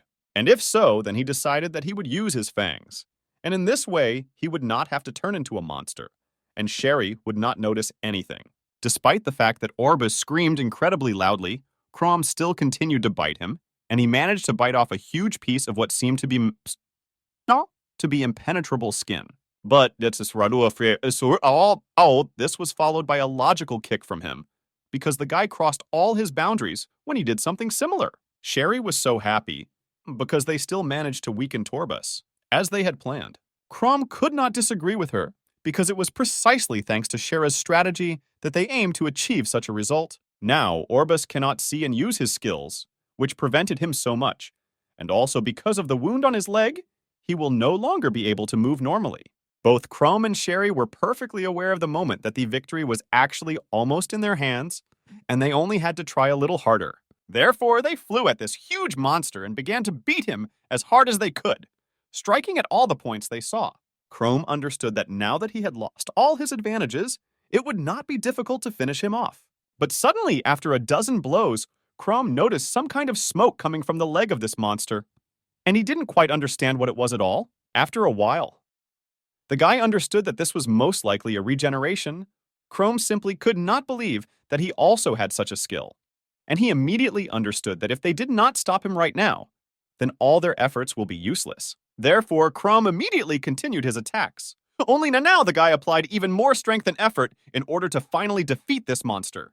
But suddenly, another attack by Chrome was stopped by Orbus himself, who was not going to simply tolerate such a thing. After that, he hit the guy with his huge fist, and for a second, it seemed that Chrome would not be able to withstand this blow. As soon as Sherry noticed this, she immediately started shouting at him about it. But unfortunately, it was already too late, and he missed this blow. The truth is worth noting that if it weren't for the monster's body, he would have most likely simply died from such a blow. While Chrome was thinking about this, Orbus began to regain his senses and even tried to get to his feet. But this only motivated Chrome more, because he wanted to defeat him too much. After all, in his thoughts, he worried not so much for himself as for Sherry and the whole city of Otfrid, which will simply die every day if Chrome cannot win now. In addition, he remembered that it was precisely so that people would not go through the same hell that he went through. That is why he became an adventurer who would stand for the protection of people in any situation. Sherry was so shocked that she just stood and silently watched this whole picture, and she could only hope that everything would work out for the guy. Chrome managed to hit the monster with good force, but still the question remained open. Would he be able to give any benefit and, most importantly, damage? But in any case, Chrome was not going to stop at one blow, and decided to continue his attack. So he was in the air again and wanted to deliver another, no less serious blow, which, as it seemed to him, still managed to do it, because he stuck his sword so deep that the regeneration of the monster will not be able to restore it so quickly. After such a blow, Chrome still managed to achieve success, and the monster finally lay on the floor unconscious, and the boy had completed his task. He could not believe that he still managed to defeat this boss. But the realization fully came after he received as many as 5,000 experience points, which gave him the opportunity to immediately raise his level, too. Chrome was so happy about the assist that he simply could not contain his smile, although he may not have hidden it very well. Instead of smiling, Sherry began to cry, because she was too happy that they were still able to defeat this monster. After so many years, Otfrid would finally be free. Chrome did not understand why she was behaving like that, because they seemed to have done their job well. Why is she crying then? Sherry immediately began to ask him for forgiveness. She simply did not believe until the end that they would be able to cope with this monster. She realized that she could not cope with Orbus, because she understood how foolishly she had acted, going into the dungeon completely alone. But she simply could not turn back, because she wanted to save them, all her brothers and sisters, the abbot and the inhabitants of Oldfield, even at the cost of one's own life. Sherry believed that only thanks to the fact that she met him on her way, they were able to defeat Torbus and peace and tranquility finally reigned in Whitfield. And all this was thanks to his power. But Crom immediately answered her that this was not entirely true, because if she had not risked her life by coming to the dungeon, then he would never have learned about Torbus's weaknesses and would have perished at his hands. He continued to talk about the fact that he defeated this boss only thanks to her help, which made the girl see she did not expect that he would have such a good opinion of her, and she was very pleased. Crom thought that the capital stopped supporting Otfrid due to the overpopulation of monsters. But now the boss of the dungeon is dead, and the gang of the Red Dragon will soon lose power over the city after Yudversam used a little more regeneration. He suddenly realized that his mana was at the limit right now, and at this rate he could soon turn into a mimic, which could frighten Sherry very much. But still, he calculated that these points should be enough for him to get out of this dungeon in the form of a human, because he wanted to save face, at least in front of Shera, and he could not help but be pleased by the fact that there were only 3 levels left to his evolution. Still thought about the fact that if the evolution of monsters depends on the air desired, then at the next stage of evolution, he will become closer to a human form. But suddenly, all his thoughts were interrupted by Sherry, who suddenly started asking what happened to Crom. Why is he smiling like that? The guy immediately replied to her that he was just so glad that when Torbus was destroyed, he got so many experience points, and Sherry could also boast of such an achievement. Because she came to the dungeon with level 19, and now she is at level 28, it turned out quite well get pumped. She even thought about how much Guido and Frank, who are now 19 and 20 levels, would be surprised by this fact. Although later she added that she had the feeling that she did not deserve these points at all, because Crom actually did all the work. Crom did not think so, because thanks to her tactics they were able to defeat the boss. His strength would be useless against him. But Sherry blamed herself for not being able to inflict any damage on him. And in fact, the guy did it himself. Suddenly, she stopped being sad and added that she had already relaxed too much, although that they defeated Torbus, but she takes on all the monsters on the way, because Crom probably got tired after such a long battle. She had already started planning that when she returned to the city, she would immediately write a report on the disaster and send it to the capital. Crom absolutely agreed with her, because he really got very tired, and reincarnation eats up his last strength. So he said that on the way back, he would rely exclusively on her strength and abilities. She told him that he could count on her without any problems, because she would protect him until the very exit. But suddenly, Sherry noticed something incomprehensible in the distance, and it seemed to her that it was an enemy attack, to which she was able to just react in time and protect with her body from the blow of Crom, who could not even imagine that someone could strike him like that. After such a serious blow, she fell to the floor unconscious, and it seems her condition was too pathetic. Crom didn't fully understand what was happening, and who could do that at all. But then in the distance, he saw people who, it seems, launched on this fiery ball at him. And at the time, they were laughing with this girl, because she is so stupid that she even covered with her body the blow that was directed at this guy. Crom held Shera in his arms and simply did not know what to do, because in front of him were people, not monsters, which attacked them for some unknown reason. Of course, he understood that this was a gang of red dragons, but he did not understand that they had forgotten here, because everyone knew that they did not really go to the dungeon. But not only was there a gang of red dragons, there was also their leader, Gareth, who did not even think that they would be able to go this far. And he understood that if they were alive, they could probably overwhelm Torbus. Shera was not in the best condition, but still she could recognize the head of the gang, who clearly did not come here with the best intentions. Crom at that moment simply could not believe that this man was a man at all, because his size was simply amazing. He was too huge. But then Jeff intervened in their dialogue, who began to tell that when he met them in the church, he thought that they were just good simpletons. But he was wrong, and now he considers them dumb-headed imbeciles, and he was interested to know if they understood what did they do at all. Shera immediately answered him that they understand everything perfectly, and everything is finally over, because Orbus died, and now they will not be able to rule this city just like that. After that's what he said, she added that they were adventurers who were able to defeat the legendary demonic monkey Torbus. And she was also sure that it would not be difficult for them to deal with them. Jeff didn't stop laughing at them, especially at the words of the legendary. It seemed to him that the kids had already played quite well. He believed that she should be aware that knights from the capital once came to this dungeon, after which he added such a phrase to her, in which he said that these knights were not destroyed by monsters at all. She could not believe a single word he said, so she simply told him that it was impossible, because a whole expedition of knights from the capital had been sent here. They could not lose to simple bandits. But he added to her with a calm face that it was absolutely true.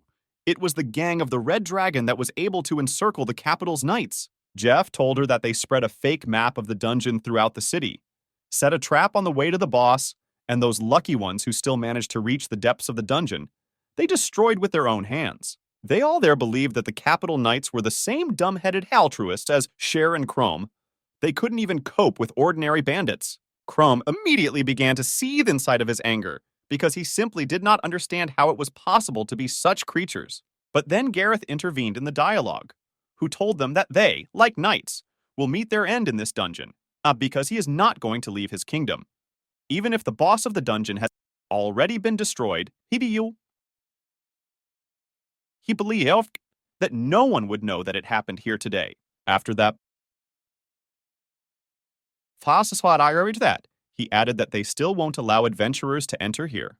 They were going to release a couple of monsters on the outskirts of the city and then spread rumors about your heroic death. It was for this reason that he believed that all their efforts were absolutely useless, and they were just trying to pull this city out of the bottom. Shara could not believe that he could do such a thing. After all, it concerns living people and their city. But the man didn't care about everyone. Moreover, he ordered his guys to have fun with the Darslorith. Honored to work out of the girl while she was still alive, and he allowed the boy to be fed to the monsters right away. Chrome, listening to all this, heated up his anger even more, because he was ready to destroy each of them for any word that flew out of Gareth's mouth. But he understood that the situation was really stalemate, because Sherry was quite badly wounded and could not fight. And the guy himself was not in the best condition, because he had not yet recovered from the fight with the boss. He understood that these bastards were subjects who could single-handedly cope with a detachment of knights from the imperial capital. And if this was really true, then the boss would have no trouble destroying them. But suddenly his thoughts were interrupted by Shara, who began to ask the Ghee for forgiveness, because she just wanted to save Otfield from evil. But in the end, she took advantage of his kindness, and because of her selfish desires, now they both might perish. Chrome perfectly understood her feelings, because God had given him the most useless skills of all since he was born. But he still dreamed of becoming an adventurer to help other people. And where did this lead him? He became a monster who lost all his humanity. But even after such ups and downs, he was still driven by his selfish desires. But the boy still wanted to become a man. And he was able to survive one death once, so he will not be able to destroy him so easily the second time. Shara suddenly stopped crying so much because she could see from Chrome that something was clearly happening to him. Suddenly he spoke, and now it was Chrome who asked Sherry's forgiveness for the fact that she had to put herself under attack to protect him. Therefore, he decided to repay her with the same coin that she gave him. Incredible warrior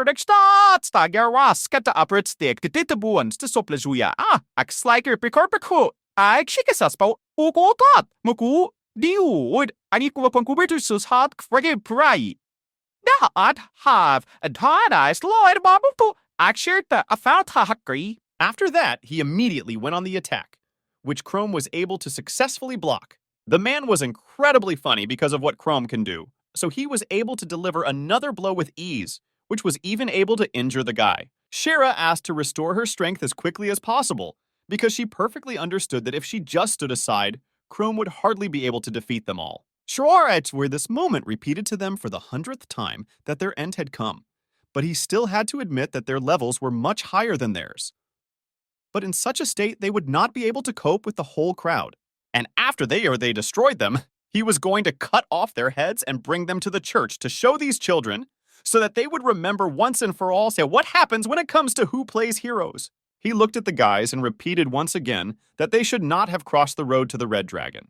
It was all their fault. And in addition to this, he promised them that he would tell the abbot about how they died. and he was going to do it in the smallest details. But Chrome was not going to give up just like that, and went into battle again with his blade. Jeff was able to parry this blow with ease again, and he was just enjoying the fact that Chrome couldn't do anything. But they didn't even stop there, after which they fired from several bows at the same time, which caused incredible damage to Chrome. Chrome was in a terrible state, and Jeff noted the fact that the guy will die too soon because he personally wants to see how the monsters will eat him alive. But on the other hand, the man wanted to deliver the final blow to this guy himself, and he couldn't decide what to do. All the same, he decided to enjoy this moment himself and simply struck with his sword. But he could not even imagine that the guy would block him, even in such a way. In his eyes, there was only a misunderstanding of how he was able to do this and why he had claws like those of a monster instead of hands. He immediately assumed that this was his skill, which seemed so disgusting to him. But he was sure that even he would not help him.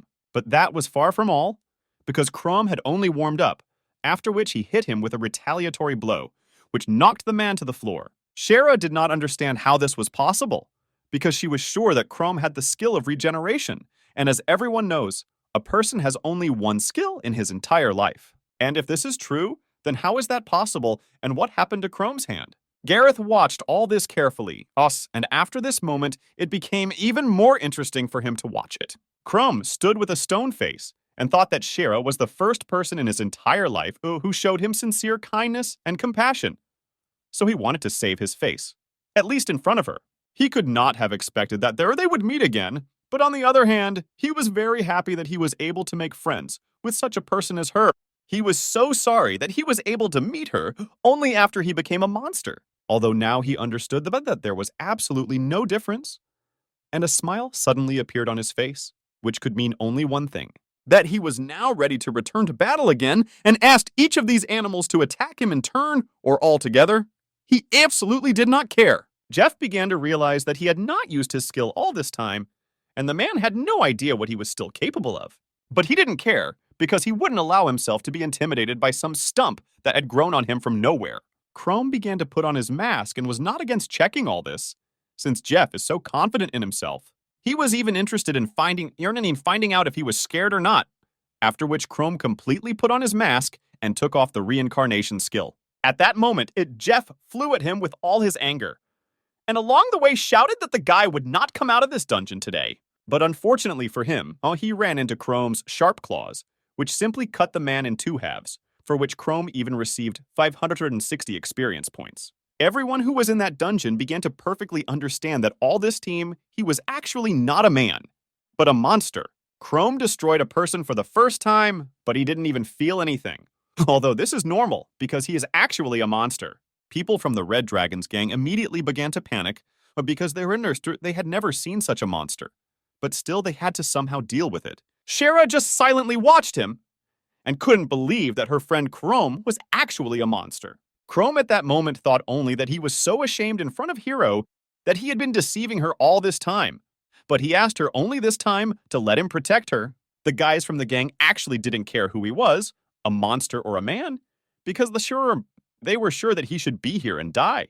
So they continued to attack him. But the arrows of these guys did absolutely no damage to Chromium in this body, because it was several times stronger. They began to understand that his skin is too strong and thick, and the arrows will not give anything. Therefore, they immediately decided that they would cut him into small pieces so that it would not cost them. Chrome understood that there were too many opponents, but he still had a chance, because he still had a little mana left for regeneration. However, such an amount of mana would not save him from a direct sword strike, and it was clearly necessary to take this into account. The guy noticed that their boss was standing behind and was just watching as his slaves tried to kill him. But he understood that all he has against such an armed crowd is claws and very brute force. That's why Chrome went on the offensive, because he was sure that he would have enough of this with his head, because he is actually much stronger than ordinary people. The guy watched the subjects who were attacking him and clearly saw in their eyes fear and at the same time anger. But he believed that all this was only to his advantage. Chrome was able to block the first blow of their bandits, but the others who were nearby immediately decided that it was time to continue the attack. And while he was distracted, he struck in the back. But did they underestimate him too much? Since Chrome was able to repel this blow with ease, and moreover, he went on the counterattack. which ended rather tragically for one of the gang, whose face was simply blown off by Chrome with one blow. But this was not the end, because Chrome continued his attack and already found the next victim, and delivered an accurate blow directly to the face of another bandit, who will also obviously go to rest after such a blow.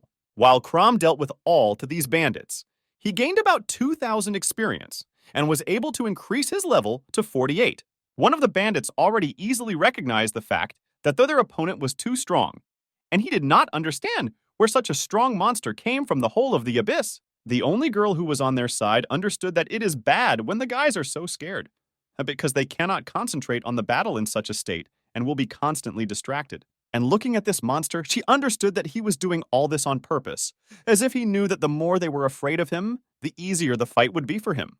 But suddenly her thoughts were interrupted by the same bandits, who gathered all their will into a fist and began to shout that they were not going to lose to some monster. So they all went on the attack together. She began to understand that she must take the whole situation under her control. Otherwise, they will just lie here. Chrome perfectly coped with all those who attacked him, even if there were several of them at once. He managed to conduct a beautiful series of blows to destroy them or send them to rest. The magician who was standing next to that very woman perfectly understood that their guys were standing too close, and if they used magic, they would probably get it too. But suddenly it dawned on him that this guy was doing it on purpose, and he made it so that he was surrounded. And right now, it is pretending that these bandits have become much stronger than they were before. However, it became really difficult for Chrome to fight. Besides, he noticed that 2 magicians from this gang became more active, and now he still needs to figure out how to deal with them. The only problem was that he was already on the edge, because he had just dealt with a couple of bandits, and a much more serious battle awaits the ego ahead, to which it will not approach in the best shape, because the ego's mana is almost over. But with each vanquished bandit, he gained more and more experience, which brought him closer to the cherished evolution. Chrome finally dealt with that talkative guy who so dreamed of finishing him off, but it didn't work out, and he himself fell under the fatal blow. The magician, who was near the boss, did not understand why the woman was just standing there, so he ordered her to shoot immediately, because in any case, everyone had already been killed. After all, he perfectly understood that if they do not do anything right now, then he will simply destroy them in the same way as the others. The bandit, who was aiming at Chrome's claws, still tried to shout at them not to do this, because he so wanted to live. But the magician didn't care at all, and he released a very powerful fiery blow from his hands. It was a rather powerful blow, and the guy was confident that he could destroy the monster forever, and clearly, only coals remained. But no matter how much he rejoiced, Chrome came out of the fire, holding 2 swords in his body, and for the destruction of one more bandit, he received 900 experience units.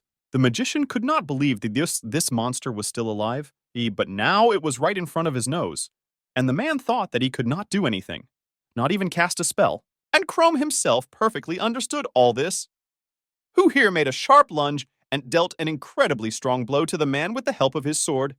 And apparently, the man's life was cut short by this, because Chrome received another 600 experience points. Now, only the boss of the Red Dragon is standing in front of Chrome, who the guy was looking at and thinking that if he destroys him now, then the Red Dragon will never exist again, and this must be done.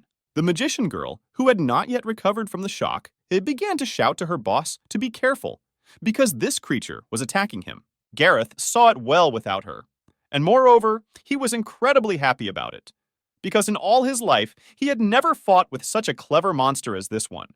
So he took out his axe and began to fight. After that, he added that he did not expect such a turn of events. But on the contrary, it is very interesting. And now, he will at least be able to relax. Chrome looked him straight in the face with thoughts that Gareth was too strong, and he was confident that he could destroy Orobas himself single-handedly. And in his current condition, would Chrome be able to do anything? Gareth interrupted him and offered him to finally go to battle, which will decide who among them is worthy to continue living and who will remain in this dungeon forever. After that, he immediately struck a blow from which Chrome could hardly dodge, because in fact, he was too unexpected. And immediately after him is the second one, from which Chrome was also able to successfully dodge, but it was also not without effort. The guy understood that it wasn't much longer, and Gareth would have smashed his skull, which would have been critical. Considering his mana level, this boss had as much as 50 level, which differed by only 1 level from the guy. But he made this fight incredibly unfair because Garrett was much stronger, especially Chrome, in such a deplorable state. But there was also an understanding that he had no second choice. Because if he did not fight, then he would not be able to free Otfrid from the oppression of the Red Dragon Gang. And he decided that the first thing he needed to do was disarm him. And where? Then he will be able to equalize the chances between them in this way, but for this he had to reduce the distance. Which was quite dangerous. Chrome decided to let go of his fear and began to run to the attack, along the way using his regeneration in advance, although his mana was already at the limit, but in the event that he could at least restore his left hand.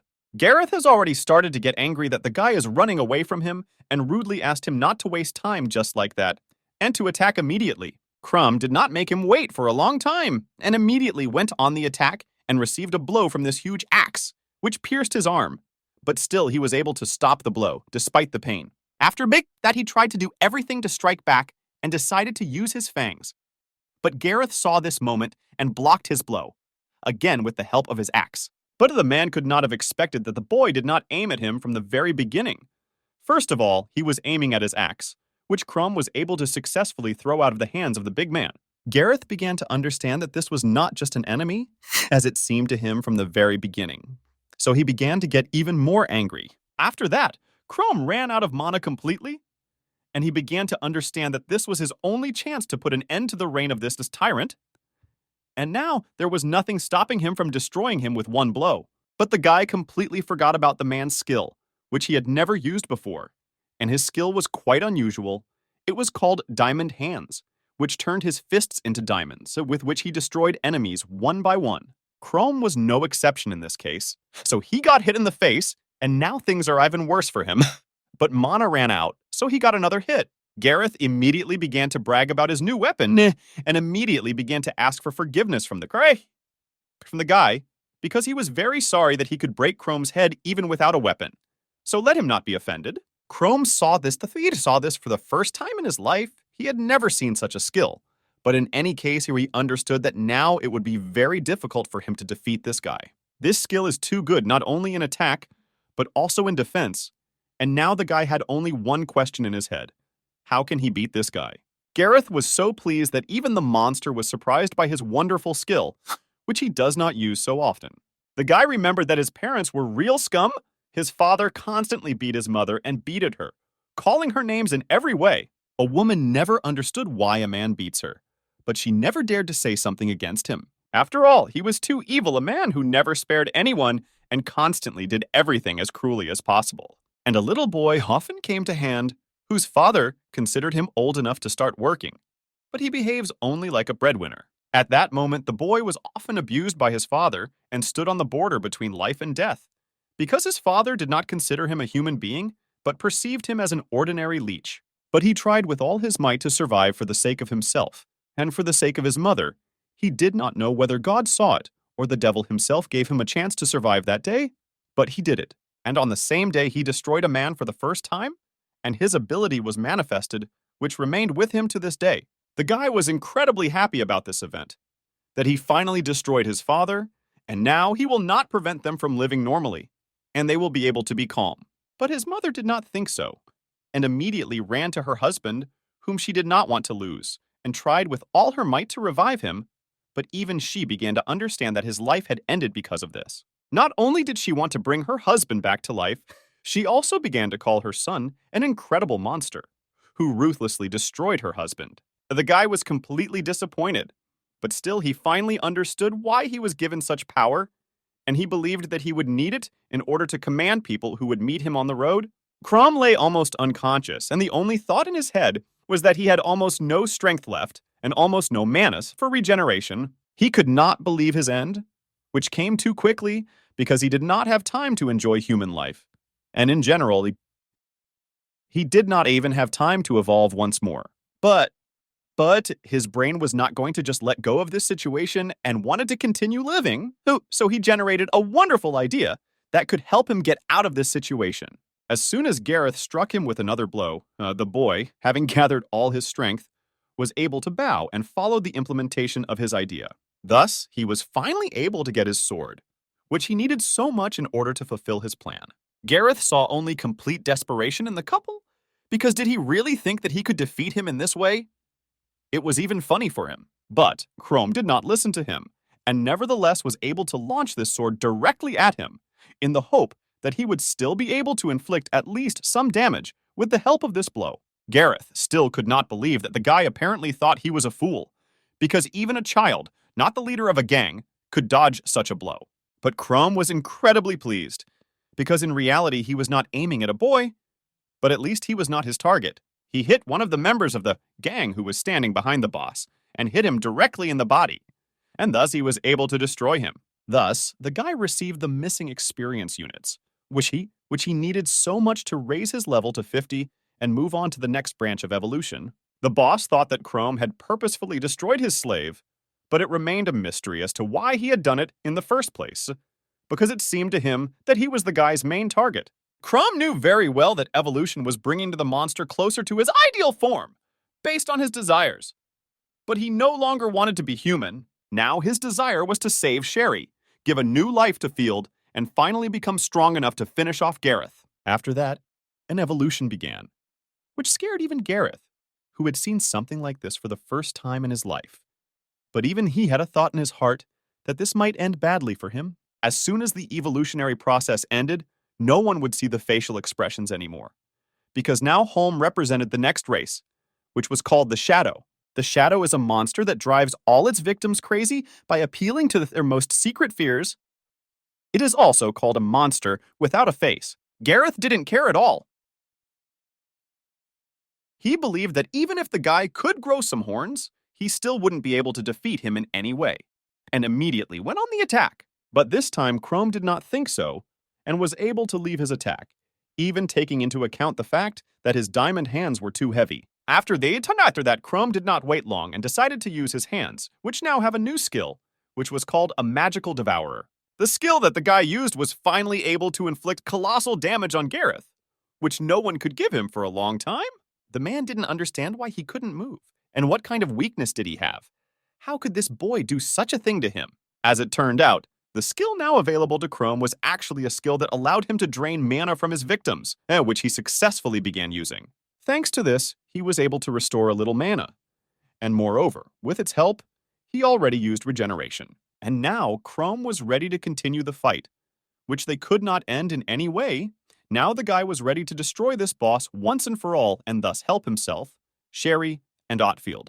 Gareth, at this moment, began to really panic, because he had never met such terrifying monsters. Therefore, he did not come up with anything better than to simply shout at his subordinates and order them to attack him and destroy him. The archer of the boss was certainly a good warrior, but even his legs trembled from such a fight, because he understood that Chrome was so strong now. And if Gareth could not defeat him, then he too was unlikely to succeed. The magician girl also did not stand aside and also began to cast spells, although in her head she understood that most likely they had already lost this battle, and Chrome seemed to know what they were thinking and decided to use all his power in this new body. So he used his one more new skill, which was called Phantom, the essence of which is to create a general hallucination and avoid any type of damage. But the bandits did not wait any longer, so they immediately began to attack and began to inflict several blows on him in a row.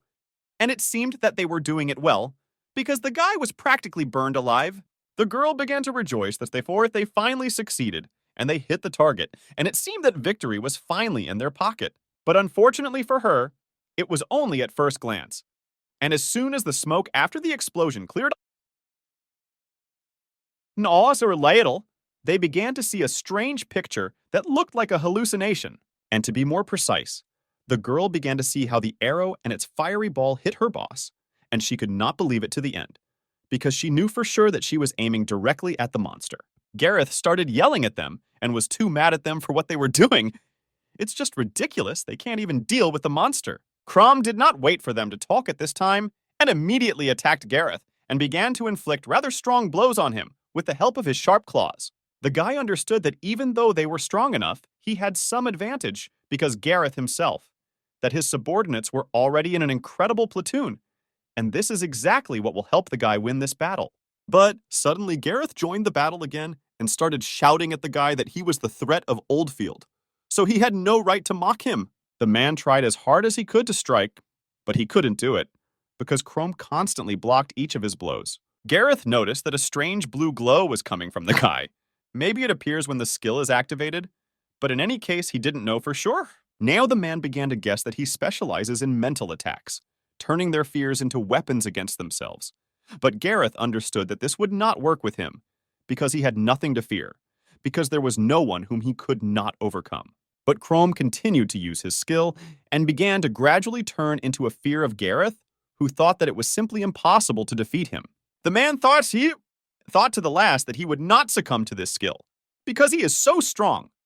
But his thoughts were suddenly interrupted when he only saw the face of his father. How did this scoundrel even know what his father looked like? Chrome began to impersonate Gareth's father and ask him how the kid dared to destroy him. But the boss was not going to engage in such nonsense, and he didn't care at all, he says. And he continued his attack. He was able to successfully strike Chrome, and along the way sent the guy straight to hell with his words. Gareth looked at the body that was lying in front of him, and once again repeated to himself that he is not really afraid of anyone, and he will not be able to scare him with his lousy tricks. But suddenly Chrome's body began to seem to float in space, and it was not entirely clear what was happening, but it was clearly clear that this was clearly not the end.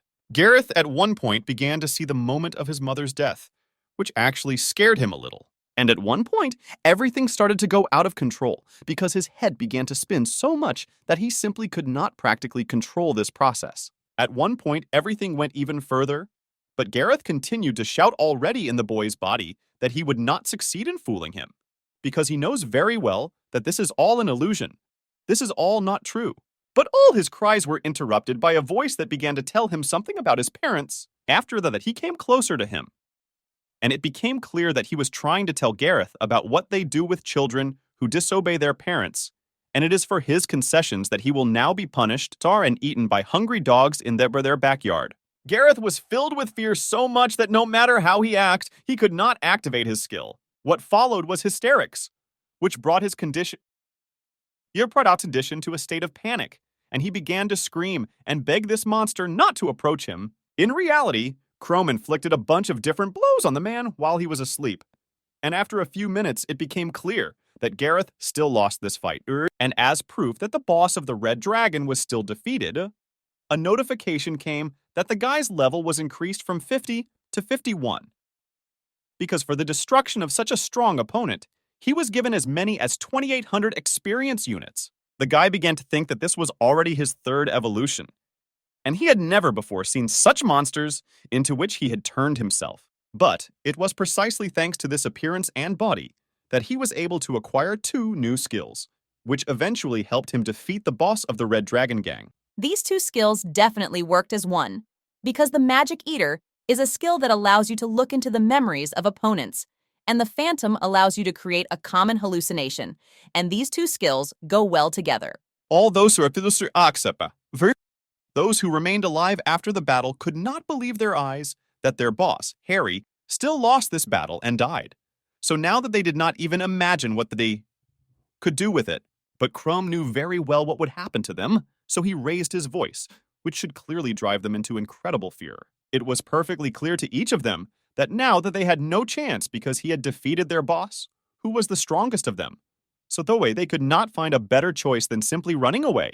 Chrome watched them and thought that he essentially stopped the overpopulation of monsters, destroyed the head of the Red Dragon Gang, and very soon the knights from the capital would arrive in the city, and all that remained was to bring the matter to its logical conclusion. Otfrid will finally get his long-awaited freedom, and now the inhabitants will be able to forget about the nightmare that tormented them for so many years. But his thoughts were interrupted when he saw Sherry looking at him intently, in whose eyes he unfortunately saw only fear and disappointment. Chrome certainly could understand all her feelings. Her friend whom she trusted with all her heart turned out to be a monster, even so terrible. The guy understood that now she is too shocked and can't even look away from him.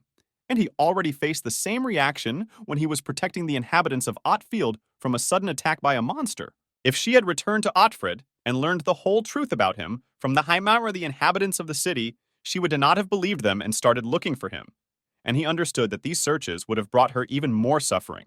But right now, he was watching her see the whole truth about him with her own eyes, and it was clear from her that everything seemed to be very bad. Chrome at this moment began to realize, following the example of Oldfield, that he simply no longer has a place among people, and most likely he will have to remain in the shadows all his life. After all, a man named Chrome, died a long time ago, and an ordinary monster was born in his place, who should live as monsters like. In addition, the more often he encounters people, the more he realizes the whole truth, and even if he met Carmen, she would not accept her brother in the form of a monster either. And as a result, reaching for human life was the most real stupidity. But in the end, he still did something good for people. While the guy was thinking about how bad he was and what he had to do, Sherry slowly began to come to her senses and get up. After that, she suddenly ran up to the guy and started to hug him very tightly, which was too unexpected for him because he thought that after such a thing, she would only be afraid of him. Sherry suddenly spoke and asked him for forgiveness. She herself didn't know what she was thinking. But looking at him, she understood that Crom felt too lonely. That's why her body threw herself into the embrace. She also decided that she would not hide obvious things because she was really very scared. Her heart, according to her, would jump out of her chest, and she honestly did not understand what was happening at all. But what she knew for sure was that her friend Chrome was not a bad person at all, but on the contrary, one of the kindest people she had met in her life. Now the girl perfectly understood why Chrome visited the dungeons alone. Because if ordinary people found out the truth, then they would simply destroy him. She understood that no one would simply understand him, and therefore it was very difficult for him to trust even someone. But still he did not give up. After the Kistura, there's that. He risked his life in order to save Otfrid, which he eventually succeeded in. And along the way, he was able to save Sherry from bandits, which along the way cleared the city of the Red Dragon gangs. Therefore, she was incredibly grateful to him and promised him that she would help him get used to people. She wanted to tell everyone that he was a good person, because she could not just leave him alone. She tried to add that she would do everything possible for this to repay him, but suddenly she fainted and could not agree. Sherry was still conscious and understood that she was too nervous and spent all her energy on talking to him. After that, she still couldn't help herself and fell asleep because she was really too tired to hear a word, and she urgently needed to regain her strength. Chrome couldn't say a word after all that Sherry told him, but he wasn't surprised that she fell asleep just like that, because they really had a very difficult day. He looked at her and thought that she spent her last strength just to talk to him. It was so nice to hear it for him, even though he couldn't talk normally. But he could still thank her. Chrome realized that it would have been much easier if she had perceived him as a monster and not as a person. But she is too sincere and a kind girl who loves the residents of the city of Field with all her heart. And if she tries to reveal the whole truth about him to someone, she will obviously bring only one problem upon herself. His monster instincts tell him that the Eater of Magic can not only look into memories, but this skill is capable of distorting them, which he intended to use. Chrome Hotel will destroy all her memories of him, so that in the future she will have as few problems as possible because of him. As soon as Sherry came to her senses, she immediately saw several guys standing in front of her and asking how she was feeling, because they found her outside the city. It was very dangerous here, because this territory is next to the disaster hole. Sherry did not understand what was happening here at all, because she definitely remembers that she was in the pit of disaster, and how she now ended up here was too incomprehensible for her. The girl has memories of how she fought with Orbis, and then together with Chrome, they met a gang of red dragons. Suddenly, she realized that Chrome was not near her, and immediately began to ask these guys where her friend was. They immediately asked her for forgiveness, but they do not know who Chrome is, and besides, they only found her. Chrome, sitting alone on a mountain, thought that it would be better for him not to involve Shara in his problems, but he could not force himself to erase her memories. 2 days later, after the disaster hole was cleared, rumors began to reach local residents that Otfrid was finally free, and the demonic monkey, which prevented them from living peacefully, simply died. But one of the guys who told them all this added that they had already sent a letter to the capital, and as he knew, a new ruler would soon be sent to them. Therefore, he offered everyone who was there to drink for the fact that the dark times of Oldfield remained in the distant past, and for Shara, the heroine, who was able to defeat the demonic monkey Oribus alone. Sherry was a little ashamed, because she did not hide that in fact it was not she who had dealt with Orbis, but someone else. But he unfortunately disappeared without a trace. Rumors that the demonic monkey was defeated instantly spread throughout the city, and even though there are still monsters in the dungeon, their population will not be replenished for some time, and this time is for them to be able to rebuild the city of Otfrid again. And for those members of the Red Dragon who managed to survive, there was nothing left but to leave the city in a hurry because they perfectly understood that they would soon be punished for everything they had done. At this rate, Otfrid will once again become a city to which everyone will want to return again. And the girl perfectly understood that she does not really deserve all these praiseworthy things in her honor. Well, she only thought about where Chrome could have gone. After all, she perfectly understood that only thanks to Chrome, this city can live peacefully. The night girl turned to the adventurer girl and offered her a beer for this event, but she was against it. For the first time, she saw a man who simply refuses to drink, but then she saw that she was staring at old leaflets, which the owner of the bar often forgets to tear off. After that, she added that this is a monster that attacked a little girl, and they also say that he is able to take the form of a human and speak in the human language. How suddenly Shelley intervened in their conversation. Who thought that Chrome was sitting there and she hoped so much that he would answer. But unfortunately for her, it turned out to be a completely unfamiliar guy who at first glance did not understand what she was talking about. Sherry immediately apologized to him for confusing him with her friend who had recently disappeared. After this guy left, it became clear that it was still Chrome, who simply used the Phantom skill while changing his original appearance so that no one could recognize him. After all, he was still grateful to Shara because precisely because of her concession, he gained the courage to go to Karma because his mana doubled because the Shadow race has mostly magical skills. So such an increase in mana is not surprising. Chrome knew that the skill of reincarnation eats up 1 unit of mana in 10 minutes, and now he can be in human form for about a day? He also understood that, in a critical situation, he would be able to use the illusion of a phantom and climb into a person's memories thanks to the Eater of Magic and change the course of his target's thoughts. Now he was confident that he would be able to see Kamea without much trouble and return to his hometown. The man tried to find out from his interlocutor whether it was he who released Orobas into the pit of disaster. The gentleman in front of him confirmed this information and added that he is the head of the Devonclaw's Research Alchemical Organization. And they studied the nature of monsters for thousands of years, and finally made a discovery in which they realized that it is possible to control monsters. Meso was quite happy to hear this because it was actually a very useful discovery, but he was interested in why that they did not go with this news directly to the king, but came to him because he is an ordinary feudal lord. The man got up from his seat and answered that everything is actually quite simple, all because his research is perceived by the king as proper. After all, as he believed, all this looks natural in the king's head. He always tried for the good of the kingdom, but after a while he realized that the king really does not care about the people. He is not concerned about the troubles of the people, which terrorized them for centuries. And he learned all the secrets about the subjugation of monsters.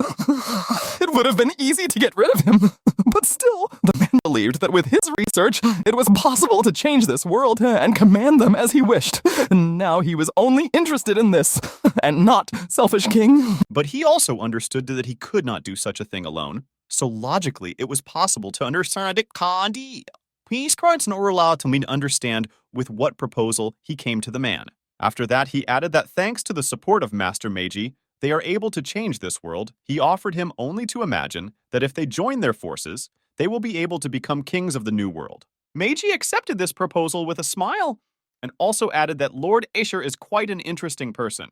After all, instead of saving people from monsters, being an angel who actually knows the formula for success, instead he offers Meiji to take control of the entire kingdom. Asher answered him that the Savior, the Lord, these are very similar words in fact, because if with evil intentions they can save this world, then they will suddenly turn into saviors. However, he began to approach him closer and added to him that manipulating monsters is not as easy as it seems to him. They sat down at the table again, and Asher told him that for this all conditions must be met.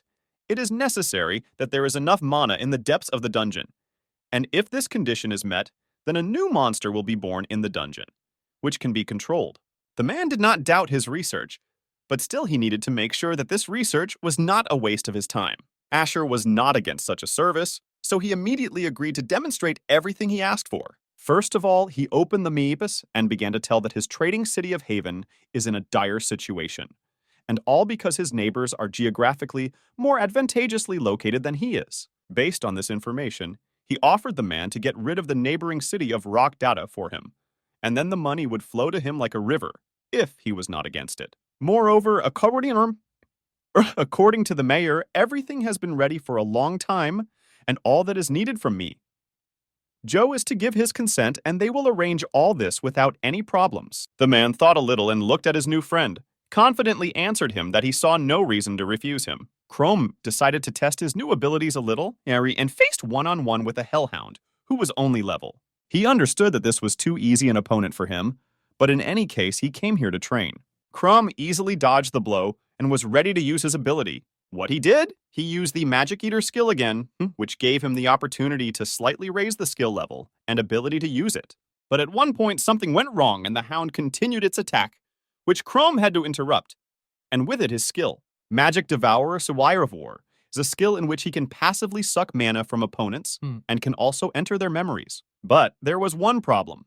Digging into someone's head during a battle was too troublesome for him. He couldn't even do it with level 16 opponents, so he needs to train more. The guy understood that at this stage of development, in order to use this skill in full force, it is necessary to immobilize or tire the opponent. Otherwise, he will just waste time. Therefore, it's easier. He cut the wolf into small pieces. Chrome decided that he would use this skill only in extreme cases. After the destruction of this monster, Chrome received only 3 units of experience, and it was so little, but the guy was not surprised, because the difference in their levels is significant. Chrome thought about the fact that he really became incredibly strong. He would never even have imagined that he would be able to achieve such results. But it was strange for him that he had lived in Rock Latte since childhood, but had never come across such monsters near the garden or in the caves, and it seemed incredibly suspicious to him. The young man began to have a legal dinner, and thought only that he would arrive in the garden at dawn. He planned on the way to drain mana from every monster that appeared before his eyes, and as soon as he got into the city, he would use reincarnation. That was his plan. Crum believed that his mana should be enough for a whole day in the city, as only he would do all his work. Then he would have to hide from the townspeople again, because he naturally did not want to show them his frightening face, even with his new appearance he's still not used to. He mentally asked Carmen to wait a little longer, because he would soon meet her again. The same guys who were the last to see Chrome in human form were sitting at a table in one of the bars and worried about what had happened. More precisely, the guy with the red hair was more worried, because he understood what they had done, and they would not be able to hire a new conductor just like that. In addition, Carmen approached them, who knew very well that they both saw her brother last, and she was interested to know what they knew. But the guys were not going to tell anything, and only answered her question after question, asking what she was alluding to them. Karma, Hart. I was not in the mood, and she decided to tell these two directly, namely that she believes that they took her low-level brother as a guide to the dungeon, which was clearly not to their liking. And when they met a dangerous enemy, they simply left him to die and ran away themselves. And all that was left was for the guys to confirm this theory. The guy was sitting at the table and could not calm down. Because he believed that it was all because of her. He was sure that she had spread the rumor that they had abandoned her brother, and no one would want to associate with them anymore. At one point, he began to shake even harder and repeat an infinite number of times that it was definitely her fault, and no one else's fault but her. And now, because of her, everyone around him is whispering that he is the murderer. His friend tried to calm him down, said that he was too much of a screw-up, and, in fact, it didn't matter to everyone. But the guy was not going to listen to such words, and simply jumped out of his seat and pounced on his friend with the words that that is what everyone is talking about. But he believed that he was not to blame in any way, because she himself undertook this work, he paid him, and he himself went with him, and it was his fault that he could not escape from the lunes row of the demons. And he was only to blame for that he turned out to be so weak and stupid. Therefore, he continued to shout at him in a voice that was not his own, and said that he was innocent and that he had not killed anyone. His friend asked him to say that he already knew this, and asked him to let him go. The guy still believed that he did everything right, because everyone has to fend for themselves, and he is not to blame for anything. Therefore, he was confident that he did not deserve glances and full suspicions. He decided that from this moment he would do everything to stop this madness and stop the spread of these false rumors about him.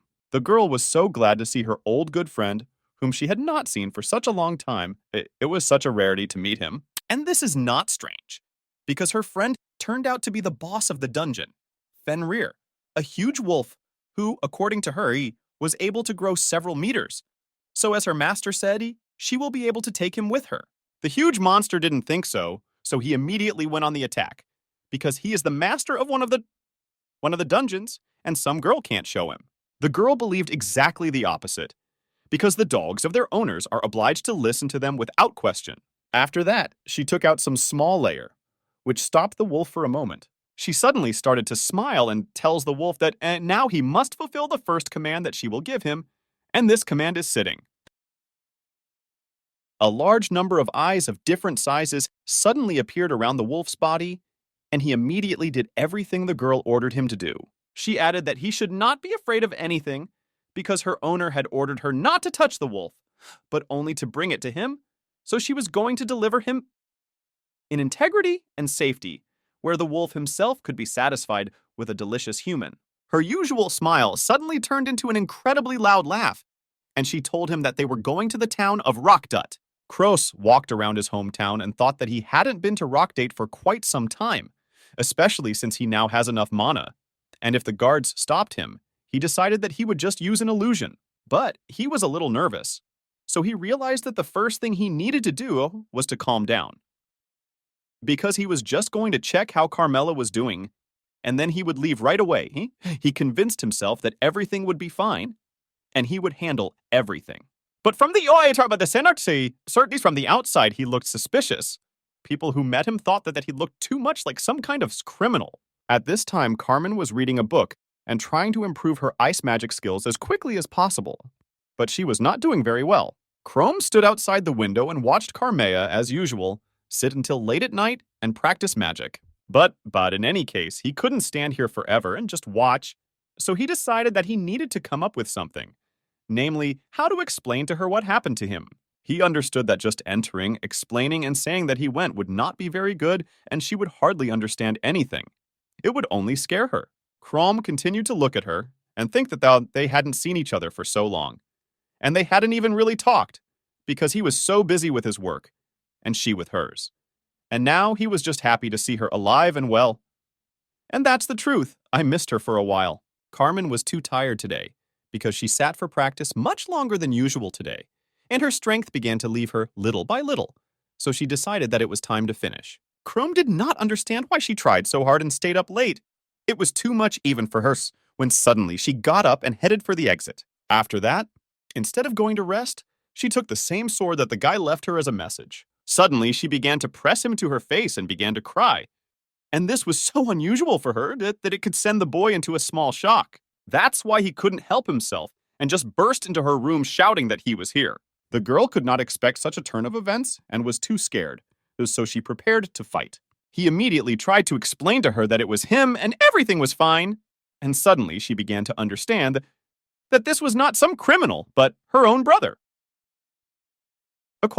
At least that's how it seemed to her. Carmen simply could not believe that he was actually alive. She didn't know how to understand it because he at least imagines what she had to go through to find him. The girl was very angry with him because he disappeared somewhere, having such a low level connected with suspicious people, and she was worried and was looking for him all this time.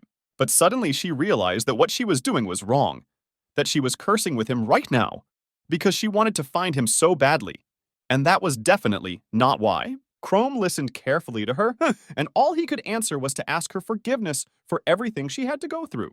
He came closer to her and continued to say that he was very sorry that she had been looking for him all this time, and worried about him, and that it had caused her so much trouble. But she buried herself in his body and said that he is still a fool once he thinks like that, after which she began to cry because of his words. Of course, he was incredibly pleased that she met him like that, and he was no less glad to see her. But still, he asked her to sit down at the table and listen to him as attentively as possible. He immediately warned her that unfortunately, he would soon have to leave again. But But she did not understand anything because he had just returned, and where was he going to leave again? Chrome asked her for forgiveness. But unfortunately, at this stage, he cannot tell her anything. And at that moment, he thought about the fact that he is just a monster, and living among people, as practice has shown, is too difficult. Therefore, Chrome decided that he would still stick to his goal in order to become more human, so he had to evolve into a monster. But he thought that with the next evolution, he would be able to approach the human form. And for this, he needs to raise his level, which is already very high. So it will be difficult to solve this problem. He always believed that with his skills, he would never be an adventurer, and he would have to give up this dream. But one day he had to promise his sister that he would become an adventurer and rid this world of monsters. Let his skill turn him into a monster, but he still remains a man. He is essentially neither a monster nor a man, and for this very reason, he must stop the spread of monsters in the world. Therefore, he had to ask for forgiveness from Maya, but he must become much stronger, and therefore, he must leave. She began to run after him, because she did not fully understand where he was going and what all this meant. But still, the girl did not manage to stop him. It seemed that he was just here, and again disappeared somewhere. She was not surprised that he did exactly that, because he never listens to her and always does his own way. Therefore, she worries about him, because he is such a fool that he will never think about himself. Chrome disappeared in 1 second, and along the way he thought only that he had done everything right. Now he only had to carry out his plan. He continued walking down the street and thought only that now that he had fulfilled all his plans in this city, he could now calmly go to the next dungeon. But suddenly his thoughts were interrupted by an unexpected jolt, and he noticed that he had accidentally pushed some guys. This guy turned out to be the same person who once threw Chrome into the dungeon. And now he started to get angry at some fool for not watching where he was going. Chrome at that moment had absolutely all the moments from that day pop into his head, and he could not believe that he saw before him the same Ash with whom he went on his last trip. Ash himself, who decided to raise his head to look at the one who had just pushed him. And as soon as he saw Chrome, his breathing stopped, and he simply could not believe his eyes that he saw this guy in front of him. In the southern fort, the town of Rockdut, one of the guards woke up after hearing that the demon censor was making incredibly loud noises that he had never heard before. He understood that if it was not a mistake, then it could only mean one thing, so he immediately decided to test this theory. And when he looked out the window, he noticed something that horrified him incredibly. A man noticed that an incredibly large number of monsters were coming to their garden, and there was absolutely no understanding of where they could come from. As soon as he decided that he needed to contact the guild immediately, some girl appeared behind him who wanted to prevent him from doing so. The man tried with all his might to protect himself and began to attack her. He even had accurate blows with the help of which he could extend some more time. The girl even lost control at one point, and at first glance it was clear that he managed to defeat her. But again, all this was only at first glance, because as soon as the girl raised her head, it became clear that she was just playing games with him, and began to call him heartless for the fact that he just stuck a spear into her. This man's name was Kevin, and he had a rather large level, up to 24th. But even with such skills, he began to understand that fighting with her was quite useless, because she did not care about all his blows. She just continued to smile like a crazy person. And Kevin already began to think that they apparently have too big a difference in levels, since she is so much stronger than him. Kevin asked to talk to her, and explained that now is not the time for these games, because a whole pack of monsters is approaching their city right now. The guy perfectly understood that if they do not hurry right now, that many people may simply die, and then nothing will help. But all these words began to make her laugh even more, because she came here for this, and it was she who brought all these monsters here. Kevin was shocked by such a confession, because he sincerely did not understand who would do such a thing in their right mind.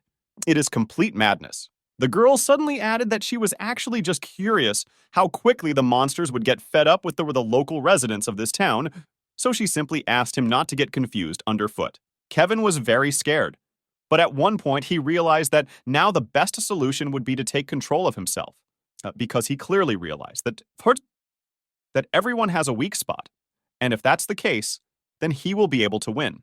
Besides, his main task was to protect the inhabitants of this city, so he simply had no other choice but to take his weapon and go into battle again. He, shouting that he could not lose to her, again went into battle with the hope that she would surrender to him, and he would still be able to defeat her. But unfortunately, after the knight's first blow, the girl hit back, which he most likely will not be able to survive. Kevin didn't even notice how it happened. She was too fast, so he wondered, since she is so strong, why didn't she destroy him from the very beginning? After that, Kevin still fell, and the fight ended too quickly for him. The girl was able to destroy him after the first blow. And in response to his question, she said that it would be completely uninteresting, so she wanted to chat a little. Although Kevin could not fight, and it was difficult for him to even speak, she nevertheless offered him a deal in which she offered him to answer all her questions, and she would think about pardoning him. After all, he himself saw that the monsters were approaching from the southern part of the city. So she was interested to know if there was someone in that part of the city who could prevent the attack of the monsters. Kevin perfectly understood that the girl decided to ask him, but he was a tough nut who did not want to tell her anything. So he asked her to think and answer this question herself. The girl didn't get the guy's answer, so without thinking for a long time, she planted her axe right in his back. And that's how Kevin's story will come to an end. And he didn't have time to warn anyone. In the last minutes of his life, he understood that she had broken all his bones, including his spine. But he did not want to die so much. The girl could only smile at these words, but after that she still added that she could help him a little, and applied her skill, which was called healing. She helped him a little and asked him to talk to her for a while. And at that moment, he thought that precisely because of this skill, he would not be able to defeat her, even if he would deliver accurate blows to her body. It was obvious to the guy that even if they talked to her about something, she still wasn't going to save his life. So I shouldn't give up under any circumstances. Kevin continued to reach for his weapon and at the same time constantly repeated the same phrase that he was not going to give up, no matter how she mocked him. The girl did not quite understand what he was trying to achieve, so she carried out the same manipulations several more times, namely, brought him to half-death, and then healed him again. She told him that he could easily save his life. All he needed was to answer her questions, which, moreover, were not so difficult. Kevin continued to repeat that he was not going to die until he told all the townspeople about the impending danger. That was his mission. The girl is already quite tired of this, so every second she gets tired of talking with such a boring interlocutor. She decided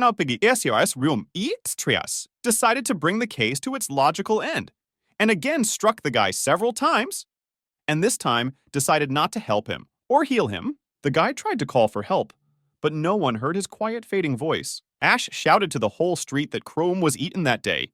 How is that possible? Why is he standing in front of him now? Is this some kind of illusion? He shouted that he couldn't be alive. This is even from the Python. Ito for no.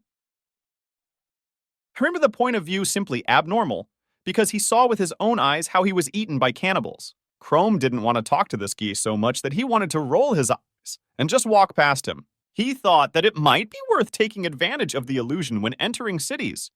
But on the other hand, he understood that it was just an unnecessary waste of mana. Just the very fact that he did not even expect that he would meet someone else except Carmen made him not worry about anything. And then it occurred to Ash that perhaps this guy was able to survive because of his skill, which he used there. But on the other hand, he understood that this is all a great stupidity, because even if he could use it, he would not be able to spend a day at the bottom of the dungeon. In any case, he didn't even want to see Chrome, and he was very angry that he met him just now. Chrome at that moment thought only that he needed to get out of this city as quickly as possible. But then he noticed that Ash looked somehow very sick. He had sunken cheeks, circles under his eyes. He was staggering from side to side.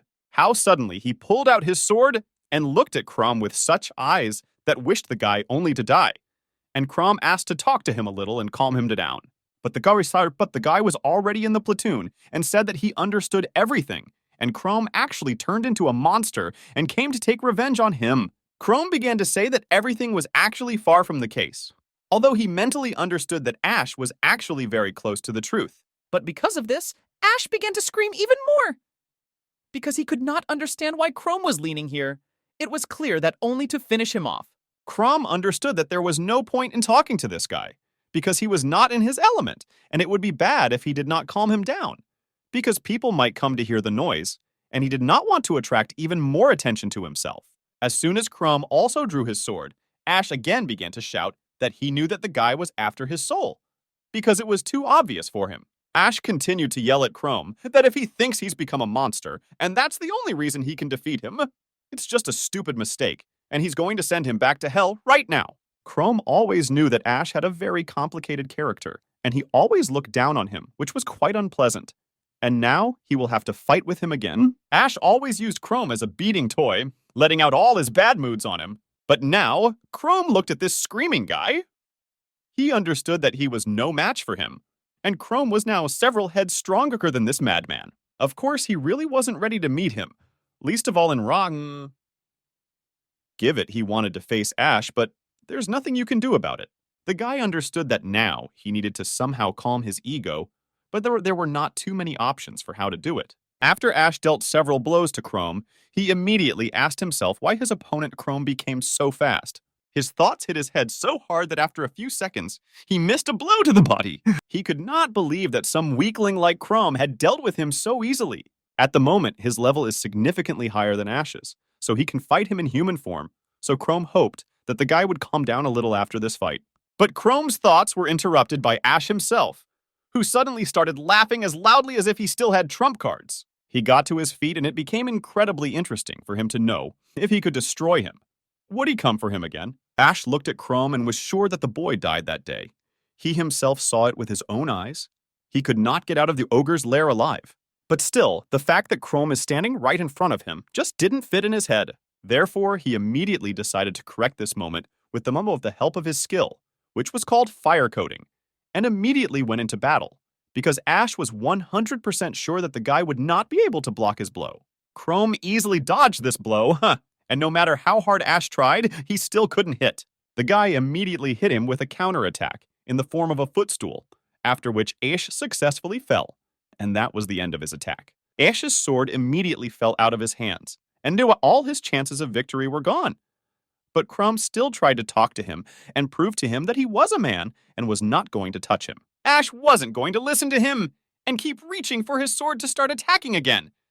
But Chrome wasn't going to touch him, even after everything he did to him and what he told him. But Ash did not believe a single word of his ego because he was sure that Chrome was just waiting for a convenient moment to eat him. Chrome could no longer look at him normally because he felt too sorry for this guy, so he decided to use his skill to escape. But suddenly he heard incredibly loud sounds and the roar of some animal, which reminded him of something. Before the entrance to the city, knights were already lined up, who were ready to protect the city from monsters. Chrome thought for a second that this could be a repeat of the same day when his parents died because of a terrible monster. He didn't want to believe until the end that monsters penetrated Rocktut like 10 years ago, and this scared him incredibly much. And Chrome was not the only one who heard it, because Ash, who was lying next to him, also began to worry that he was hearing the howl of a monster. The guy didn't have a second option, except how to decide that it was Chrome who brought these monsters here, and Chrome only dreamed that Ash would finally calm down. Now the guy just wanted to understand what was really happening. And therefore, he had no time to deal with Ash. As soon as he decided to use his skill, he saw that some girl was running past him, with whom he could not do this in any way. Ash suddenly decided to stop this girl, who understood that she was an adventurer only because he looked at her braid. She wasn't too kind to him, so she told him that he shouldn't worry about who she was. So she asked him to politely move away for now, because she was in too much of a hurry. Ash couldn't hold back and started pointing his finger at Chrome, and says that he is actually the person who brought the monsters here, so he offered to destroy him right here and now. Chrome immediately began apologizing to her for his friend, who seemed to him to have drunk a little, and now he was talking complete nonsense. The girl told Ash that he is a moron if he thinks that a man can bring monsters to the city, but he continued to stand his ground and proved that if they don't destroy him now, then they can stop Sorokyo and Tibanfo. They can all perish. Chrome began to look carefully at this girl and noticed that a very strange aura emanated from her, which awakened a monster in him, and it was very strange. The guy realized that something was clearly wrong here, so he immediately started shouting at Ash to get away from her immediately. But he preferred not to listen to Chrome's advice and stayed put. But unfortunately for him, this was his main mistake, because as soon as Ash turned away from this girl, she hit him right into the back. Chrome was shocked by such a situation, because he understood that something was clearly wrong with this girl. But that she decided to strike him in the back so quickly was quite unexpected even for him. Ash did not understand why she did it, Then the girl explained to him that he was mistaken when he thought that his friend brought monsters to the garden, because in fact, she did it. Chrome, looking at her, couldn't believe what she had done. How is that even possible? She perfectly understood that she needed to deliver her master's creations to the city center as quickly as possible, so she did not have time to play with this guy. The girl immediately decided to deliver the final blow to him, but she could not have expected that this blow would be able to be blocked by Chrome, who came to Ash's aid in time enough. She didn't understand why he did it, because she thought that this drunk guy was driving him crazy, and she would have finished him off, and everything would have been much better. Chrome explained to her that he cannot stand by when others are in great danger, even people like Ash. And besides, it became too interesting for him to learn the details about the arrival of monsters, and he was sure that the girl could know a lot about it. So he asked him to tell him everything she knew. She began to laugh at him and call him crazy, but she was glad, because now she can have fun again. But first she asked him to finish it all as quickly as possible, because she is in an incredible hurry. She didn't really want to talk to him, and showed it with all her looks, because she immediately went on the attack. Ash lay with a serious wound, but he only thought about why Chrome doesn't just leave his ego here. After all, on that day, Ash acted completely the other way and abandoned the guy. And to this day, he was sure that the guy was simply eaten alive by cannibals. But Ash was much smarter than it seemed, and he heard that the mana of monsters can inhabit the corpses of people. But this is just a legend, but they say that these reanimated dead are driven only by bitterness and bitterness that tormented them during life. In any case, it was not important, because the guy was worried about only one question, in which he wanted to know why Chrome does not just leave him.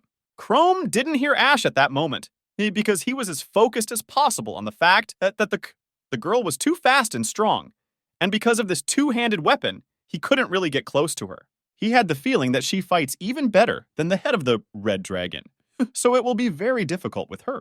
Considering all these details, he understood that she was about 50 level, but he does not remember that there were such strong adventurers in Rockdate. Suddenly, he realized that he needed to stop thinking about it, because he almost fell under her blow. But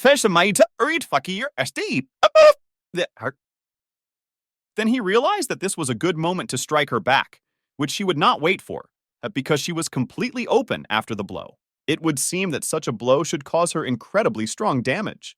But all she did after such a strong blow was to smile and say that he also had no regard for the little defenseless girl. Chrome understood that he could hurt her, even though the wound was not deep, but it would distract her for some time, because he needed to take Ash to a safe place and go after the monsters. It seems they are heading to the southern part of the city.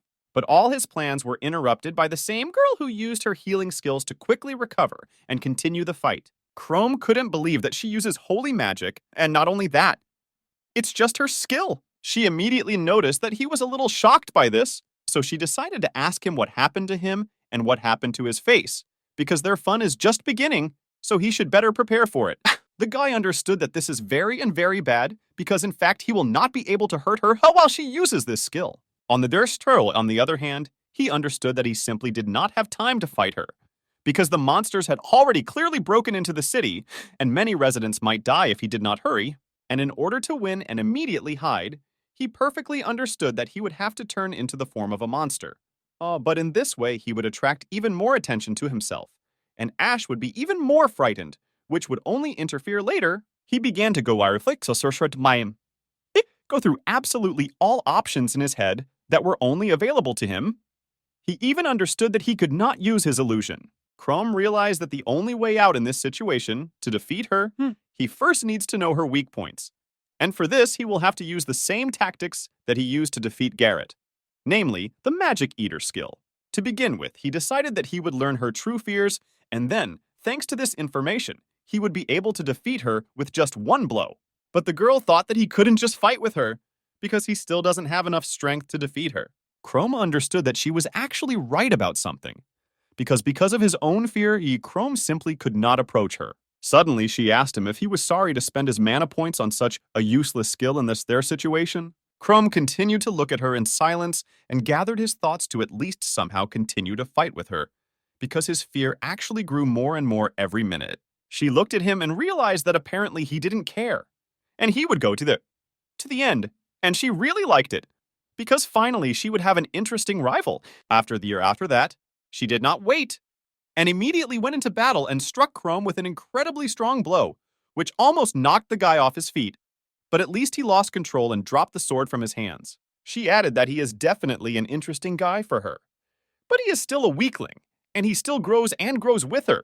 But suddenly she interrupted her speech when she saw that something incredible had happened to Chrome's hand. She was seeing it for the first time. Chrome understood that he had no other way out, except to use his partial reincarnation. The more he was sure that Ash would not be able to see it from behind. From the Virtue or Sila.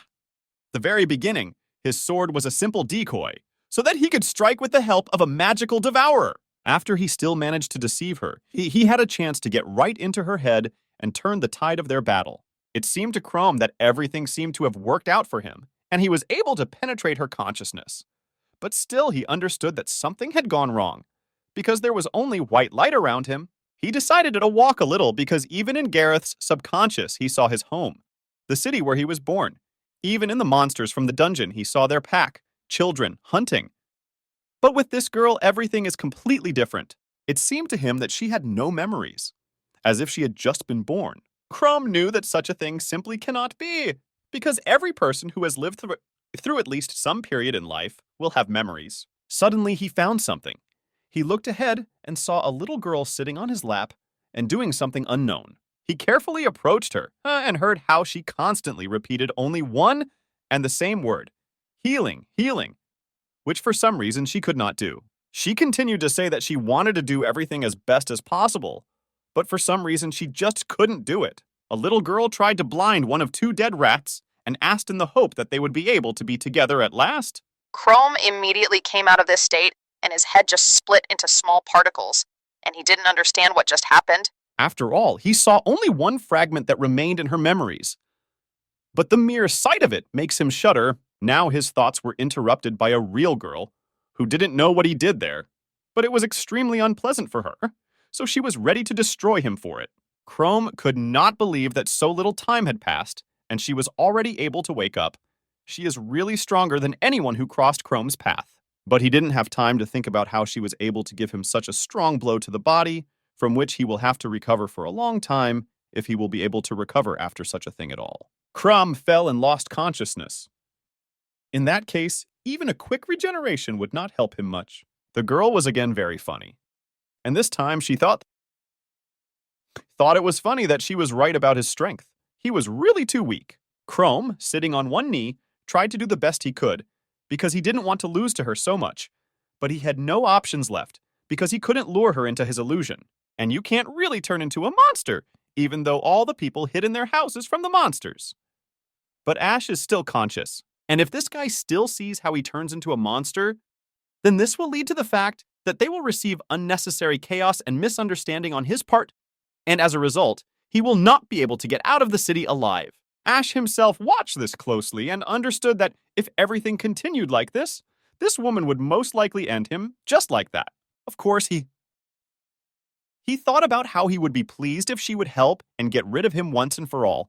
But on the other hand, he understood that if she destroyed him now, he would most likely be next. But then he realized that most likely Chrome did not intend to destroy him. Incredible chaos was going on in his head, and he did not understand anything at all. Ash still decided that he couldn't just lie there and do nothing, so he decided to use his skill of covering an object with fire again. Chrome held his sword incredibly tightly and knew that he would have to fight only in this form.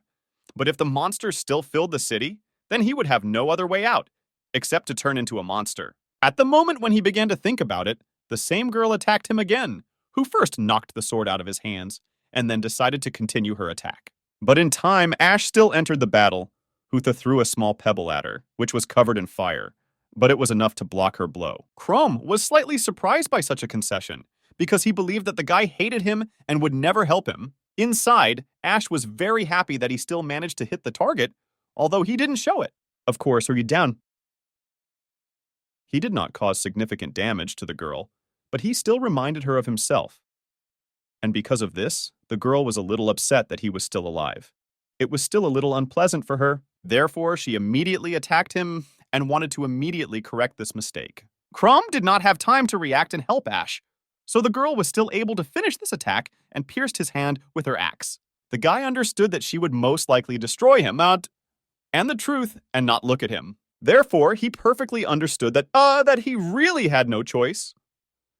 So he used reincarnation in the other direction and became a monster again. At that time, the girl continued to make fun of poor Ash, while he begged her with all his might to leave him alone. Suddenly, she was distracted by the sound of a man approaching her and thought that Chrome wanted to intervene in the battle again.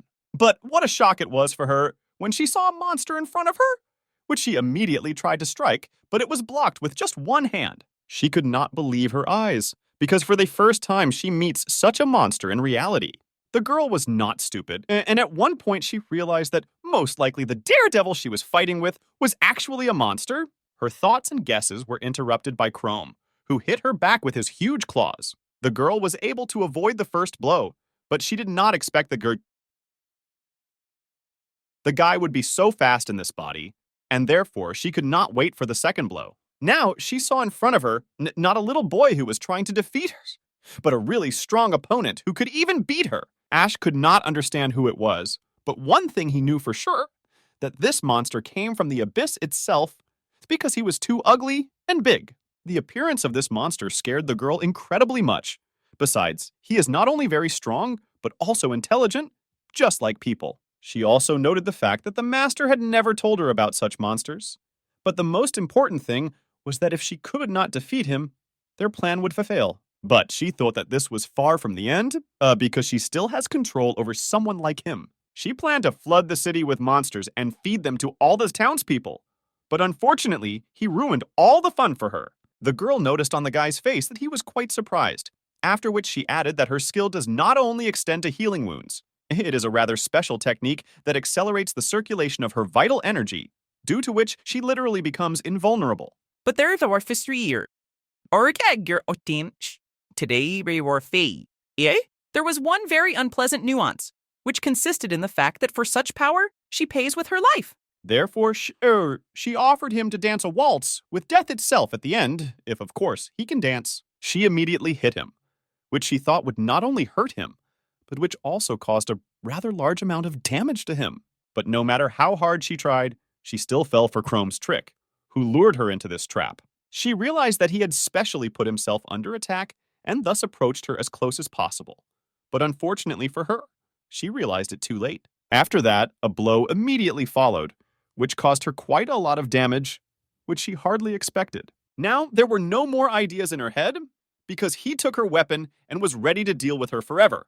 So she realized that the only way out for her was to use her immortality. But before she had time to think about it, her hacks flew back to her, only not in her hands, but in her body, and delivered another rather strong blow. Not only did she not understand how he was doing all this, she was also starting to get incredibly angry because he was able to hit her with a scythe.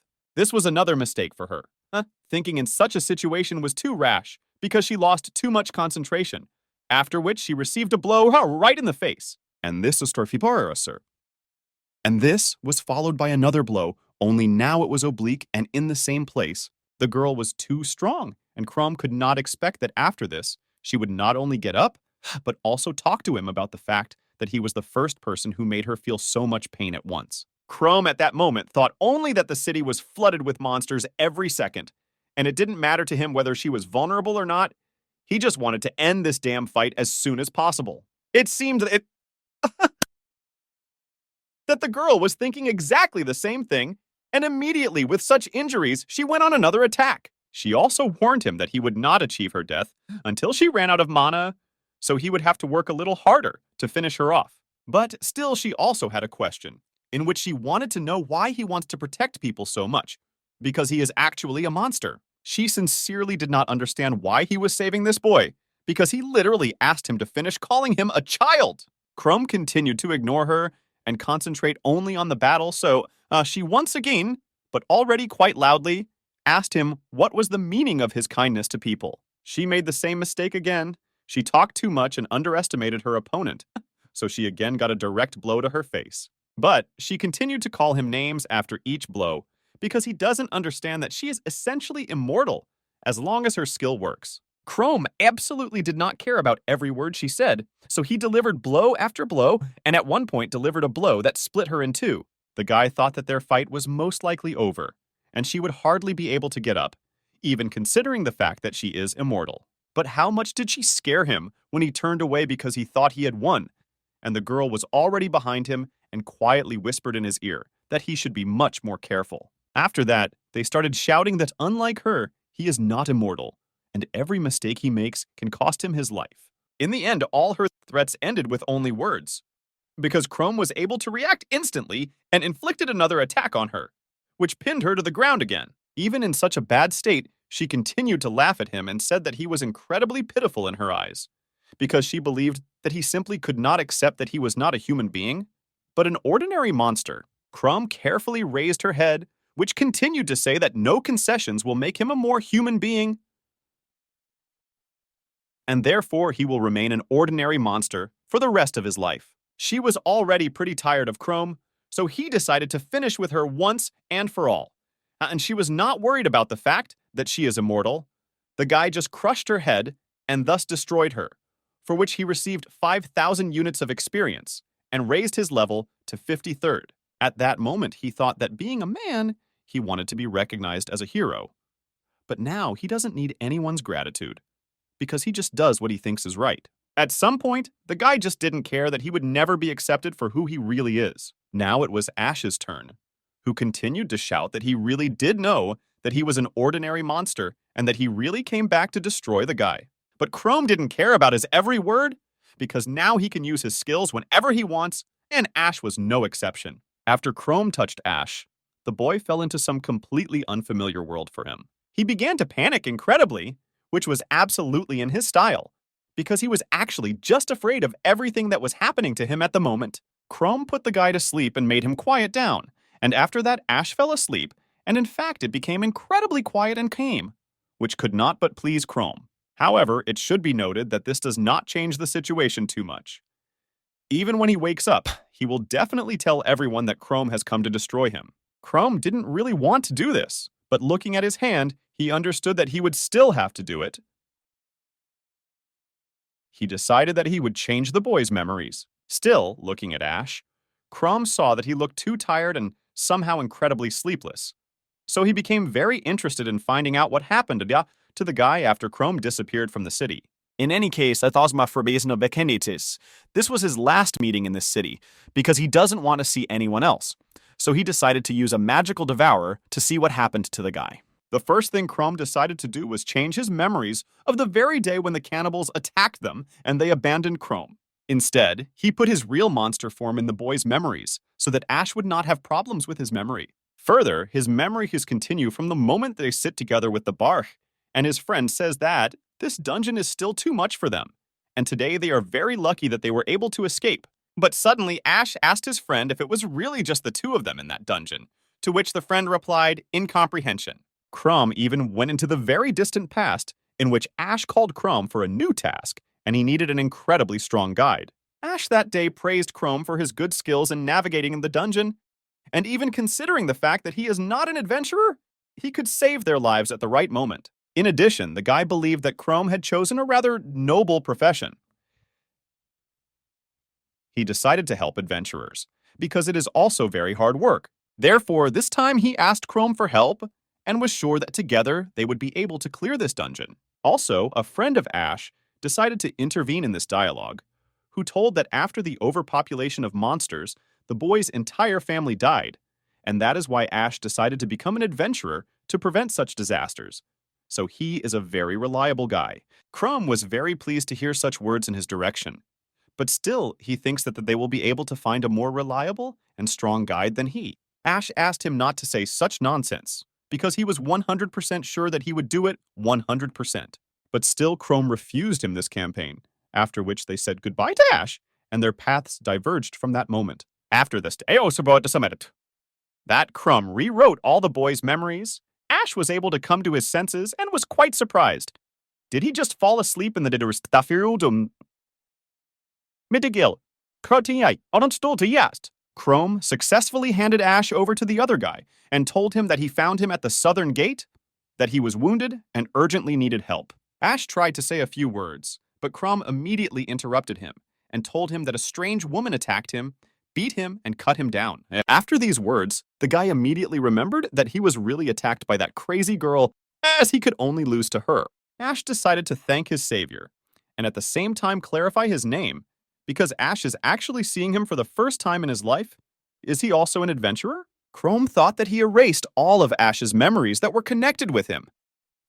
And now he will finally be freed from the burden of guilt, and will no longer disturb Carmen, and at the same time himself. Looking at the new Ash, the guy understood that this was the best decision he could make regarding this guy. Suddenly, Ash pushed the guy who was helping him stand and fell to the floor. Chrome and the other guy didn't understand what was happening to him.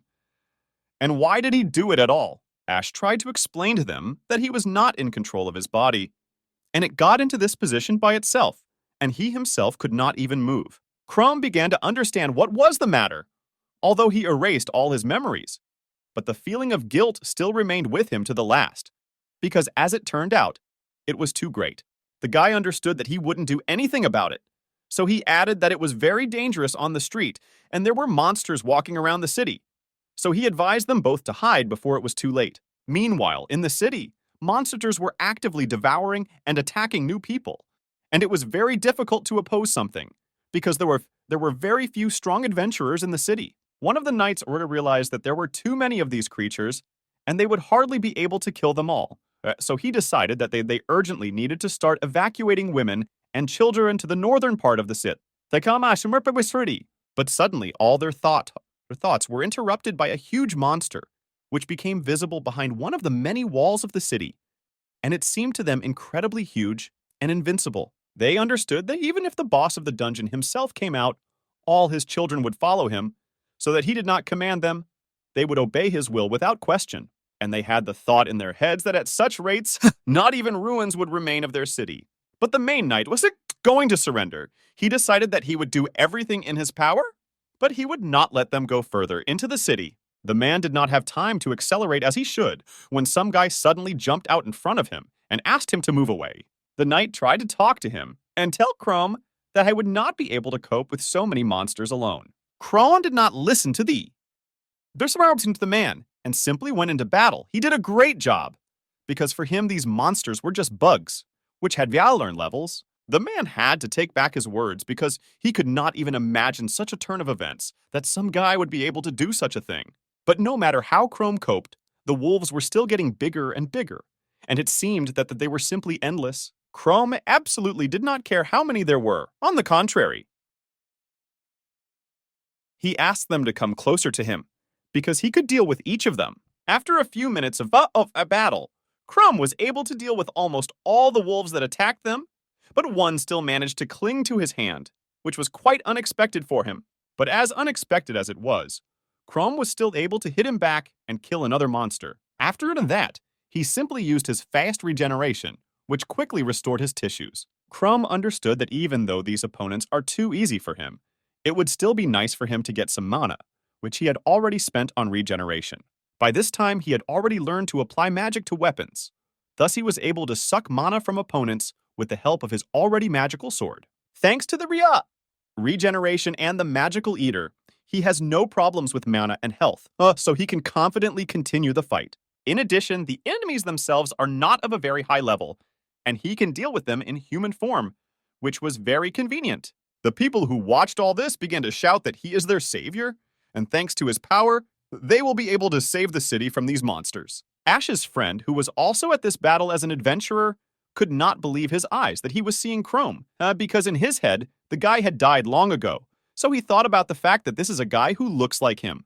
With every second, the guy convinced himself more and more that this was a different person, because it was not enough that Chrome had a different hair color, and he had never been so strong before. But the most important factor, which he considered as the main one, is the eyes of this guy, which were filled with cruelty and hatred, which Chrome never had, because he was a good guy. As soon as Chrome was able to deal with all the monsters in the area, he thought that they would begin to evacuate all the women and children, but his plan suddenly failed as soon as he saw a huge wolf in front of him. Of course, each of them understood that this was not just a huge wolf. This was the leader of the gang, who was several tens of times stronger than each of them. The knights were ordered to line up immediately, because the battle promises to be much more difficult than with ordinary monsters, so everyone must be at maximum concentration. But suddenly their Dakawa, their planning was interrupted by Chrome, who asked all of them to just leave here because according to him, he will deal with this monster alone. The knight could not believe his words, and he believed that this was not the time for jokes. He was able to deal with the hounds, but the boss is on a different level. This huge wolf's name was Fenrir. He was the boss of the 46th level dungeon, and they all told Chrome that he could handle him. And it wouldn't be as big a problem as they all think. Chrome immediately understood that this monster was weaker than Gareth and the demonic monkey, whom he had already defeated, so he was more than confident in his abilities. Therefore, Chrome decided not to think for a long time and simply delivered an unexpected blow directly to the wolf's head. Chrome asked Fenrir to attack as soon as possible, because the guy didn't really want to play with him, had just wanted to finish as soon as possible and hide.